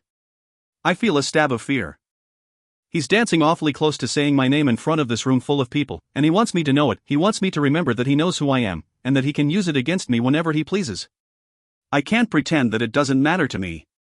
The power dynamic has shifted, and I can't make it shift back. I think I know who told you that, I say. Janine Matthews knows both my name and my alias. She must have given him both. I was already fairly sure, he says in a low voice. But my suspicions were confirmed by a credible source. Yes. You aren't as good at keeping secrets as you think. 4. I would threaten him, tell him that if he reveals my name to the Dauntless, I'll reveal his lasting connections to Erudite. But I don't have any evidence, and the Dauntless dislike Abnegation more than Erudite anyway. I sit back in my chair to wait. The others file out as they're called, and soon we're the only ones left. Max makes his way down the hallway, then beckons to us from the door, without a word. We follow him back to his office, which I recognize from yesterday's footage of his meeting with Janine Matthews. I use my memory of that conversation to steel myself against what's coming next. So, Max folds his hands on his desk, and again I'm struck by how strange it is to see him in such a clean, formal environment. He belongs in a training room, hitting a bag, or next to the pit, leaning over the railing. Not sitting at a low wooden table surrounded by paper. I look out the windows of the pier at the Dauntless sector of the city. A few yards away I can see the edge of the hole I jumped into when I first chose Dauntless, and the rooftop that I stood on just before that. I chose Dauntless, I told my mother yesterday. That's where I belong. Is that really true? Eric, let's begin with you, Max says. Do you have ideas for what might be good for Dauntless, moving forward? I do. Eric sits up. I think we need to make some changes, and I think they should start during initiation. What kind of changes do you have in mind? Dauntless has always embraced a spirit of competition, Eric says. Competition makes us better, it brings out the best, strongest parts of us. I think initiation should foster that sense of competition more than it currently does, so that it produces the best initiates possible. Right now initiates are competing only against the system, striving for a particular score in order to move forward. I think they should be competing against each other for spots in Dauntless. I can't help it, I turn and stare at him. A limited number of spots? In a faction? After just 2 weeks of initiation training? And if they don't get a spot? They become factionless, Eric says. I swallow a derisive laugh. Eric continues, if we believe that Dauntless truly is the superior faction to join, that its aims are more important than the aims of other factions, then becoming one of us should be an honor and a privilege, not a right. Are you kidding? I say, unable to contain myself any longer. People choose a faction because they value the same things that faction values, not because they're already proficient in what a faction teaches. You'd be kicking people out of Dauntless just for not being strong enough to jump on a train or win a fight. You would favor the big, strong, and reckless more than the small, smart, and brave. You wouldn't be improving Dauntless at all. I'm sure the small, smart ones would be better off in erudite, or as little grey-clad stiffs, Eric says with a wry smile. And I don't think you're giving our potential new Dauntless members enough credit for. This system would favor only the most determined. I glance at Max. I expect him to look unimpressed by Eric's plan, but he doesn't. He's leaning forward, focused on Eric's pierced face like something about it has inspired him. This is an interesting debate, Max says. For, how would you improve Dauntless, if not by making initiation more competitive? I shake my head, looking out the window again. You aren't one of those mindless, danger-seeking fools, my mother said to me. But those are the people Eric wants in Dauntless, mindless, danger-seeking fools. If Eric is one of Janine Matthews' lackeys, then why would Janine encourage him to propose this kind of plan? Oh. Because mindless, danger-seeking fools are easier to control, easier to manipulate. Obviously. I would improve Dauntless by fostering true bravery instead of stupidity and brutality, I say. Take out the knife throwing. Prepare people physically and mentally to defend the weak against the strong. That's what our manifesto encourages, ordinary acts of bravery. I think we should return to that. And then we can all hold hands and sing a song together, right? Eric rolls his eyes. You want to turn Dauntless into amity. No, I say. I want to make sure we still know how to think for ourselves, think about more than the next surge of adrenaline. Or just think, period. That way we can't be taken over or controlled from the outside. Sounds a little erudite to me, Eric says. The ability to think isn't exclusive to erudite, I snap. The ability to think in stressful situations is what the fear simulations are supposed to develop. All right, Max says, holding up his hands. He looks troubled. For, I'm sorry to say this, but you sound a little paranoid. Who would take us over, or try to control us? The factions have coexisted peacefully for longer than you've been alive, there's no reason that's going to change now. I open my mouth to tell him he's wrong, that the second he let Janine Matthews get involved in the affairs of our faction, the second he let her plant erudite loyal transfers into our initiation program, the second he started consulting with her on who to appoint as the next Dauntless leader, he compromised the system of checks and balances that has allowed us to coexist peacefully for so long. But then I realized that to tell him those things would be to accuse him of treason, and to reveal just how much I know. Max looks at me, and I read disappointment in his face. I know that he likes me more than Eric, at least. But my mother was right yesterday, Max doesn't want someone like me, someone who can think for himself, develop his own agenda. He wants someone like Eric, who will help him establish the new Dauntless agenda, who will be easy to manipulate simply because he's still under the thumb of Janine Matthews, someone with whom Max is closely aligned. My mother presented me with two options yesterday, be a pawn of Dauntless, or become factionless. But there's a third option, to be neither. To align myself with no one in particular. To live under the radar, and free. That's what I really wanted, to shed all the people who want to form and shape me, one by one, and learn instead to form and shape myself. To be honest, sir, I don't think this is the right place for me, I say calmly. I told you when you first asked me that I'd like to be an instructor, and I think I'm realizing more and more that that's where I belong. Eric, will you excuse us, please? Max says. Eric, barely able to suppress his glee, nods and leaves. I don't watch him go, but I would bet all my Dauntless credits that there's a little skip in his step as he walks down the hallway. Max gets up and sits next to me, in the chair Eric just vacated. I hope you're not saying this because I accused you of being paranoid, Max says. I was just concerned about you. I feared that the pressure was getting to you, making you stop thinking straight. I still think you're a strong candidate for leadership. You fit the right profile, you've demonstrated proficiency with everything we've taught you, and beyond that, quite frankly, you're more likable than some of our other promising candidates, which is important in a close working environment. Thank you, I say. But you're right, the pressure is getting to me. And the pressure if I was actually a leader would be much worse. Max nods sadly. Well. He nods again. If you'd like to be an initiation instructor, I will arrange that for you. But that's seasonal work, where would you like to be placed for the rest of the year? I was thinking maybe the control room, I say. I've discovered that I enjoy working with computers. I don't think I would enjoy patrolling nearly as much. Okay, Max says. Consider it done. Thank you for being honest with me. I get up, and all I feel is relief. He seems concerned, sympathetic. Not suspicious of me or my motives or my paranoia. If you ever change your mind, Max says, please don't hesitate to tell me. We could always use someone like you. Thank you, I say, and even though he's the worst faction traitor of anyone I've met, and probably responsible at least in part for Amar's death, I can't help but feel a little grateful to him for letting me go so easily. Eric is waiting for me around the corner. As I try to walk past him, he grabs my arm. "Careful, Ethan," he murmurs. "If anything about my involvement with Erudite escapes you, you won't like what happens to you. You won't like what happens to you, either, if you ever call me by that name again. Soon I'm going to be one of your leaders," Eric says, smirking. "And believe me, I am going to keep a very, very close eye on you and how well you implement my new training methods." "He doesn't like you, you know that?" I say. "Max, I mean. He'd rather have anyone else but you. He's not going to give you more than an inch in any direction. So good luck with your short leash." I wrench my arm from his grasp and walk toward the elevators. "Man," Shauna says. "That is a bad day." "Yeah." She and I are sitting next to the chasm with our feet over the edge. I rest my head against the bars of the metal barrier that's keeping us from falling to our deaths, and feel the spray of water against my ankles as one of the larger waves hits a wall. I told her about my departure from leadership training, and Eric's threat, but I didn't tell her about my mother. How do you tell someone that your mother came back from the dead? All my life, someone has been trying to control me. Marcus was the tyrant of our house, and nothing happened without his permission. And then Max wanted to recruit me as his dauntless yes-man.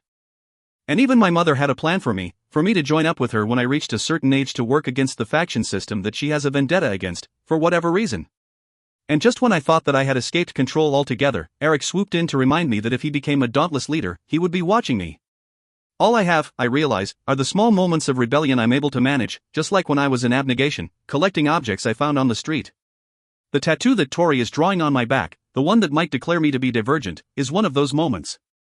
I'll have to keep looking for more of them, more brief moments of freedom in a world that refuses to allow it. "Where's Zeke?" I say. "I don't know," she says. "I haven't wanted to hang out with him much recently." I look sideways at her. "You could just tell him that you like him, you know." "I honestly don't think he has a clue." "That's obvious," she says, snorting. "But what if this is what he wants, to just bounce around from girl to girl for a while?" "I don't want to be one of those girls he bounces to." "I seriously doubt you would be," I say, but fair enough. We sit quietly for a few seconds, both of us staring down at the raging water below. "You'll be a good instructor," she says. "You were really good at teaching me." "Thanks." "There you are," Zeke says from behind us. He's carrying a large bottle full of some kind of brown liquid, holding it by the neck. "Come on. I found something." Shauna and I look at each other and shrug, then follow him to the doors on the other side of the pit, the ones we first went through after jumping into the net. But instead of leading us toward the net, he takes us through another door. The lock is taped down with duct tape, and down a pitch-black corridor and a flight of stairs. "Should be coming up, ouch." "Sorry, I didn't know you were stopping," Shauna says. "Hold on, almost got it. He opens a door, letting faint light in so we can see where we are. We're on the other side of the chasm, several feet above the water. Above us, the pit seems to go on forever, and the people milling around near the railing are small and dark, impossible to distinguish from this distance. I laugh. Zeke just led us into another small moment of rebellion, probably without meaning to. "How did you find this place?" Shauna says with obvious wonder as she jumps down onto one of the lower rocks. "Now that I'm here, I see a path that would carry us up and across the wall, if we wanted to walk to the other side of the chasm." "That girl Maria," Zeke says. "Her mom works in chasm maintenance." I didn't know there was such a thing, but apparently there is. "You still seeing her?" Shauna asks, trying to be casual. "Nah," Zeke says. "Every time I was with her I just kept getting the itch to be with friends instead.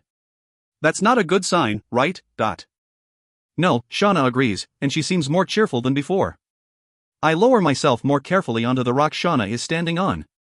Zeke sits next to her, opening his bottle and passing it around. "I heard you're out of the running," Zeke says when he passes it to me. "Thought you might need a drink." "Yeah," I say, and then I take a swig. Consider this act of public drunkenness a big. He makes an obscene gesture toward the glass ceiling above the pit. "You know, to Max and Eric. And Evelyn, I think, as I take another swallow. I'll be working in the control room when I'm not training initiates," I say. "Awesome," Zeke says. "It'll be good to have a friend in there. Right now no one talks to me." "Sounds like me and my old faction," I say with a laugh. "Imagine an entire lunch period in which no one even looks at you." "Ouch," Zeke says. Well, I bet you're glad to be here now, then. I take the bottle from him again, drink another mouthful of stinging, burning alcohol, and wipe my mouth with the back of my hand. Yeah, I say. I am. If the factions are deteriorating, as my mother would have me believe, this is not a bad place to watch them fall apart. At least here I have friends to keep me company while it happens.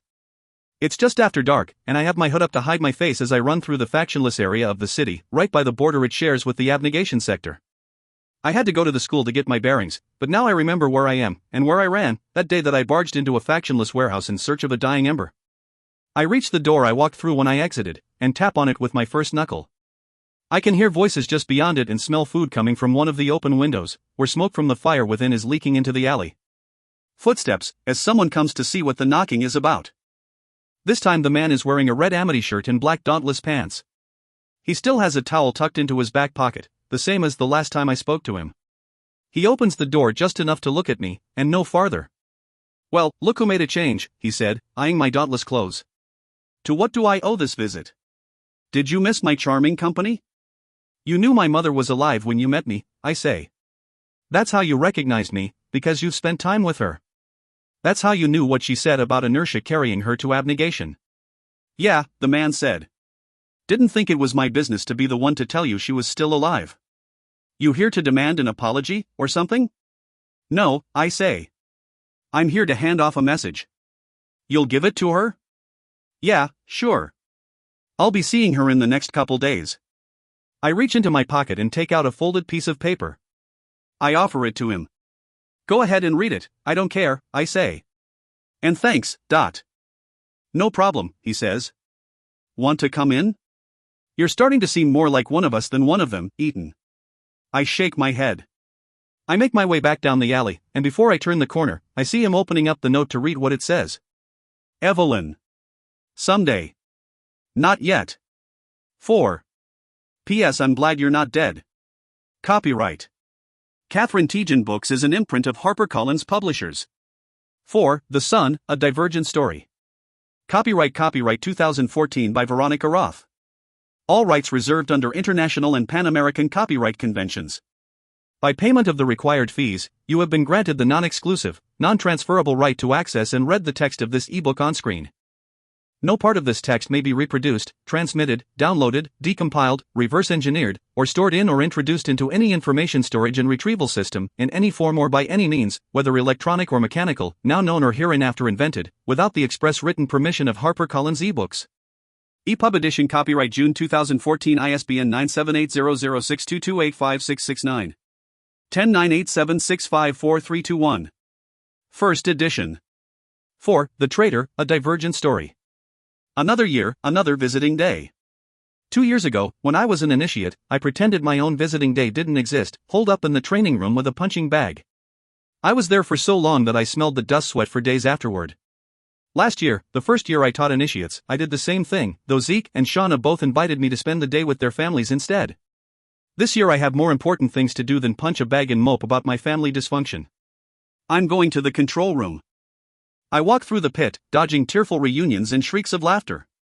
Families can always come together on visiting day, even if they're from different factions, but over time, they usually stop coming. Faction before blood, after all. Most of the mixed clothing I see belongs to transfer families. Will's erudite sister is dressed in light blue, Peter's candor parents are in black and white.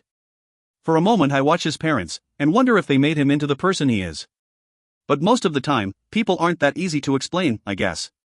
I'm supposed to be on a mission, but I pause next to the chasm, pressing into the railing. Bits of paper float in the water. Now that I know where the steps cut into the stone in the opposite wall are, I can see them right away, and the hidden doorway that leads to them. I smile a little, thinking of the nights I've spent on those rocks with Zeke or Shauna, sometimes talking and sometimes just sitting and listening to the water move. I hear footsteps approaching, and look over my shoulder. Triss is walking toward me, tucked under the gray-clad arm of an abnegation woman. Natalie Pryor. I stiffen, suddenly desperate to escape. What if Natalie knows who I am, where I came from? What if she lets it slip, here, surrounded by all these people? She can't possibly recognize me. I don't look anything like the boy she knew, lanky and slouched and buried in fabric. When she's close enough, she extends her hand. Hello, my name is Natalie. I'm Beatrice's mother. Beatrice. That name is so wrong for her. I clasp Natalie's hand and shake it. I've never been fond of dauntless handshaking. It's too unpredictable, you never know how tightly to squeeze, how many times to shake. 4, I say. It's nice to meet you. 4, Natalie says, and she smiles. Is that a nickname? Yes, I say. I change the subject. Your daughter is doing well here. I've been overseeing her training. That's good to hear, she says. I know a few things about dauntless initiation, and I was worried about her. I glance at Triss. There's color in her cheeks, she looks happy, like seeing her mother is doing her some good. For the first time I fully appreciate how much she's changed since I first saw her, tumbling onto the wooden platform, fragile looking, like the impact with the net should have shattered her. She doesn't look fragile anymore, with the shadows of bruises on her face and a new stability in the way she stands, like she's ready for anything. You shouldn't worry, I say to Natalie. Triss looks away. I think she's still angry with me for the way I nicked her ear with that knife. I guess I don't really blame her. You look familiar for some reason, 4, Natalie says. I would think her comment was lighthearted if not for the way she's looking at me, like she's pinning me down. I can't imagine why, I say, as coldly as I can manage. I don't make a habit of associating with the abnegation, but she doesn't react the way I expect her to, with surprise or fear or anger. She just laughs. Few people do, these days. I don't take it personally. If she does recognize me, she doesn't seem eager to say so. I try to relax. Well, I'll leave you to your reunion, I say. On my screen, the security footage switches from the lobby of the pier to the hole hemmed in by 4 buildings, the initiate entrance to Dauntless. A crowd is gathered around the hole, climbing in and out of it, I assume to test the net. Not into visiting day? My supervisor, Gus, stands at my shoulder, sipping from a mug of coffee. He's not that old, but there's a bald spot at the crown of his head. He keeps the rest of his hair short, even shorter than mine. His earlobes are stretched around wide discs. I didn't think I'd see you again until initiation was over. Figured I might as well do something productive, not. On my screen, everyone crawls out of the hole and stands aside, their backs against one of the buildings. A dark figure inches toward the edge of the roof high above the hole, runs a few steps, and jumps off. My stomach drops like I'm the one falling, and the figure disappears beneath the pavement. I'll never get used to seeing that. They seem to be having a good time, Gus says, sipping his coffee again. Well, you're always welcome to work when you're not scheduled to, but it's not a crime to go have some mindless fun, 4. He walks away, and I mumble, so I'm told. I look over the control room. It's almost empty. On visiting day, only a few people are required to work, and it's usually the oldest ones. Gus is hunched over his screen. 2 others flank him, scanning through footage with their headphones half on, half off. And then there's me. I type in a command, calling up the footage I saved last week. It shows Max in his office, sitting at his computer. He pokes at the keys with an index finger, hunting for the right ones for several seconds between jabs. Not many of the Dauntless know how to type properly, especially Max, who I'm told spent most of his dauntless time patrolling the factionless sector with a gun at his side. He must not have anticipated that he would ever need to use a computer. I lean close to the screen to make sure that the numbers I took down earlier are accurate. If they are, I have Max's account password written on a piece of paper in my pocket. Ever since I realized that Max was working closely with Janine Matthews, and began to suspect that they had something to do with Amar's death, I've been looking for a way to investigate further. When I saw him type in his password the other day, I found one. 084628, yes, the numbers look right. I call up the live security footage again, and cycle through the camera feeds until I find the ones that show Max's office and the hallway beyond it. Then I type the command to take the footage of Max's office out of the rotation, so Gus and the others won't see it, it will only play on my screen. The footage from the whole city is always divided by however many people are in the control room, so we aren't all looking at the same feeds. We're only supposed to pull footage from the general rotation like that for a few seconds at a time, if we need a closer look at something, but hopefully this won't take me long. I slip out of the room and walk toward the elevators. This level of the pier is almost empty, everyone is gone. That will make it easier for me to do what I have to do. I ride the elevator up to the 10th floor, and walk purposefully toward Max's office. I've found that when you're sneaking around, it's best not to look like you're sneaking around. I tap the flash drive in my pocket as I walk, and turn the corner toward Max's office. I nudged the door open with my shoe earlier today. After I was sure he had gone to the pit to start visiting day preparations, I'd crept up here and taped the lock. I closed the door quietly behind me, not turning on the lights, and crouched next to his desk. I don't want to move the chair to sit in it. I don't want him to see that anything about this room has changed when he gets back. The screen prompts me for a password. My mouth feels dry. I take the paper from my pocket and press it flat to the desktop while I type it in. 084628. The screen shifts. I can't believe it worked. Hurry. If Gus discovers that I'm gone, that I'm in here, I don't know what I'll say, what excuse I could possibly give that would sound reasonable. I insert the flash drive and transfer the program I put there earlier. I asked Lauren, one of the Dauntless technical staff and my fellow initiation instructor, for a program that would make one computer mirror another, under the pretense that I wanted to prank Zeke when we're at work. She was happy to help. Another thing I've discovered is that the Dauntless are always up for a prank, and rarely looking for a lie. With a few simple keystrokes, the program is installed and buried somewhere in Max's computer that I'm sure he would never bother to access. I put the flash drive back in my pocket, along with the piece of paper with his password on it, and leave the office without getting my fingerprints on the glass part of the door. That was easy, I think, as I walked toward the elevators again. According to my watch, it only took me 5 minutes. I can claim that I was on a bathroom break if anyone asks. But when I get back to the control room, Gus is standing at my computer, staring at my screen. I freeze. How long has he been there? Did he see me break into Max's office? 4, Gus says, sounding grave. Why did you isolate this footage? You're not supposed to take feeds out of rotation, you know that. I lie. Lie now. I thought I saw something, I finish lamely. We're allowed to isolate footage if we see something out of the ordinary. Gus moves toward me. So, he says, then why did I just see you on the screen coming out of that same hallway? He points to the hallway on my screen. My throat tightens. I thought I saw something, and I went upstairs to investigate it, I say. I'm sorry, I just wanted to move around. He stares at me, chewing the inside of his cheek. I don't move. I don't look away. If you ever see something out of the ordinary again, you follow the protocol. You report it to your supervisor, who is who, again? You, I say, sighing a little. I don't like to be patronized. Correct. I see you can keep up, he says. Honestly, 4, after over a year of working here, there shouldn't be so many irregularities in your job performance. We have very clear rules, and all you have to do is follow them. This is your last warning. Okay? Okay, I say. I've been chastised a few times for pulling feeds out of rotation to watch meetings with Janine Matthews and Max, or with Max and Eric. It never gave me any useful information, and I almost always got caught. Good. His voice lightens up a little. Good luck with the initiates. You got transfers again this year? Yeah, I say. Lauren gets the Dauntless Borns. Ah, too bad. I was hoping you would get to know my little sister, Gus says. If I were you, I'd go do something to wind down. We're fine in here. Just let that footage loose before you go. He walks back to his computer, and I unclench my jaw. I wasn't even aware that I was doing it. My face throbbing, I shut down my computer and leave the control room. I can't believe I got away with it. Now, with this program installed on Max's computer, I can go through every single one of his files from the relative privacy of the control room. I can find out exactly what he and Janine Matthews are up to. That night I dream that I'm walking through the hallways of the pier, and I'm alone, but the corridors don't end, and the view from the windows doesn't change, lofted train tracks curving into tall buildings, the sun buried in clouds. I feel like I'm walking for hours, and when I wake with a start, it's like I never slept at all. Then I hear a knock, and a voice shouting, "Open up!" This feels more like a nightmare than the tedium I just escaped. I'm sure it's Dauntless soldiers coming to my door because they found out I'm Divergent, or that I'm spying on Max, or that I've been in touch with my factionless mother in the past year. All things that say faction traitor.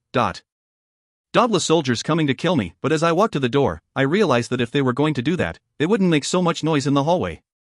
And besides, that's Zeke's voice. Zeke, I say when I open the door. What's your problem? It's the middle of the night. There's a line of sweat on his forehead, and he's out of breath. He must have run here. I was working the night shift in the control room, Zeke says. Something happened in the transfer dorm. For some reason, my first thought is her wide eyes staring at me from the recesses of my memory. What? I say. To who? Walk and talk, Zeke says. I put on my shoes and pull on my jacket and follow him down the hall. The erudite guy. Blonde, Zeke says. I have to suppress a sigh of relief. It's not her. Nothing happened to her. Will? No, the other one. Edward. Yeah, Edward. He was attacked. Stabbed. Dead? Alive. Got hit in the eye. I stop. In the eye? Zeke nods. Who did you tell? Night supervisor. He went to tell Eric. Eric said he would handle it. Sure he will. I veer to the right, away from the transfer dormitory. Where are you going? Zeke says. Edward's already in the infirmary? I walk backward as I talk. Zeke nods. I say, then I'm going to see Max. The Dauntless compound isn't so large that I don't know where people live. Max's apartment is buried deep in the underground corridors of the compound, near a back door that opens up right next to the train tracks outside. I march toward it, following the blue emergency lamps run by our solar generator. I pound on the metal door with my fist, waking Max the same way Zeke woke me. He yanks the door open a few seconds later, his feet bare and his eyes wild. What happened? He says.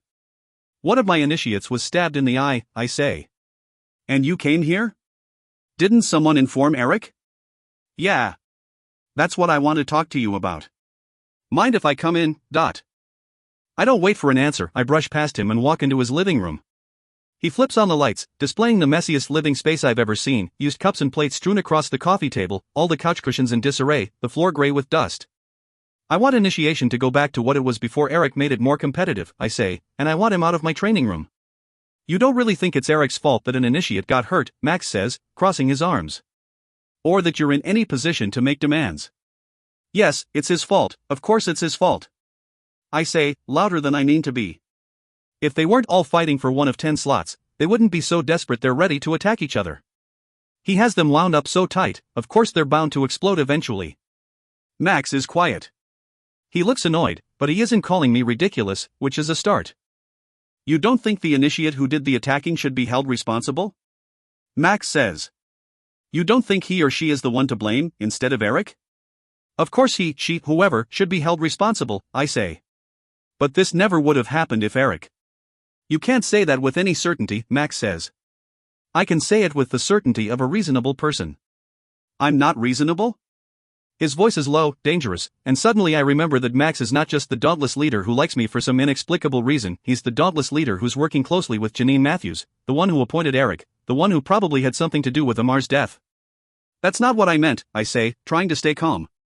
You should be careful to communicate exactly what you mean, Max says, moving closer to me. Or someone will start to think you're insulting your superiors. I don't respond. He moves still closer. Or questioning the values of your faction, he says, and his bloodshot eyes drift to my shoulder, where the dauntless flames of my tattoo stick out over the collar of my shirt. I have hidden the 5 faction symbols that cover my spine since I got them, but for some reason, at this moment, I am terrified that Max knows about them. Knows what they mean, which is that I am not a perfect dauntless member, I am someone who believes that more than one virtue should be prized, I am divergent.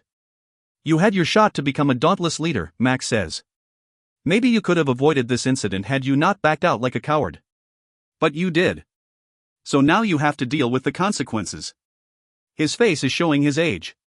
It has lines it didn't have last year, or the year before, and his skin is grayish-brown, like it was dusted with ash. Eric is as involved in initiation as he is because you refused to follow orders last year. In the training room, I stopped all the fights before the injuries became too severe, against Eric's command that the fighting only stop when one person was unable to continue. I nearly lost my position as initiation instructor as a result, I would have, if Max hadn't gotten involved. And I wanted to give you another chance to make it right, with closer monitoring, Max says. You're failing to do so. You've gone too far. The sweat I worked up on my way here has turned cold. He steps back and opens his door again. Get out of my apartment and deal with your initiates, Max says. Don't let me see you step out of line again. Yes, sir, I say quietly, and I leave. I go to see Edward in the infirmary early in the morning, when the sun is rising, shining through the glass ceiling of the pit. His head is wrapped in white bandages, and he's not moving, not speaking. I don't say anything to him, just sit by his head and watch the minutes tick by on the wall clock. I've been an idiot. I thought I was invincible, that Max's desire to have me as a fellow leader would never waver, that on some level he trusted me. I should have known better. All Max ever wanted was a pawn, that's what my mother said. I can't be a pawn. But I'm not sure what I should be instead. The setting Tris Prior invents is eerie and almost beautiful, the sky yellow-green, yellow grass stretching for miles in every direction. Watching someone else's fear simulation is strange. Intimate. I don't feel right about forcing other people to be vulnerable, even if I don't like them. Every human being is entitled to her secrets. Watching my initiate's fears, one after another, makes me feel like my skin has been scraped raw with sandpaper. In Trist's simulation, the yellow grass is perfectly still. If the air wasn't stagnant, I would say this was a dream, not a nightmare, but still air means only one thing to me, and that is a coming storm. A shadow moves across the grass, and a large blackbird lands on her shoulder, curling its talons into her shirt. My fingertips prickle, remembering how I touched her shoulder when she walked into the simulation room, how I brushed her hair away from her neck to inject her. Stupid. Careless. She hits the blackbird, hard, and then everything happens at once. Thunder rumbles, the sky darkens, not with storm clouds, but with birds, an impossibly huge swarm of them, moving in unison like many parts of the same mind. The sound of her scream is the worst sound in the world. Desperate, she's desperate for help and I am desperate to help her, though I know what I'm seeing isn't real, I know it. The crows keep coming, relentless, surrounding her, burying her alive in dark feathers. She screams for help and I can't help her and I don't want to watch this, I don't want to watch another second. But then, she starts to move, shifting so she's lying in the grass, relenting, relaxing. If she's in pain now she doesn't show it, she just closes her eyes and surrenders, and that is worse than her screaming for help, somehow. Then it's over. She lurches forward in the metal chair, smacking at her body to get the birds off, though they're gone. Then she curls into a ball and hides her face. I reach out to touch her shoulder, to reassure her, and she hits my arm, hard. Don't touch me. It's over, I say, wincing. She punches harder than she realizes. I ignore the pain and run a hand over her hair, because I'm stupid, and inappropriate, and stupid. Tris. She just shifts back and forth, soothing herself. Tris, I'm going to take you back to the dorms, okay? No. They can't see me, not like this, dot. This is what Eric's new system creates. A brave human being has just defeated one of her worst fears in less than 5 minutes, an ordeal that takes most people at least twice that time, but she's terrified to go back into the hallway, to be seen as weak or vulnerable in any way. Tris is dauntless, plain and simple, but this faction isn't really dauntless anymore. Oh, calm down, I say, more irritable than I mean to be. I'll take you out the back door. I don't need you to, I can see her hands trembling even as she shrugs off my offer. Nonsense, I say. I take her arm and help her to her feet. She wipes her eyes as I move toward the back door. Amar once took me through this door, tried to walk me back to the dormitory even when I didn't want him to, the way she probably doesn't want me to now. How is it possible to live the same story twice, from different vantage points? She yanks her arm from mine, and turns on me. Why did you do that to me? What was the point of that, huh? I wasn't aware that when I chose Dauntless, I was signing up for weeks of torture. If she was anyone else, any of the other initiates, I would have yelled at her for insubordination a dozen times by now. I would have felt threatened by her constant assaults against my character, and tried to squelch her uprisings with cruelty, the way I did to Christina on the first day of initiation. But Tris earned my respect when she jumped first, into the net, when she challenged me at her first meal, when she wasn't deterred by my unpleasant responses to questions, when she spoke up for Al and stared me right in the eye as I threw knives at her. She's not my subordinate, couldn't possibly be. Did you think overcoming cowardice would be easy? I say. That isn't overcoming cowardice. Cowardice is how you decide to be in real life, and in real life, I am not getting pecked to death by crows, for... She starts to cry, but I'm too struck by what she just said to feel uncomfortable with her tears. She's not learning the lessons Eric wants her to learn. She's learning different things, wiser ones. I want to go home, she says. I know where the cameras are in this hallway.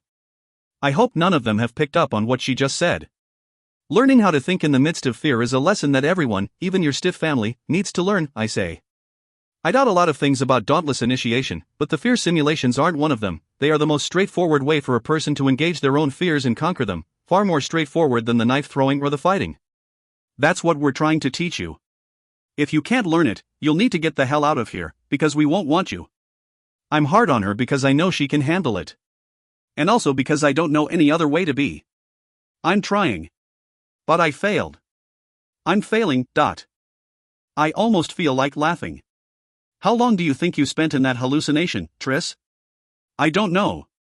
A half hour? 3 minutes, I say. You got out 3 times faster than any of the other initiates. Whatever you are, you're not a failure. You might be divergent, I think. But she didn't do anything to change the simulation, so maybe she's not. Maybe she's just that brave. I smile at her. Tomorrow you'll be better at this. You'll see. Tomorrow? She's calmer now. I touch her back, right beneath her shoulders. What was your first hallucination? She asks me. It wasn't a what so much as a who. As I'm saying it, I think I should have just told her the first obstacle in my fear landscape, fear of heights, though it's not exactly what she's asking about. When I'm around her, I can't control what I say the way I do around other people. I say vague things because that's as close as I can get to stopping myself from saying anything, my mind addled by the feeling of her body through her shirt. It's not important. And are you over that fear now? Not yet. We're at the dormitory door. The walk has never gone by so quickly. I put my hands in my pockets so I don't do anything stupid with them again. I may never be. So they don't go away? Sometimes they do. And sometimes new fears replace them. But becoming fearless isn't the point. That's impossible. It's learning how to control your fear, and how to be free from it, that's the point. She nods. I don't know what she came here for, but if I had to guess, it would be that she chose Dauntless for its freedom. Abnegation would have stifled the spark in her until it died out. Dauntless, for all its faults, has kindled the spark into a flame. Anyway, I say. Your fears are rarely what they appear to be in the simulation. What do you mean, Dot? Well, are you really afraid of crows? I grin. When you see one, do you run away screaming? No, I guess not. She moves closer to me. I felt safer when there was more space between us. Even closer, and I think about touching her, and my mouth goes dry. I almost never think about people that way, about girls that way. So what am I really afraid of? She says. I don't know, I say. Only you can know. I didn't know Dauntless would be this difficult. I'm glad to have something else to think about, other than how easy it would be to fit my hand to the arch of her back. It wasn't always like this, I'm told. Being dauntless, I mean. What changed? The leadership. The person who controls training sets the standard of dauntless behavior. 6 years ago, Max and the other leaders changed the training methods to make them more competitive and more brutal. 6 years ago, the combat portion of training was brief and didn't include bare-knuckled sparring. Initiates wore padding. The emphasis was on being strong and capable, and on developing camaraderie with the other initiates. And even when I was an initiate, it was better than this and unlimited potential for initiates to become members, fights that stopped when one person conceded. Said it was to test people's strength. And that changed the priorities of Dauntless as a whole. Bet you can't guess who the leader's new protege is. Of course, she does immediately. So if you were ranked first in your initiate class, what was Eric's rank? Second. So he was their second choice for leadership. And you were their first. Perceptive. I don't know that I was the first choice, but I was certainly a better option than Eric. What makes you say that? The way Eric was acting at dinner the first night. Jealous, even though he has what he wants. I've never thought of Eric that way. Jealous? Of what? I've never taken anything from him, never posed a real threat to him. He's the one who came after Amar, who came after me. But maybe she's right, maybe I never saw how frustrated he was to be second to a transfer from abnegation, after all his hard work, or that I was favored by Max for leadership even when he was positioned here specifically to take the leadership role. She wipes her face. Do I look like I've been crying? The question seems almost funny to me. Her tears vanished almost as quickly as they came, and now her face is fair again, her eyes dry, her hair smooth. Like nothing ever happened, like she didn't just spend 3 minutes overwhelmed by terror. She's stronger than I was. I lean in closer, making a joke of examining her, but then it's not a joke, and I'm just close, and we're sharing a breath. No, Triss, I say. You look, I try a dauntless expression. Tough as nails. She smiles a little. So do I. Hey, Zeke says sleepily, leaning his head into his fist. Want to take over for me? I practically need to tape my eyes open. Sorry, I say. I just need to use a computer. You do know it's only 9 o'clock, right? He yawns. I get tired when I'm bored out of my mind. Shift's almost over, though. I love the control room at night. There are only 3 people monitoring the footage, so the room is silent except for the hum of computers. Through the windows I see only a sliver of the moon, everything else is dark. It's hard to find peace in the Dauntless compound, and this is the place where I find it most often. Zeke turns back to his screen. I sit at a computer a few seats over from him, and angle the screen away from the room. Then I log in, using the fake account name I set up several months ago, so no one would be able to track this back to me. Once I'm logged in, I open the mirroring program that lets me use Max's computer remotely. It takes a second to kick in, but when it does, it's like I'm sitting in Max's office, using the same machine he uses. I work quickly, systematically. He labels his folders with numbers, so I don't know what each one will contain. Most are benign, lists of Dauntless members or schedules of events. I open them and close them in seconds. I go deeper into the files, folder after folder, and then I find something strange. A list of supplies, but the supplies don't involve food or fabric or anything else I would expect for mundane Dauntless life. The list is for weapons. Syringes. And something marked Serum D2. I can imagine only one thing that would require the Dauntless to have so many weapons: an attack. But on who? I check the control room again, my heartbeat pounding in my head. Zeke is playing a computer game that he wrote himself. The second control room operator is slumped to one side, her eyes half closed. The third is stirring his glass of water idly with his straw, staring out the windows. No one is paying attention to me. I open more files. After a few wasted efforts, I find a map. It's marked mostly with letters and numbers, so at first I don't know what it's showing. Then I open a map of the city on the Dauntless database to compare them, and sit back in my chair as I realize what streets Max's map is focusing on. The abnegation sector. The attack will be against abnegation. It should have been obvious, of course. Who else would Max and Janine bother to attack? Max and Janine's vendetta is against abnegation, and it always has been. I should have realized that when the Erudite released that story about my father, the monstrous husband and father. The only true thing they've written, as far as I can tell. Zeke nudges my leg with his foot. Shift's over. Bedtime? No, I say. I need a drink. He perks up noticeably. It's not every night I decide I want to abandon my sterile, withdrawn existence for an evening of dauntless indulgence. I'm your man, he says. I close down the program, my account, everything. I try to leave the information about the abnegation attack behind, too, until I can figure out what to do about it, but it chases me all the way into the elevator, through the lobby, and down the paths to the bottom of the pit. I surface from the simulation with a heavy feeling in the pit of my stomach. I detach from the wires and get up. She's still recovering from the sensation of almost drowning, shaking her hands and taking deep breaths. I watch her for a moment, not sure how to say what I need to say. What? She says. How did you do that? Do what? Crack the glass. I don't know. I nod, and offer her my hand. She gets up without any trouble, but she avoids my eyes. I check the corners of the room for cameras. There is one, just where I thought it would be, right across from us.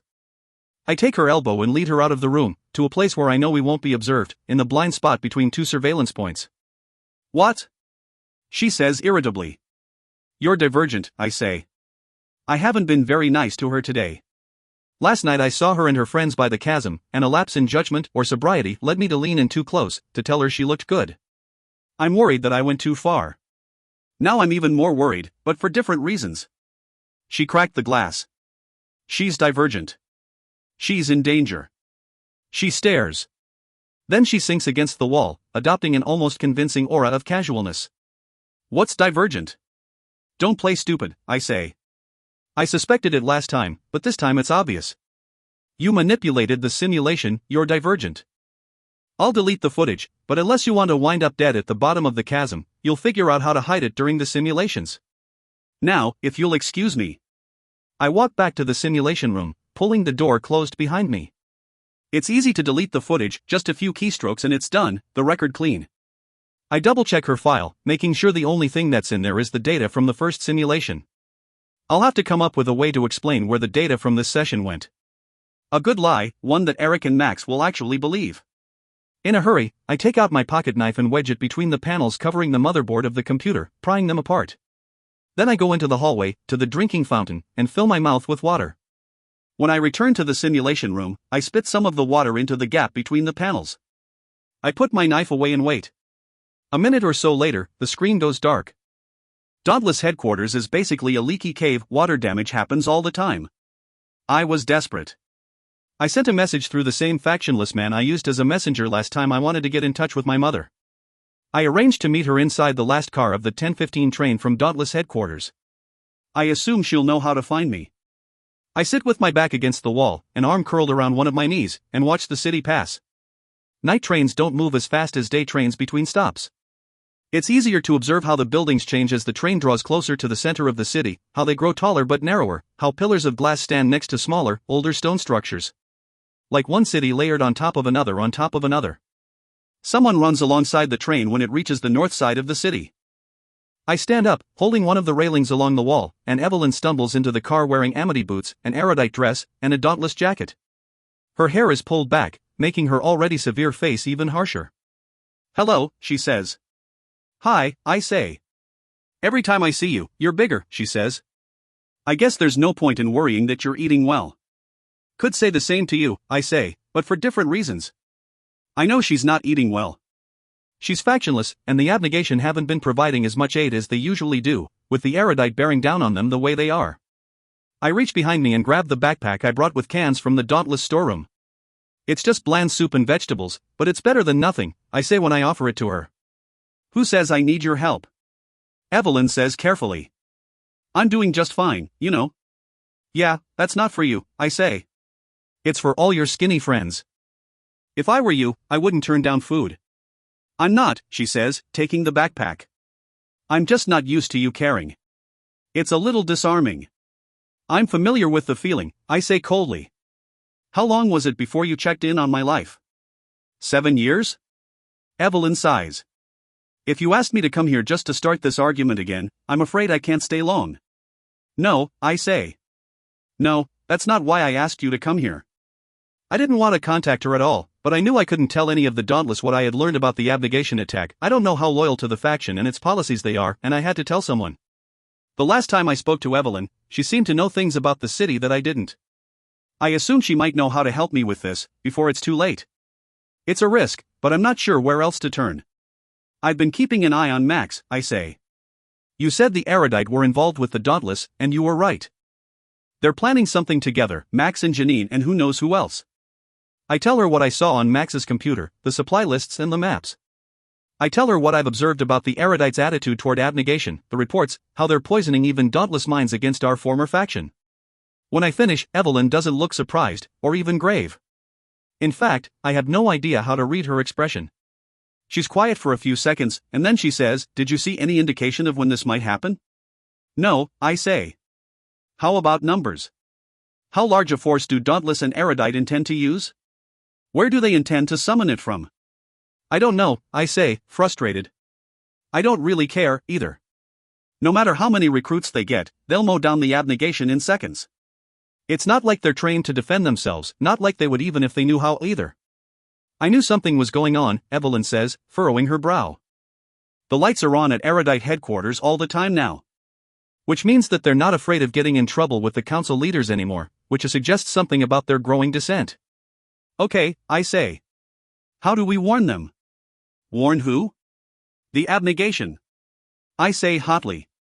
"How do we warn the abnegation that they're going to be killed? How do we warn the Dauntless that their leaders are conspiring against the council? How?" I pause. Evelyn is standing with her hands loose at her sides, her face relaxed and passive. "Our city is changing, Tobias." That's what she said to me when we first saw each other again. "Sometime soon, everyone will have to choose a side, and I know which one you would rather be on." "You already knew," I say slowly, struggling to process the truth. "You knew they were planning something like this, and have been for a while. You're waiting for it. Counting on it. I have no lingering affection for my former faction. I don't want them, or any faction, to continue to control the city and the people in it," Evelyn says. "If someone wants to take out my enemies for me, I'm going to let them." "I can't believe you," I say. "They're not all Marcus, Evelyn. They're defenseless." "You think they're so innocent," she says. "You don't know them." "I know them, I've seen them for who they really are." Her voice is low, throaty. "How do you think your father managed to lie to you about me all those years? You think the other abnegation leaders didn't help him, didn't perpetuate the lie? They knew I wasn't pregnant, that no one had called a doctor, that there was no body. But they still told you I was dead, didn't they? It hadn't occurred to me before. There was no body. No body, but still all the men and women sitting in my father's house on that awful morning and at the funeral the following evening played the game of pretend for me, and for the rest of the abnegation community, saying even in their silence, no one would ever leave us. Who would want to? I shouldn't be so surprised to find that a faction is full of liars, but I guess there are parts of me that are still naive, still like a child." "Not anymore." Think about it, Evelyn said. Are those people the kind of people who would tell a child that his mother was dead just to save face? Are they the ones you want to help? Or do you want to help remove them from power? I thought I knew. Those innocent abnegation, with their constant acts of service and their deferent head bobbing, they needed to be saved. But those liars, who forced me into grief, who left me alone with the man who caused me pain, should they be saved? I can't look at her, can't answer her. I wait for the train to pass a platform, and then jump off without looking back. Don't take this the wrong way, but you look awful. Shauna sinks into the chair next to mine, setting her tray down. I feel like yesterday's conversation with my mother was a sudden, ear-splitting noise, and now every other sound is muffled. I've always known that my father was cruel. But I always thought the other abnegation were innocent. Deep down, I've always thought of myself as weak for leaving them, as a kind of traitor to my own values. Now it seems like no matter what I decide, I'll be betraying someone. If I warn the abnegation about the attack plans I found on Max's computer, I'll be betraying Dauntless. If I don't warn them, I betray my former faction again, in a much greater way than I did before. I have no choice but to decide, and the thought of deciding makes me feel sick. I went through today the only way I knew how. I got up and went to work. I posted the rankings, which were a source of some contention, with me advocating for giving heavier weight to improvement, and Eric advocating for consistency. I went to eat. I put myself through the motions as if by muscle memory alone. You going to eat any of that? Shauna says, nodding to my plate full of food. I shrug.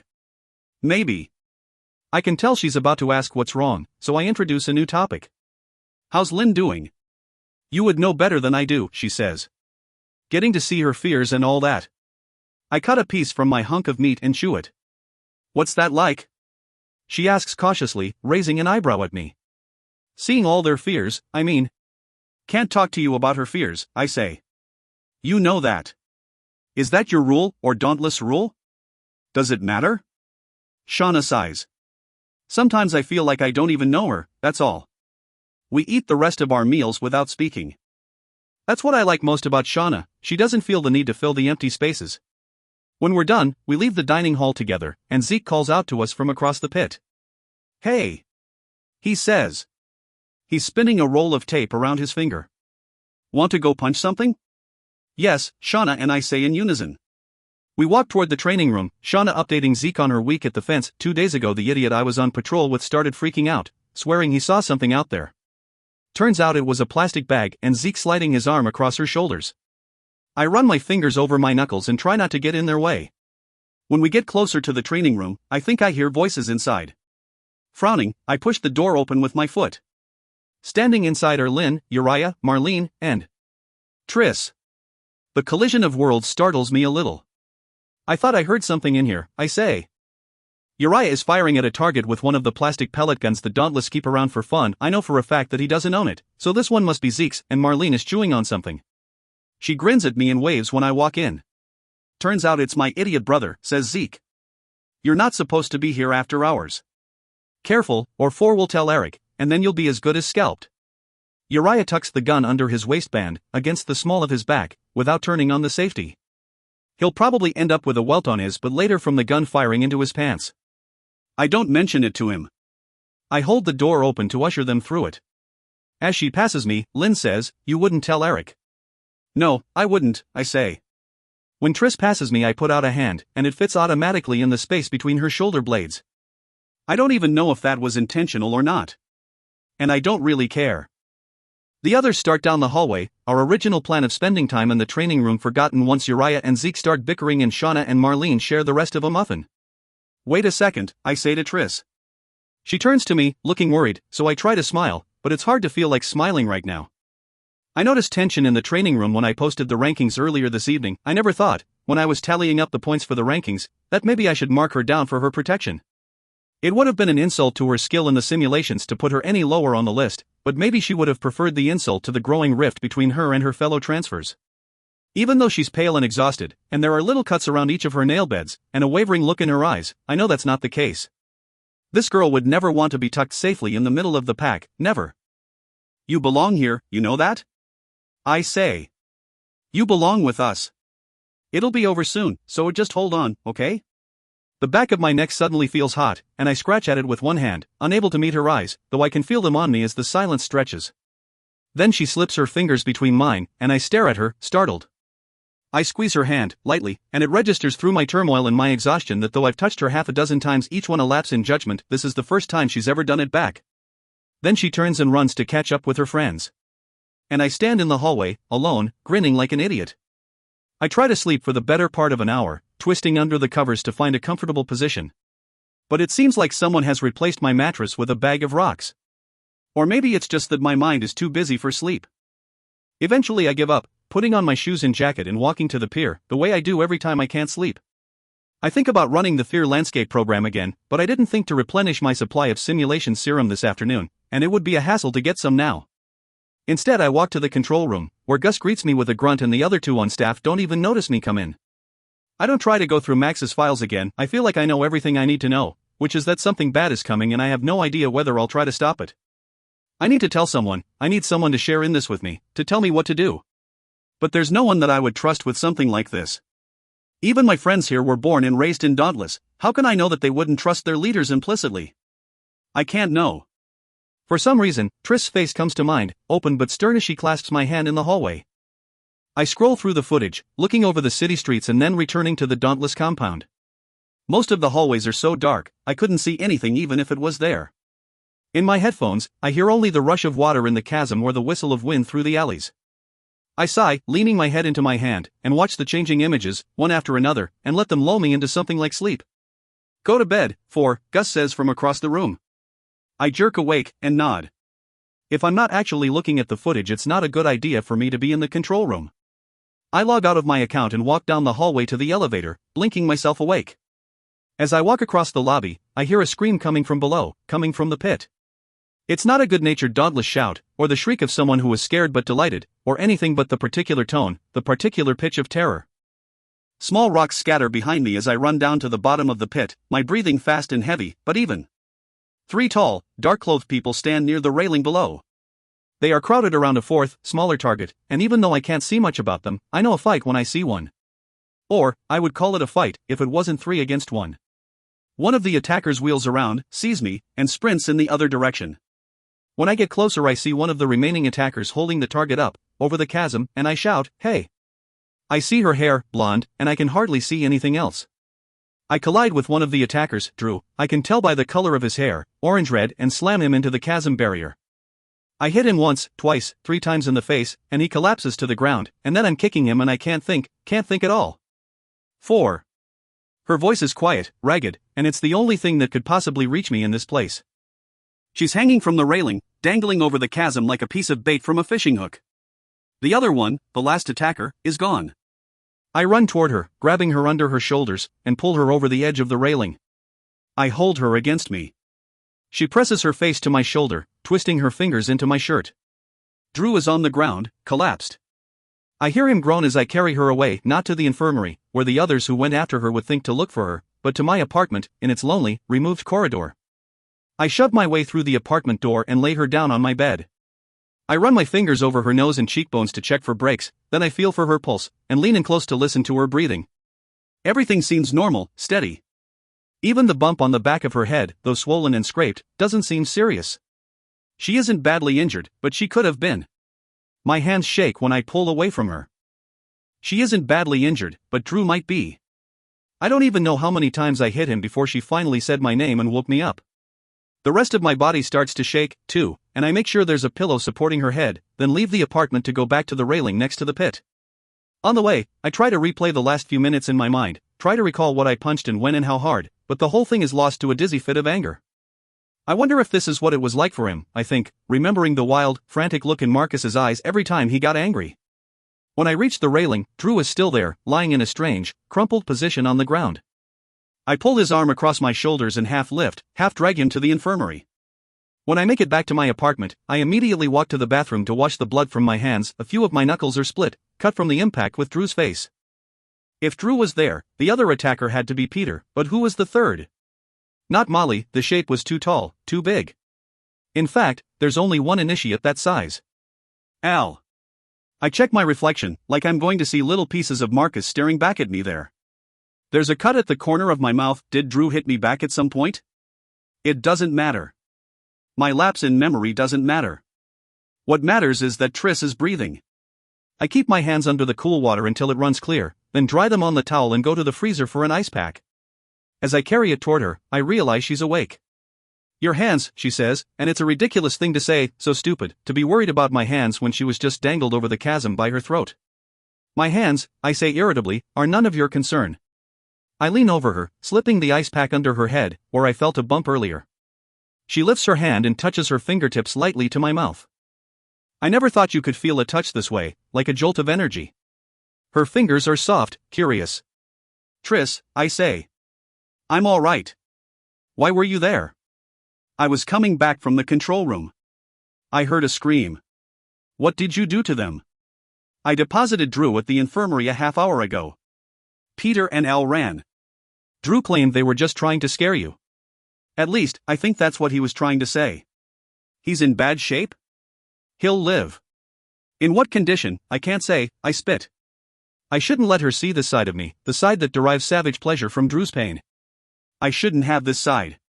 She reaches for my arm, squeezes it. Good, she says. I look down at her. She has that side, too, she must have it. I saw the way she looked when she beat Molly, like she was going to keep going whether her opponent was unconscious or not. Maybe she and I are the same. Her face contorts, twists, and she starts to cry. Most of the time, when someone has cried in front of me, I felt squeezed, like I needed to escape their company in order to breathe. I don't feel that way with her. I don't worry, with her, that she expects too much from me, or that she needs anything from me at all. I sink down to the floor so we're on the same plane, and watch her carefully for a moment. Then I touch my hand to her cheek, careful not to press against any of her still-forming bruises. I run my thumb over her cheekbone.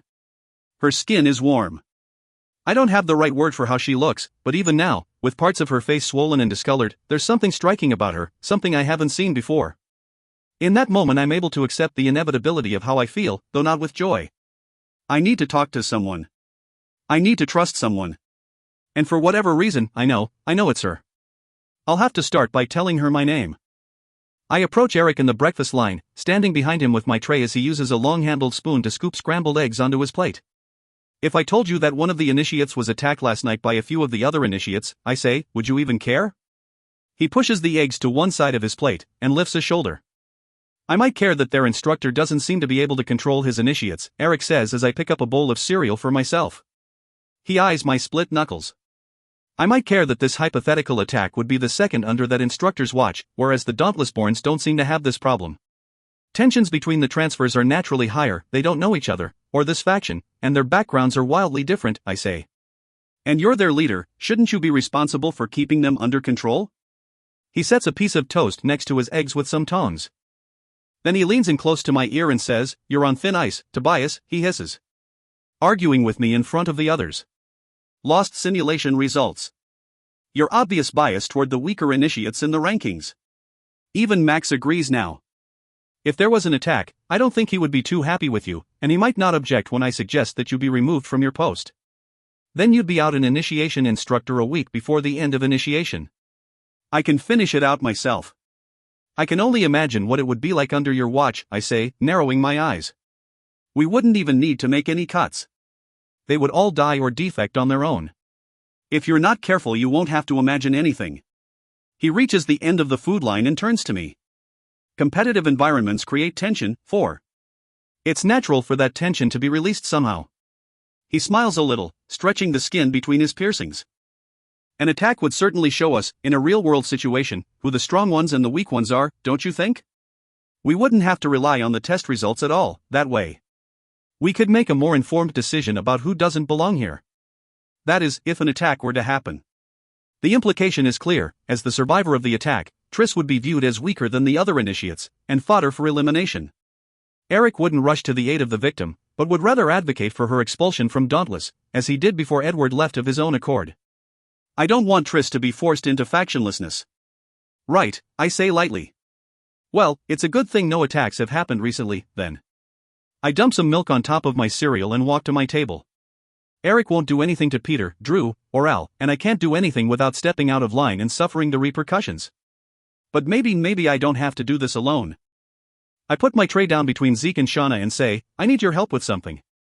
After the fear landscape explanation is over and the initiates are dismissed for lunch, I pull Peter aside into the observation room next to the bear simulation room. It contains rows of chairs, ready for the initiates to sit in as they wait to take their final test. It also contains Zeke and Shauna. We need to have a chat, I say. Zeke lurches toward Peter, slamming him against the concrete wall with alarming force. Peter cracks the back of his head and winces. Hey there, Zeke says, and Shauna moves toward them, spinning a knife on her palm. What is this? Peter says. He doesn't even look a little afraid, even when Shauna catches the blade by the handle and touches the point to his cheek, creating a dimple. Trying to scare me? He sneers. No, I say. Trying to make a point. You're not the only one with friends who are willing to do some harm. I don't think initiation instructors are supposed to threaten initiates, do you? Peter gives me a wide-eyed look, one I might mistake for innocence if I didn't know what he was really like. I'll have to ask Eric, though, just to be sure. I didn't threaten you, I say. I'm not even touching you. And according to the footage of this room that's stored on the control room computers, we're not even in here right now. Zeke grins like he can't help it. That was his idea. I'm the one who's threatening you, Shauna says, almost in a growl. One more violent outburst and I'm going to teach you a lesson about justice. She holds the knife point over his eye and brings it down slowly, pressing the point to his eyelid. Peter freezes, barely moving even to breathe. An eye for an eye. A bruise for a bruise. Eric may not care if you go after your peers, Zeke says, but we do, and there are a lot of dauntless like us. People who don't think you should lay a hand on your fellow faction members. People who listen to gossip and spread it like wildfire.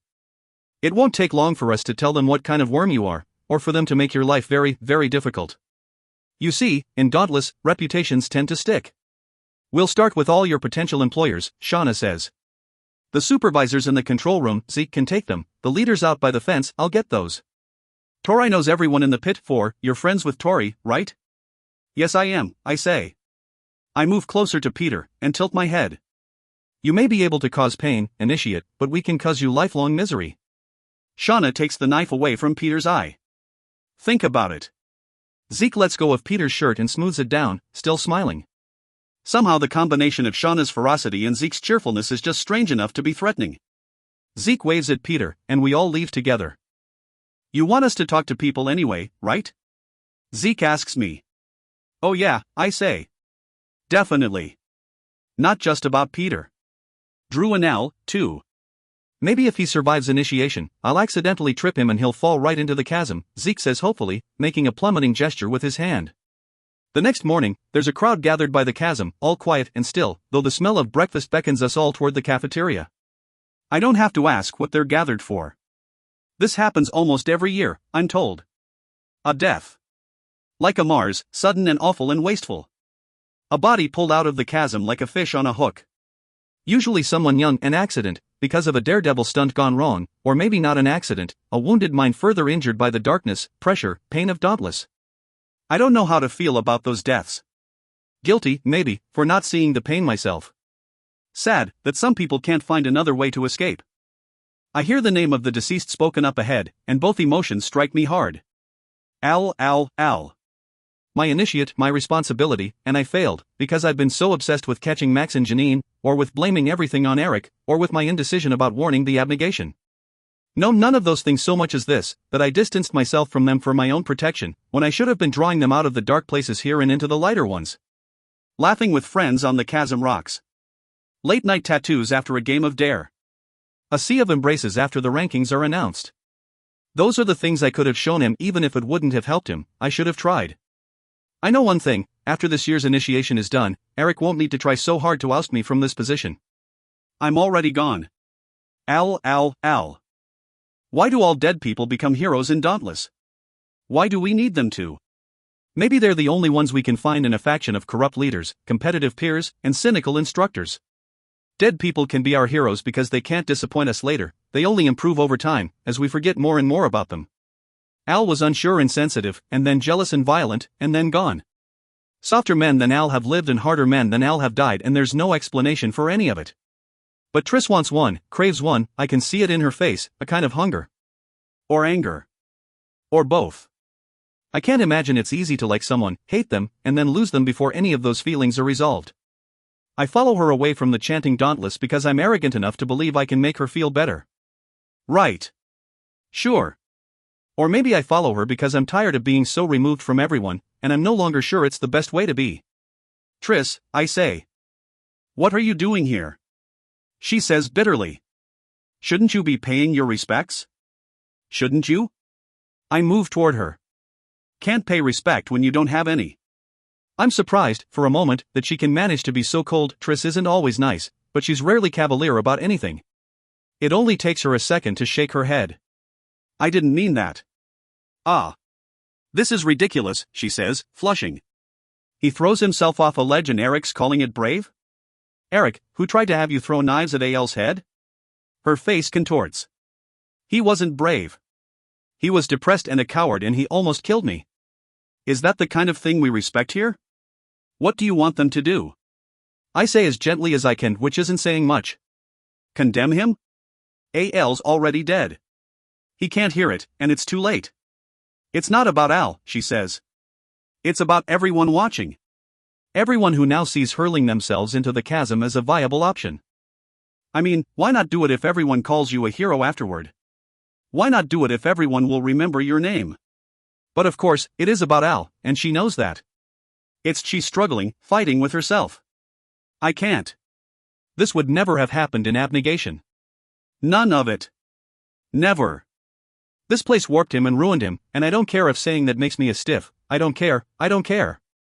My paranoia is so deeply ingrained, I look automatically at the camera buried in the wall above the drinking fountain, disguised by the blue lamp fixed there. The people in the control room can see us, and if we're unlucky, they could choose this moment to hear us, too. I can see it now, Eric calling Tris a faction traitor, Tris' body on the pavement near the railroad tracks. Careful, Tris, I say. Is that all you can say? She frowns at me. That I should be careful? That's it. I understand that my response wasn't exactly what she was expecting, but for someone who just railed against dauntless recklessness, she's definitely acting like one of them. You're as bad as the Candor, you know that? I say. The Candor are always running their mouths, never thinking about the consequences. I pull her away from the drinking fountain, and then I'm close to her face and I can see her dead eyes floating in the water of the underground river, and I can't stand it, not when she was just attacked, and who knows what would have happened if I hadn't heard her scream. I'm not going to say this again, so listen carefully. I put my hands on her shoulders. They are watching you. You, in particular. I remember Eric's eyes on her after the knife throwing. His questions about her deleted simulation data. I claimed water damage. He thought it was interesting that the water damage occurred not 5 minutes after Tris' simulation ended. Interesting. Let go of me, she says. I do, immediately. I don't like hearing her voice that way. Are they watching you, too? Always have been, always will be. I keep trying to help you, but you refuse to be helped. Oh, right. Your help, she says. Stabbing my ear with a knife and taunting me and yelling at me more than you yell at anyone else, it sure is helpful. Taunting you? You mean when I threw the knives? I wasn't taunting you. I shake my head. I was reminding you that if you failed, someone else would have to take your place. To me, at the time, it almost seemed obvious. I thought, since she seemed to understand me better than most people, she might understand that, too. But of course she didn't. She's not a mind reader. Why? She says. Because you're from abnegation, I say. And it's when you're acting selflessly that you are at your bravest. And if I were you, I would do a better job of pretending that selfless impulse is going away, because if the wrong people discover it, well, it won't be good for you. Why? Why do they care about my intentions? Intentions are the only thing they care about. They try to make you think they care about what you do, but they don't. They don't want you to act a certain way, they want you to think a certain way. So you're easy to understand. So you won't pose a threat to them. I put my hand on the wall near her face and lean into it, thinking of the tattoos forming a line on my back. It wasn't getting the tattoos that made me a faction traitor. It was what they meant to me, an escape from the narrow thinking of any one faction, the thinking that slices away at all the different parts of me, paring me down to just one version of myself. I don't understand why they care what I think, as long as I'm acting how they want me to, she says. You're acting how they want you to now, but what happens when your abnegation-wired brain tells you to do something else, something they don't want, Much as I like him, Zeke is the perfect example. Dauntless born, dauntless raised, dauntless chosen. I can count on him to approach everything the same way.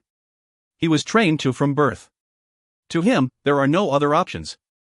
I might not need you to help me. Ever think about that? She says. I want to laugh at the question. Of course she doesn't need me. When was it ever about that? I'm not weak, you know. I can do this on my own. You think my first instinct is to protect you. I shift so I'm a little closer to her. Because you're small, or a girl, or a stiff. But you're wrong. Even closer. I touch her chin, and for a moment I think about closing this gap completely. My first instinct is to push you until you break, just to see how hard I have to press, I say, and it's a strange admission, and a dangerous one. I don't mean her any harm, and never have, and I hope she knows that's not what I mean. But I resist it. Why is that your first instinct? She says. Fear doesn't shut you down, I say. It wakes you up. I've seen it. It's fascinating. Her eyes in every fear simulation, ice and steel and blue flame. The short, slight girl with the wire-taut arms. A walking contradiction. My hand slips over her jaw, touches her neck. Sometimes I just want to see it again. Want to see you awake. Her hands touch my waist, and she pulls herself against me, or pulls me against her, I can't tell which. Her hands move over my back, and I want her, in a way I haven't felt before, not just some kind of mindless physical drive but a real, specific desire. Not for someone, just for her. I touch her back, her hair. It's enough, for now. Should I be crying? She asks, and it takes me a second to realize she's talking about Al again. Good, because if this embrace made her want to cry, I would have to admit to knowing absolutely nothing about romance. Which might be true anyway. Is there something wrong with me? You think I know anything about tears? Mine come without prompting and disappear a few seconds later. If I had forgiven him, do you think he would be alive now? I don't know. I set my hand on her cheek, my fingers stretching back to her ear. She really is small. I don't mind it. I feel like it's my fault, she says. So do I. It isn't your fault. I bring my forehead to hers. Her breaths are warm against my face. I was right, this is better than keeping my distance, this is much better. But I should have. I should have forgiven him. Maybe. Maybe there's more we all could have done, I say, and then I spit out an abnegation platitude without thinking. But we just have to let the guilt remind us to do better next time.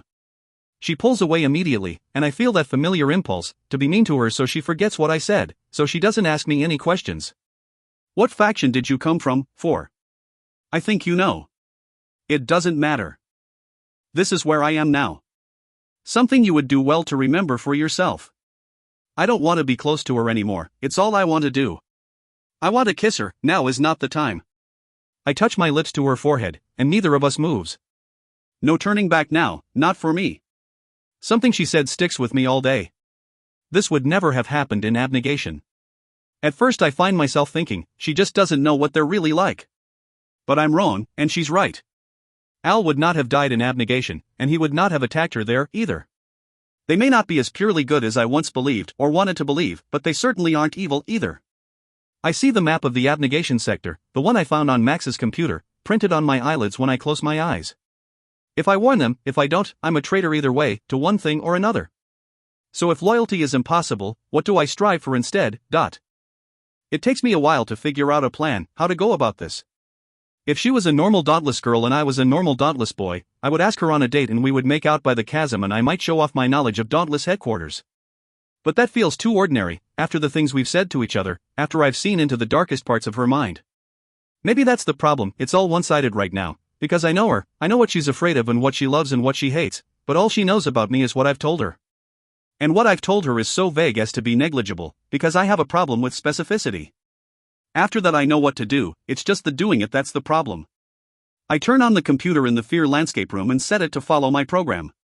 I get 2 syringes of simulation serum from the storeroom, and put them in the little black box I have for this purpose.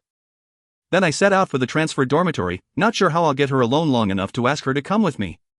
But then I see her with Will and Christina, standing by the railing, and I should call her name and ask her, but I can't do it. Am I crazy, thinking of letting her into my head?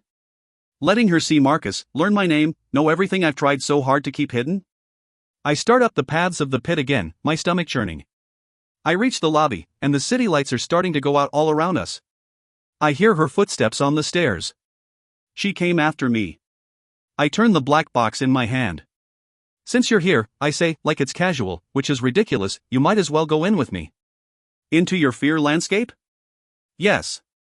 I can do that? The serum connects you to the program, but the program determines whose landscape you go through. And right now, it's set to put us through mine. You would let me see that? I can't quite look at her. Why else do you think I'm going in? My stomach hurts even worse. There are some things I want to show you. I open the box and take out the first syringe. She tilts her head, and I inject the serum, just like we always do during fear simulations. But instead of injecting myself with the other syringe, I offer her the box. This is supposed to be my way of evening things out, after all. I've never done this before, she says. Right here. I touch the place. She shakes a little as she inserts the needle, and the deep ache is familiar, but it no longer bothers me. I've done this too many times. I watch her face. No turning back, no turning back. Time to see what we're both made of. I take her hand, or maybe she takes mine, and we walk into the fear landscape room together. See if you can figure out why they call me Four. The door closes behind us, and the room is black. She moves closer to me and says, "What's your real name?" See if you can figure that out, too. The simulation begins. The room opens up to a wide blue sky, and we are on the roof of the building, surrounded by the city, sparkling in the sun. It's beautiful for just a moment before the wind starts, fierce and powerful, and I put my arm around her because I know she's steadier than I am in this place. I'm having trouble breathing, which is normal for me, here. I find the rush of air suffocating, and the height makes me want to curl into a ball and hide. We have to jump off, right? She says, and I remember that I can't curl into a ball and hide, I have to face this now. I nod. On 3, okay? I nod again. All I have to do is follow her, that's all I have to do. She counts to 3 and drags me behind her as she runs, like she's a sailboat and I'm an anchor, pulling us both down. We fall and I struggle against the sensation with every inch of me, terror shrieking in every nerve, and then I'm on the ground, clutching my chest. She helps me to my feet. I feel stupid, remembering how she scaled that Ferris wheel with no hesitation. What's next? I want to tell her it's not a game, my fears aren't thrilling rides she gets to go on. But she probably doesn't mean it that way. It's...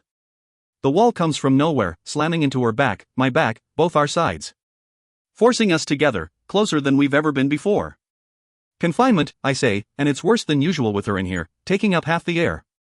I groan a little, hunching over her. I hate it in here. I hate it in here. Hey, she says. It's okay. Here. She pulls my arm around her. I've always thought of her as spare, not an ounce of extra anything on her. But her waist is soft. This is the first time I'm happy I'm so small, she says. Ma'am. She's talking about how to get out. Fear landscape strategy. I am trying to focus on breathing. Then she pulls us both down, to make the box smaller, and turns so her back is against my chest, so I'm completely wrapped around her. This is worse, I say, because with my nervousness about the box and my nervousness about touching her combined, I can't even think straight. This is definitely... Shoo, arms around me. I wrap my arms around her waist, and bury my face in her shoulder. She smells like Dauntless soap, and sweet, like apple. I'm forgetting where I am.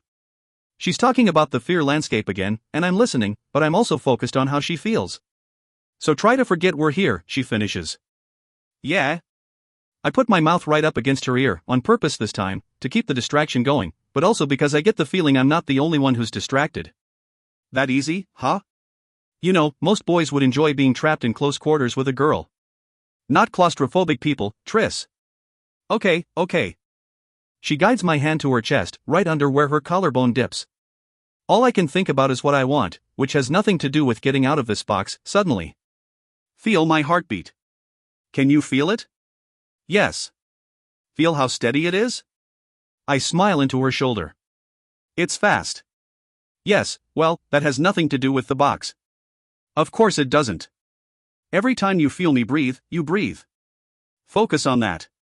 We breathe together, once, twice. Why don't you tell me where this fear comes from? Maybe talking about it will help us somehow. I feel like this fear should have vanished already, but what she's doing is keeping me at a steady level of heightened uneasiness, not taking my fear away completely. I try to focus on where this box comes from. Okay. Okay, just do it, just say something real. This one is from my fantastic childhood. Childhood punishments. the tiny closet upstairs. Shut in the dark to think about what I did. It was better than other punishments, but sometimes I was in there for too long, desperate for fresh air.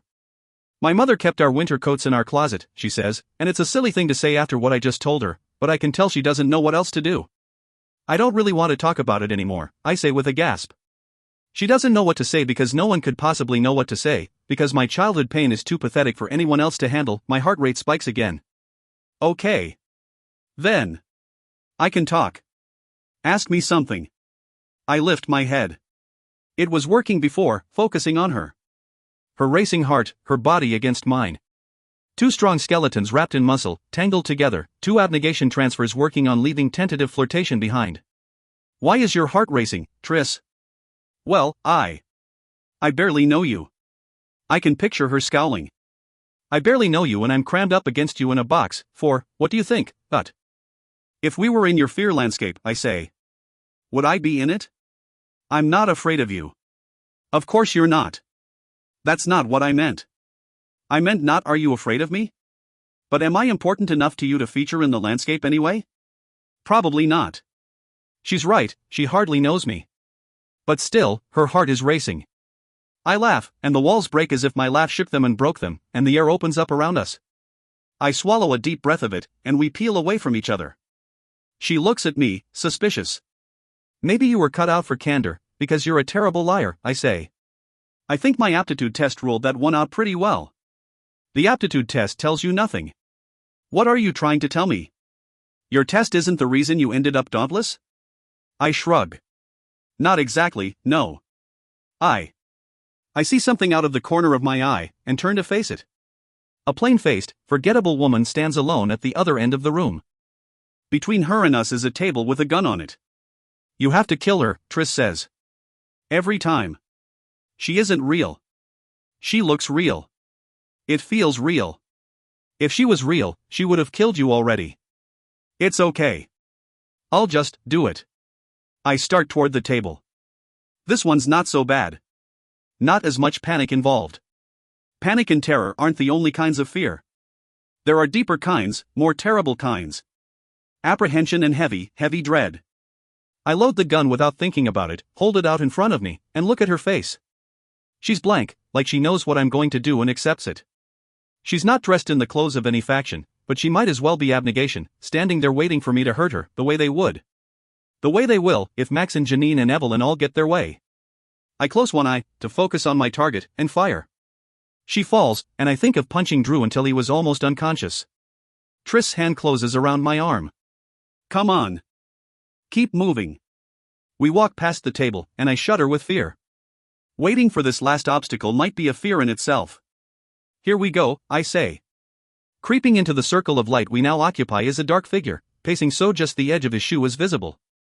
Then he steps toward us, Marcus with his black pit eyes and his gray clothes and his close-cut hair, showing off the contours of his skull. Marcus, she whispers. I watch him. Waiting for the first blow to fall. Here's the part where you figure out my name. She knows, now. She'll know forever, I can't make her forget it if I wanted to. Tobias. It's been so long since someone said my name that way, like it was a revelation and not a threat. Marcus unwinds a belt from his fist. This is for your own good, he says, and I want to scream. He multiplies immediately, surrounding us, the belts dragging on white tile. I curl into myself, hunching my back, waiting. The belt pulls back and I flinch before it hits, but then it doesn't. Tris stands in front of me, her arm up, tense from head to toe. She grits her teeth as the belt wraps around her arm, and then she pulls it free, and lashes out. The movement is so powerful I'm amazed by how strong it looks, by how hard the belt slaps Marcus's skin. He lunges at Tris, and I step in front of her. I'm ready this time, ready to fight back. But the moment never comes. The lights lift and the fear landscape is over. That's it? She says as I watch the place where Marcus stood. Those were your worst fears? Why do you only have 4? Oh. She looks at me. That's why they call you. I was afraid that if she knew about Marcus, she would look at me with pity, and she would make me feel weak, and small, and empty. But she saw Marcus and she looked at him, with anger and without fear. She made me feel, not weak, but powerful. Strong enough to fight back. I tug her toward me by her elbow, and kiss her cheek, slowly, letting her skin burn into mine. I hold her tightly, slouching into her. Hey. She sighs. We got through it. I put my fingers through her hair. You got me through it, I say. I take her to the rocks that Zeke, Shauna, and I go to sometimes, late at night. Triss and I sit on a flat stone suspended over the water, and the spray soaks my shoes, but it's not so cold that I mind. Like all initiates, she's too focused on the aptitude test, and I'm struggling with talking to her about it. I thought that when I spilled one secret, the rest would come tumbling after, but openness is a habit you form over time, and not a switch you flip whenever you want to, I'm finding. These are things I don't tell people, you know. Not even my friends. I watch the dark, murky water and the things it carries, pieces of trash, discarded clothing, floating bottles like small boats setting out on a journey. My result was as expected. Abnegation. Oh. She frowns. But you chose Dauntless anyway? Out of necessity. Why did you have to leave? I look away, not sure I can give voice to my reasons, because admitting them makes me a faction traitor, makes me feel like a coward. You had to get away from your dad, she says. Is that why you don't want to be a Dauntless leader? Because if you were, you might have to see him again? I shrug. That, and I've always felt that I don't quite belong among the Dauntless. Not the way they are now, anyway. It's not quite the truth. I'm not sure this is the moment to tell her what I know about Max and Janine and the attack. Selfishly, I want to keep this moment to myself, just for a little while. But, you're incredible, she says. I raise my eyebrows at her. She seems embarrassed. I mean, by Dauntless standards. 4 fears is unheard of. How could you not belong here? I shrug again. The more time goes by, the stranger I find it that my fear landscape isn't riddled with fears like everyone else's. A lot of things make me nervous, anxious, uncomfortable, but when confronted with those things, I can act. I'm never paralyzed. My 4 fears, if I'm not careful, will paralyze me. That's the only difference. I have a theory that selflessness and bravery aren't all that different. I look up at the pit, rising high above us. From here I can see just a small slice of night sky. All your life you've been training to forget yourself, so when you're in danger, it becomes your first instinct. I could belong in abnegation just as easily. Yeah, well. I left abnegation because I wasn't selfless enough, no matter how hard I tried to be. That's not entirely true, I say with a smile. That girl who let someone throw knives at her to spare a friend, who hit my dad with a belt to protect me, that selfless girl, that's not you, but. In this light, she looks like she comes from another world, her eyes rendered so pale they almost seem to glow in the dark. You've been paying close attention, haven't you? She asks, like she just read my mind. But she's not talking about me looking at her face. I like to observe people, I say slyly. Maybe you were cut out for candor, because you're a terrible liar. I set my hand down next to hers and lean closer. Fine. Her long, narrow nose is no longer swollen from the attack, and neither is her mouth. She has a nice mouth. I watched you because I like you. And don't call me okay? It's nice to hear my name again. She looks momentarily bewildered. But you're older than I am. Tobias. It sounds so good when she says it.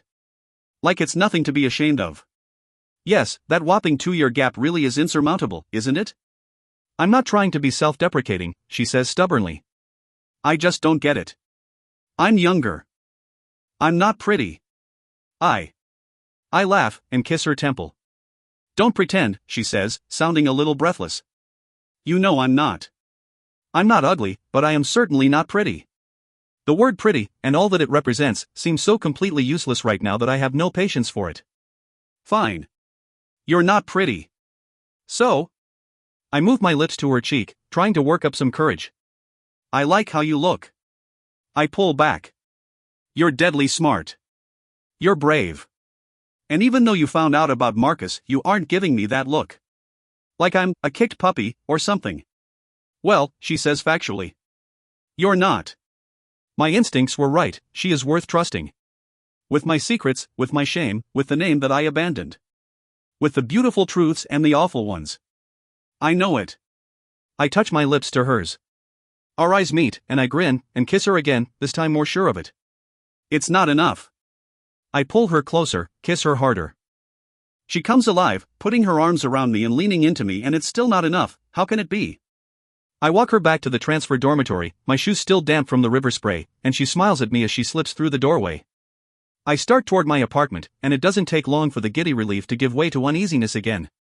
Somewhere between watching that belt curl around her arm in my fear landscape and telling her that selflessness and bravery were often the same thing, I made a decision. I turn at the next corner, not toward my apartment but toward a stairway that leads outside, right next to Max's place. I slow down when I pass his door, afraid that my footsteps will be loud enough to rouse him. Irrational. My heart pounds when I reach the top of the stairs. A train is just passing, its silver side catching moonlight. I walk beneath the tracks and set out toward the abnegation sector. Triss came from abnegation, part of her innate power comes from them, whenever she's called upon to defend people who are weaker than she is. And I can't stand to think of the men and women who are like her falling to dauntless erudite weapons. They may have lied to me, and maybe I failed them when I chose dauntless, and maybe I'm failing dauntless now, but I don't have to fail myself. And I, no matter what faction I'm in, know the right thing to do. The abnegation sector is so clean, not a scrap of trash on the streets, sidewalks, or lawns. The identical gray buildings are worn in places from where selfless people have refused to mend them when the factionless sector so badly needs the materials, but neat and unremarkable. The streets here could easily be a maze, but I haven't been gone long enough to forget the way to Marcus's house. Strange, how quickly it became his house instead of mine, in my mind. Maybe I don't have to tell him, I could tell another abnegation leader, but he's the most influential one, and there's still a part of him that's my father, that tried to protect me because I'm divergent. I try to remember the swell of power I felt in my fear landscape, when Trish showed me he was just a man, not a monster, and that I could face him. But she's not here with me now, and I feel flimsy, like I'm made of paper. I walk up the path to the house, and my legs are rigid, like they don't have joints. I don't knock, I don't want to wake anyone else. I reach under the doormat for the spare key and unlock the front door. It's late, but the light is still on in the kitchen. By the time I walk through the door, he's already standing where I can see him. Behind him, the kitchen table is covered with papers. He's not wearing his shoes, they're on the living room carpet, their laces undone, and his eyes are just as shadowed as they are in my nightmares about him. What are you doing here? He looks me up and down. I wonder what he's looking at until I remember that I'm wearing dauntless black, heavy boots and a jacket, tattoo ink on my neck. He comes a little closer, and I notice that I'm as tall as he is, and stronger than I ever have been. He could never overpower me now. You're no longer welcome in this house, he says. I stand up straighter, and not because he hates bad posture. I don't care, I say, and his eyebrows pop up like I just surprised him. Maybe I did. I came to warn you, I say. I found something. Attack plans. Max and Janine are going to attack abnegation. I don't know when, or how. He watches me for a second, in a way that makes me feel like I'm being measured, and then his expression shifts into a sneer. Max and Janine are going to attack, he says. Just the two of them, armed with some simulation syringes? His eyes narrow. Did Max send you here? Have you become his dauntless lackey? What, does he want to scare me? When I thought about warning the abnegation, I was sure the hardest part would be getting myself through this door. It never occurred to me that he wouldn't believe me. Don't be stupid, I say. I would never have said that to him when I lived in this house, but 2 years of intentionally adopting dauntless speech patterns make it come out of my mouth naturally. If you're suspicious of Max, it's for a reason, and I'm telling you it's a good one. You're right to be suspicious. You're in danger, you all are. You dare to come to my house after you betrayed your faction, he says, his voice low, after you betrayed your family, and insult me? He shakes his head. I refuse to be intimidated into doing what Max and Janine want, and certainly not by my son. You know what? I say. Forget it. I should have gone to someone else, . I turn toward the door, and he says, don't walk away from me. His hand closes around my arm, tightly. I stare at it, for a second feeling dizzy, like I'm outside of my own body, already separating myself from the moment so I can survive it. You can fight him, I think, as I remember Triss drawing back the belt in my fear landscape to strike him. I pull my arm free, and I'm too strong for him to hold on to. But I can only muster the strength to walk away, and he doesn't dare shout after me, not when the neighbors could hear. My hands shake a little bit, so I put them in my pockets. I don't hear the front door shut behind me, so I know he's watching me go. It wasn't the triumphant return I pictured. I feel guilty when I pass through the doorway to the pier, like there are dauntless eyes all over me, judging me for what I just did. I went against the dauntless leaders, and for what? For a man I hate, who didn't even believe me. It doesn't feel like it was worth it, worth being called a faction traitor. I look through the glass floor to the chasm far beneath me, the water calm and dark, too far away to reflect any moonlight. A few hours ago I was standing right here, about to show a girl I hardly knew all the secrets I've fought so hard to protect. She was equal to my trust, even if Marcus wasn't. She, and her mother, and the rest of the faction she believes in, are still worth protecting. So that's what I'm going to do. Copyright Catherine Tejan Books is an imprint of HarperCollins Publishers. 4. The Traitor, A Divergent Story. Copyright 2014 by Veronica Roth.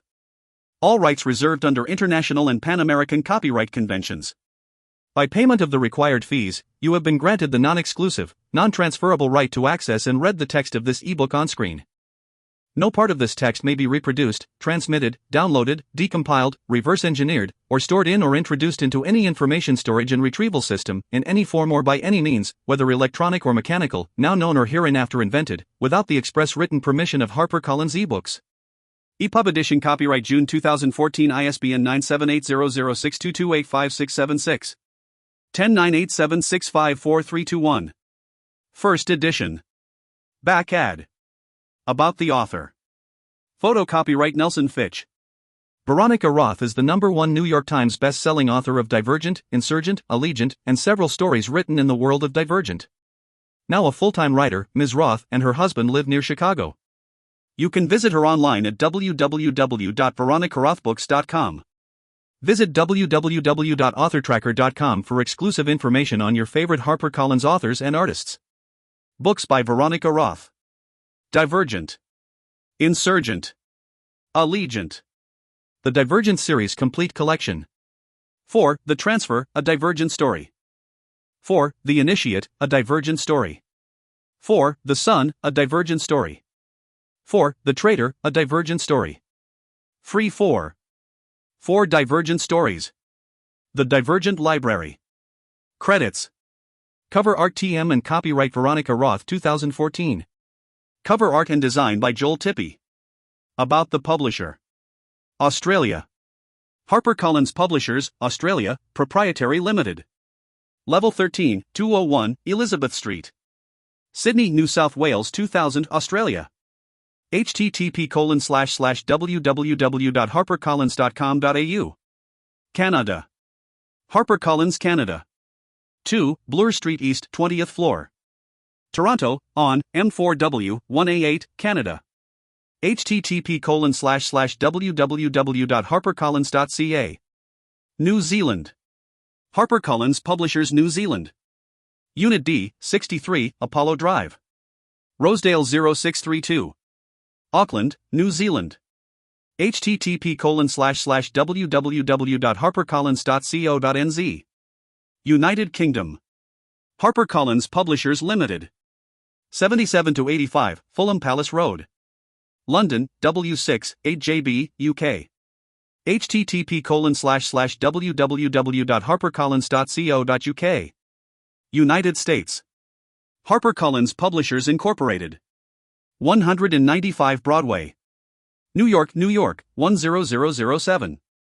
http://www.harpercollins.com.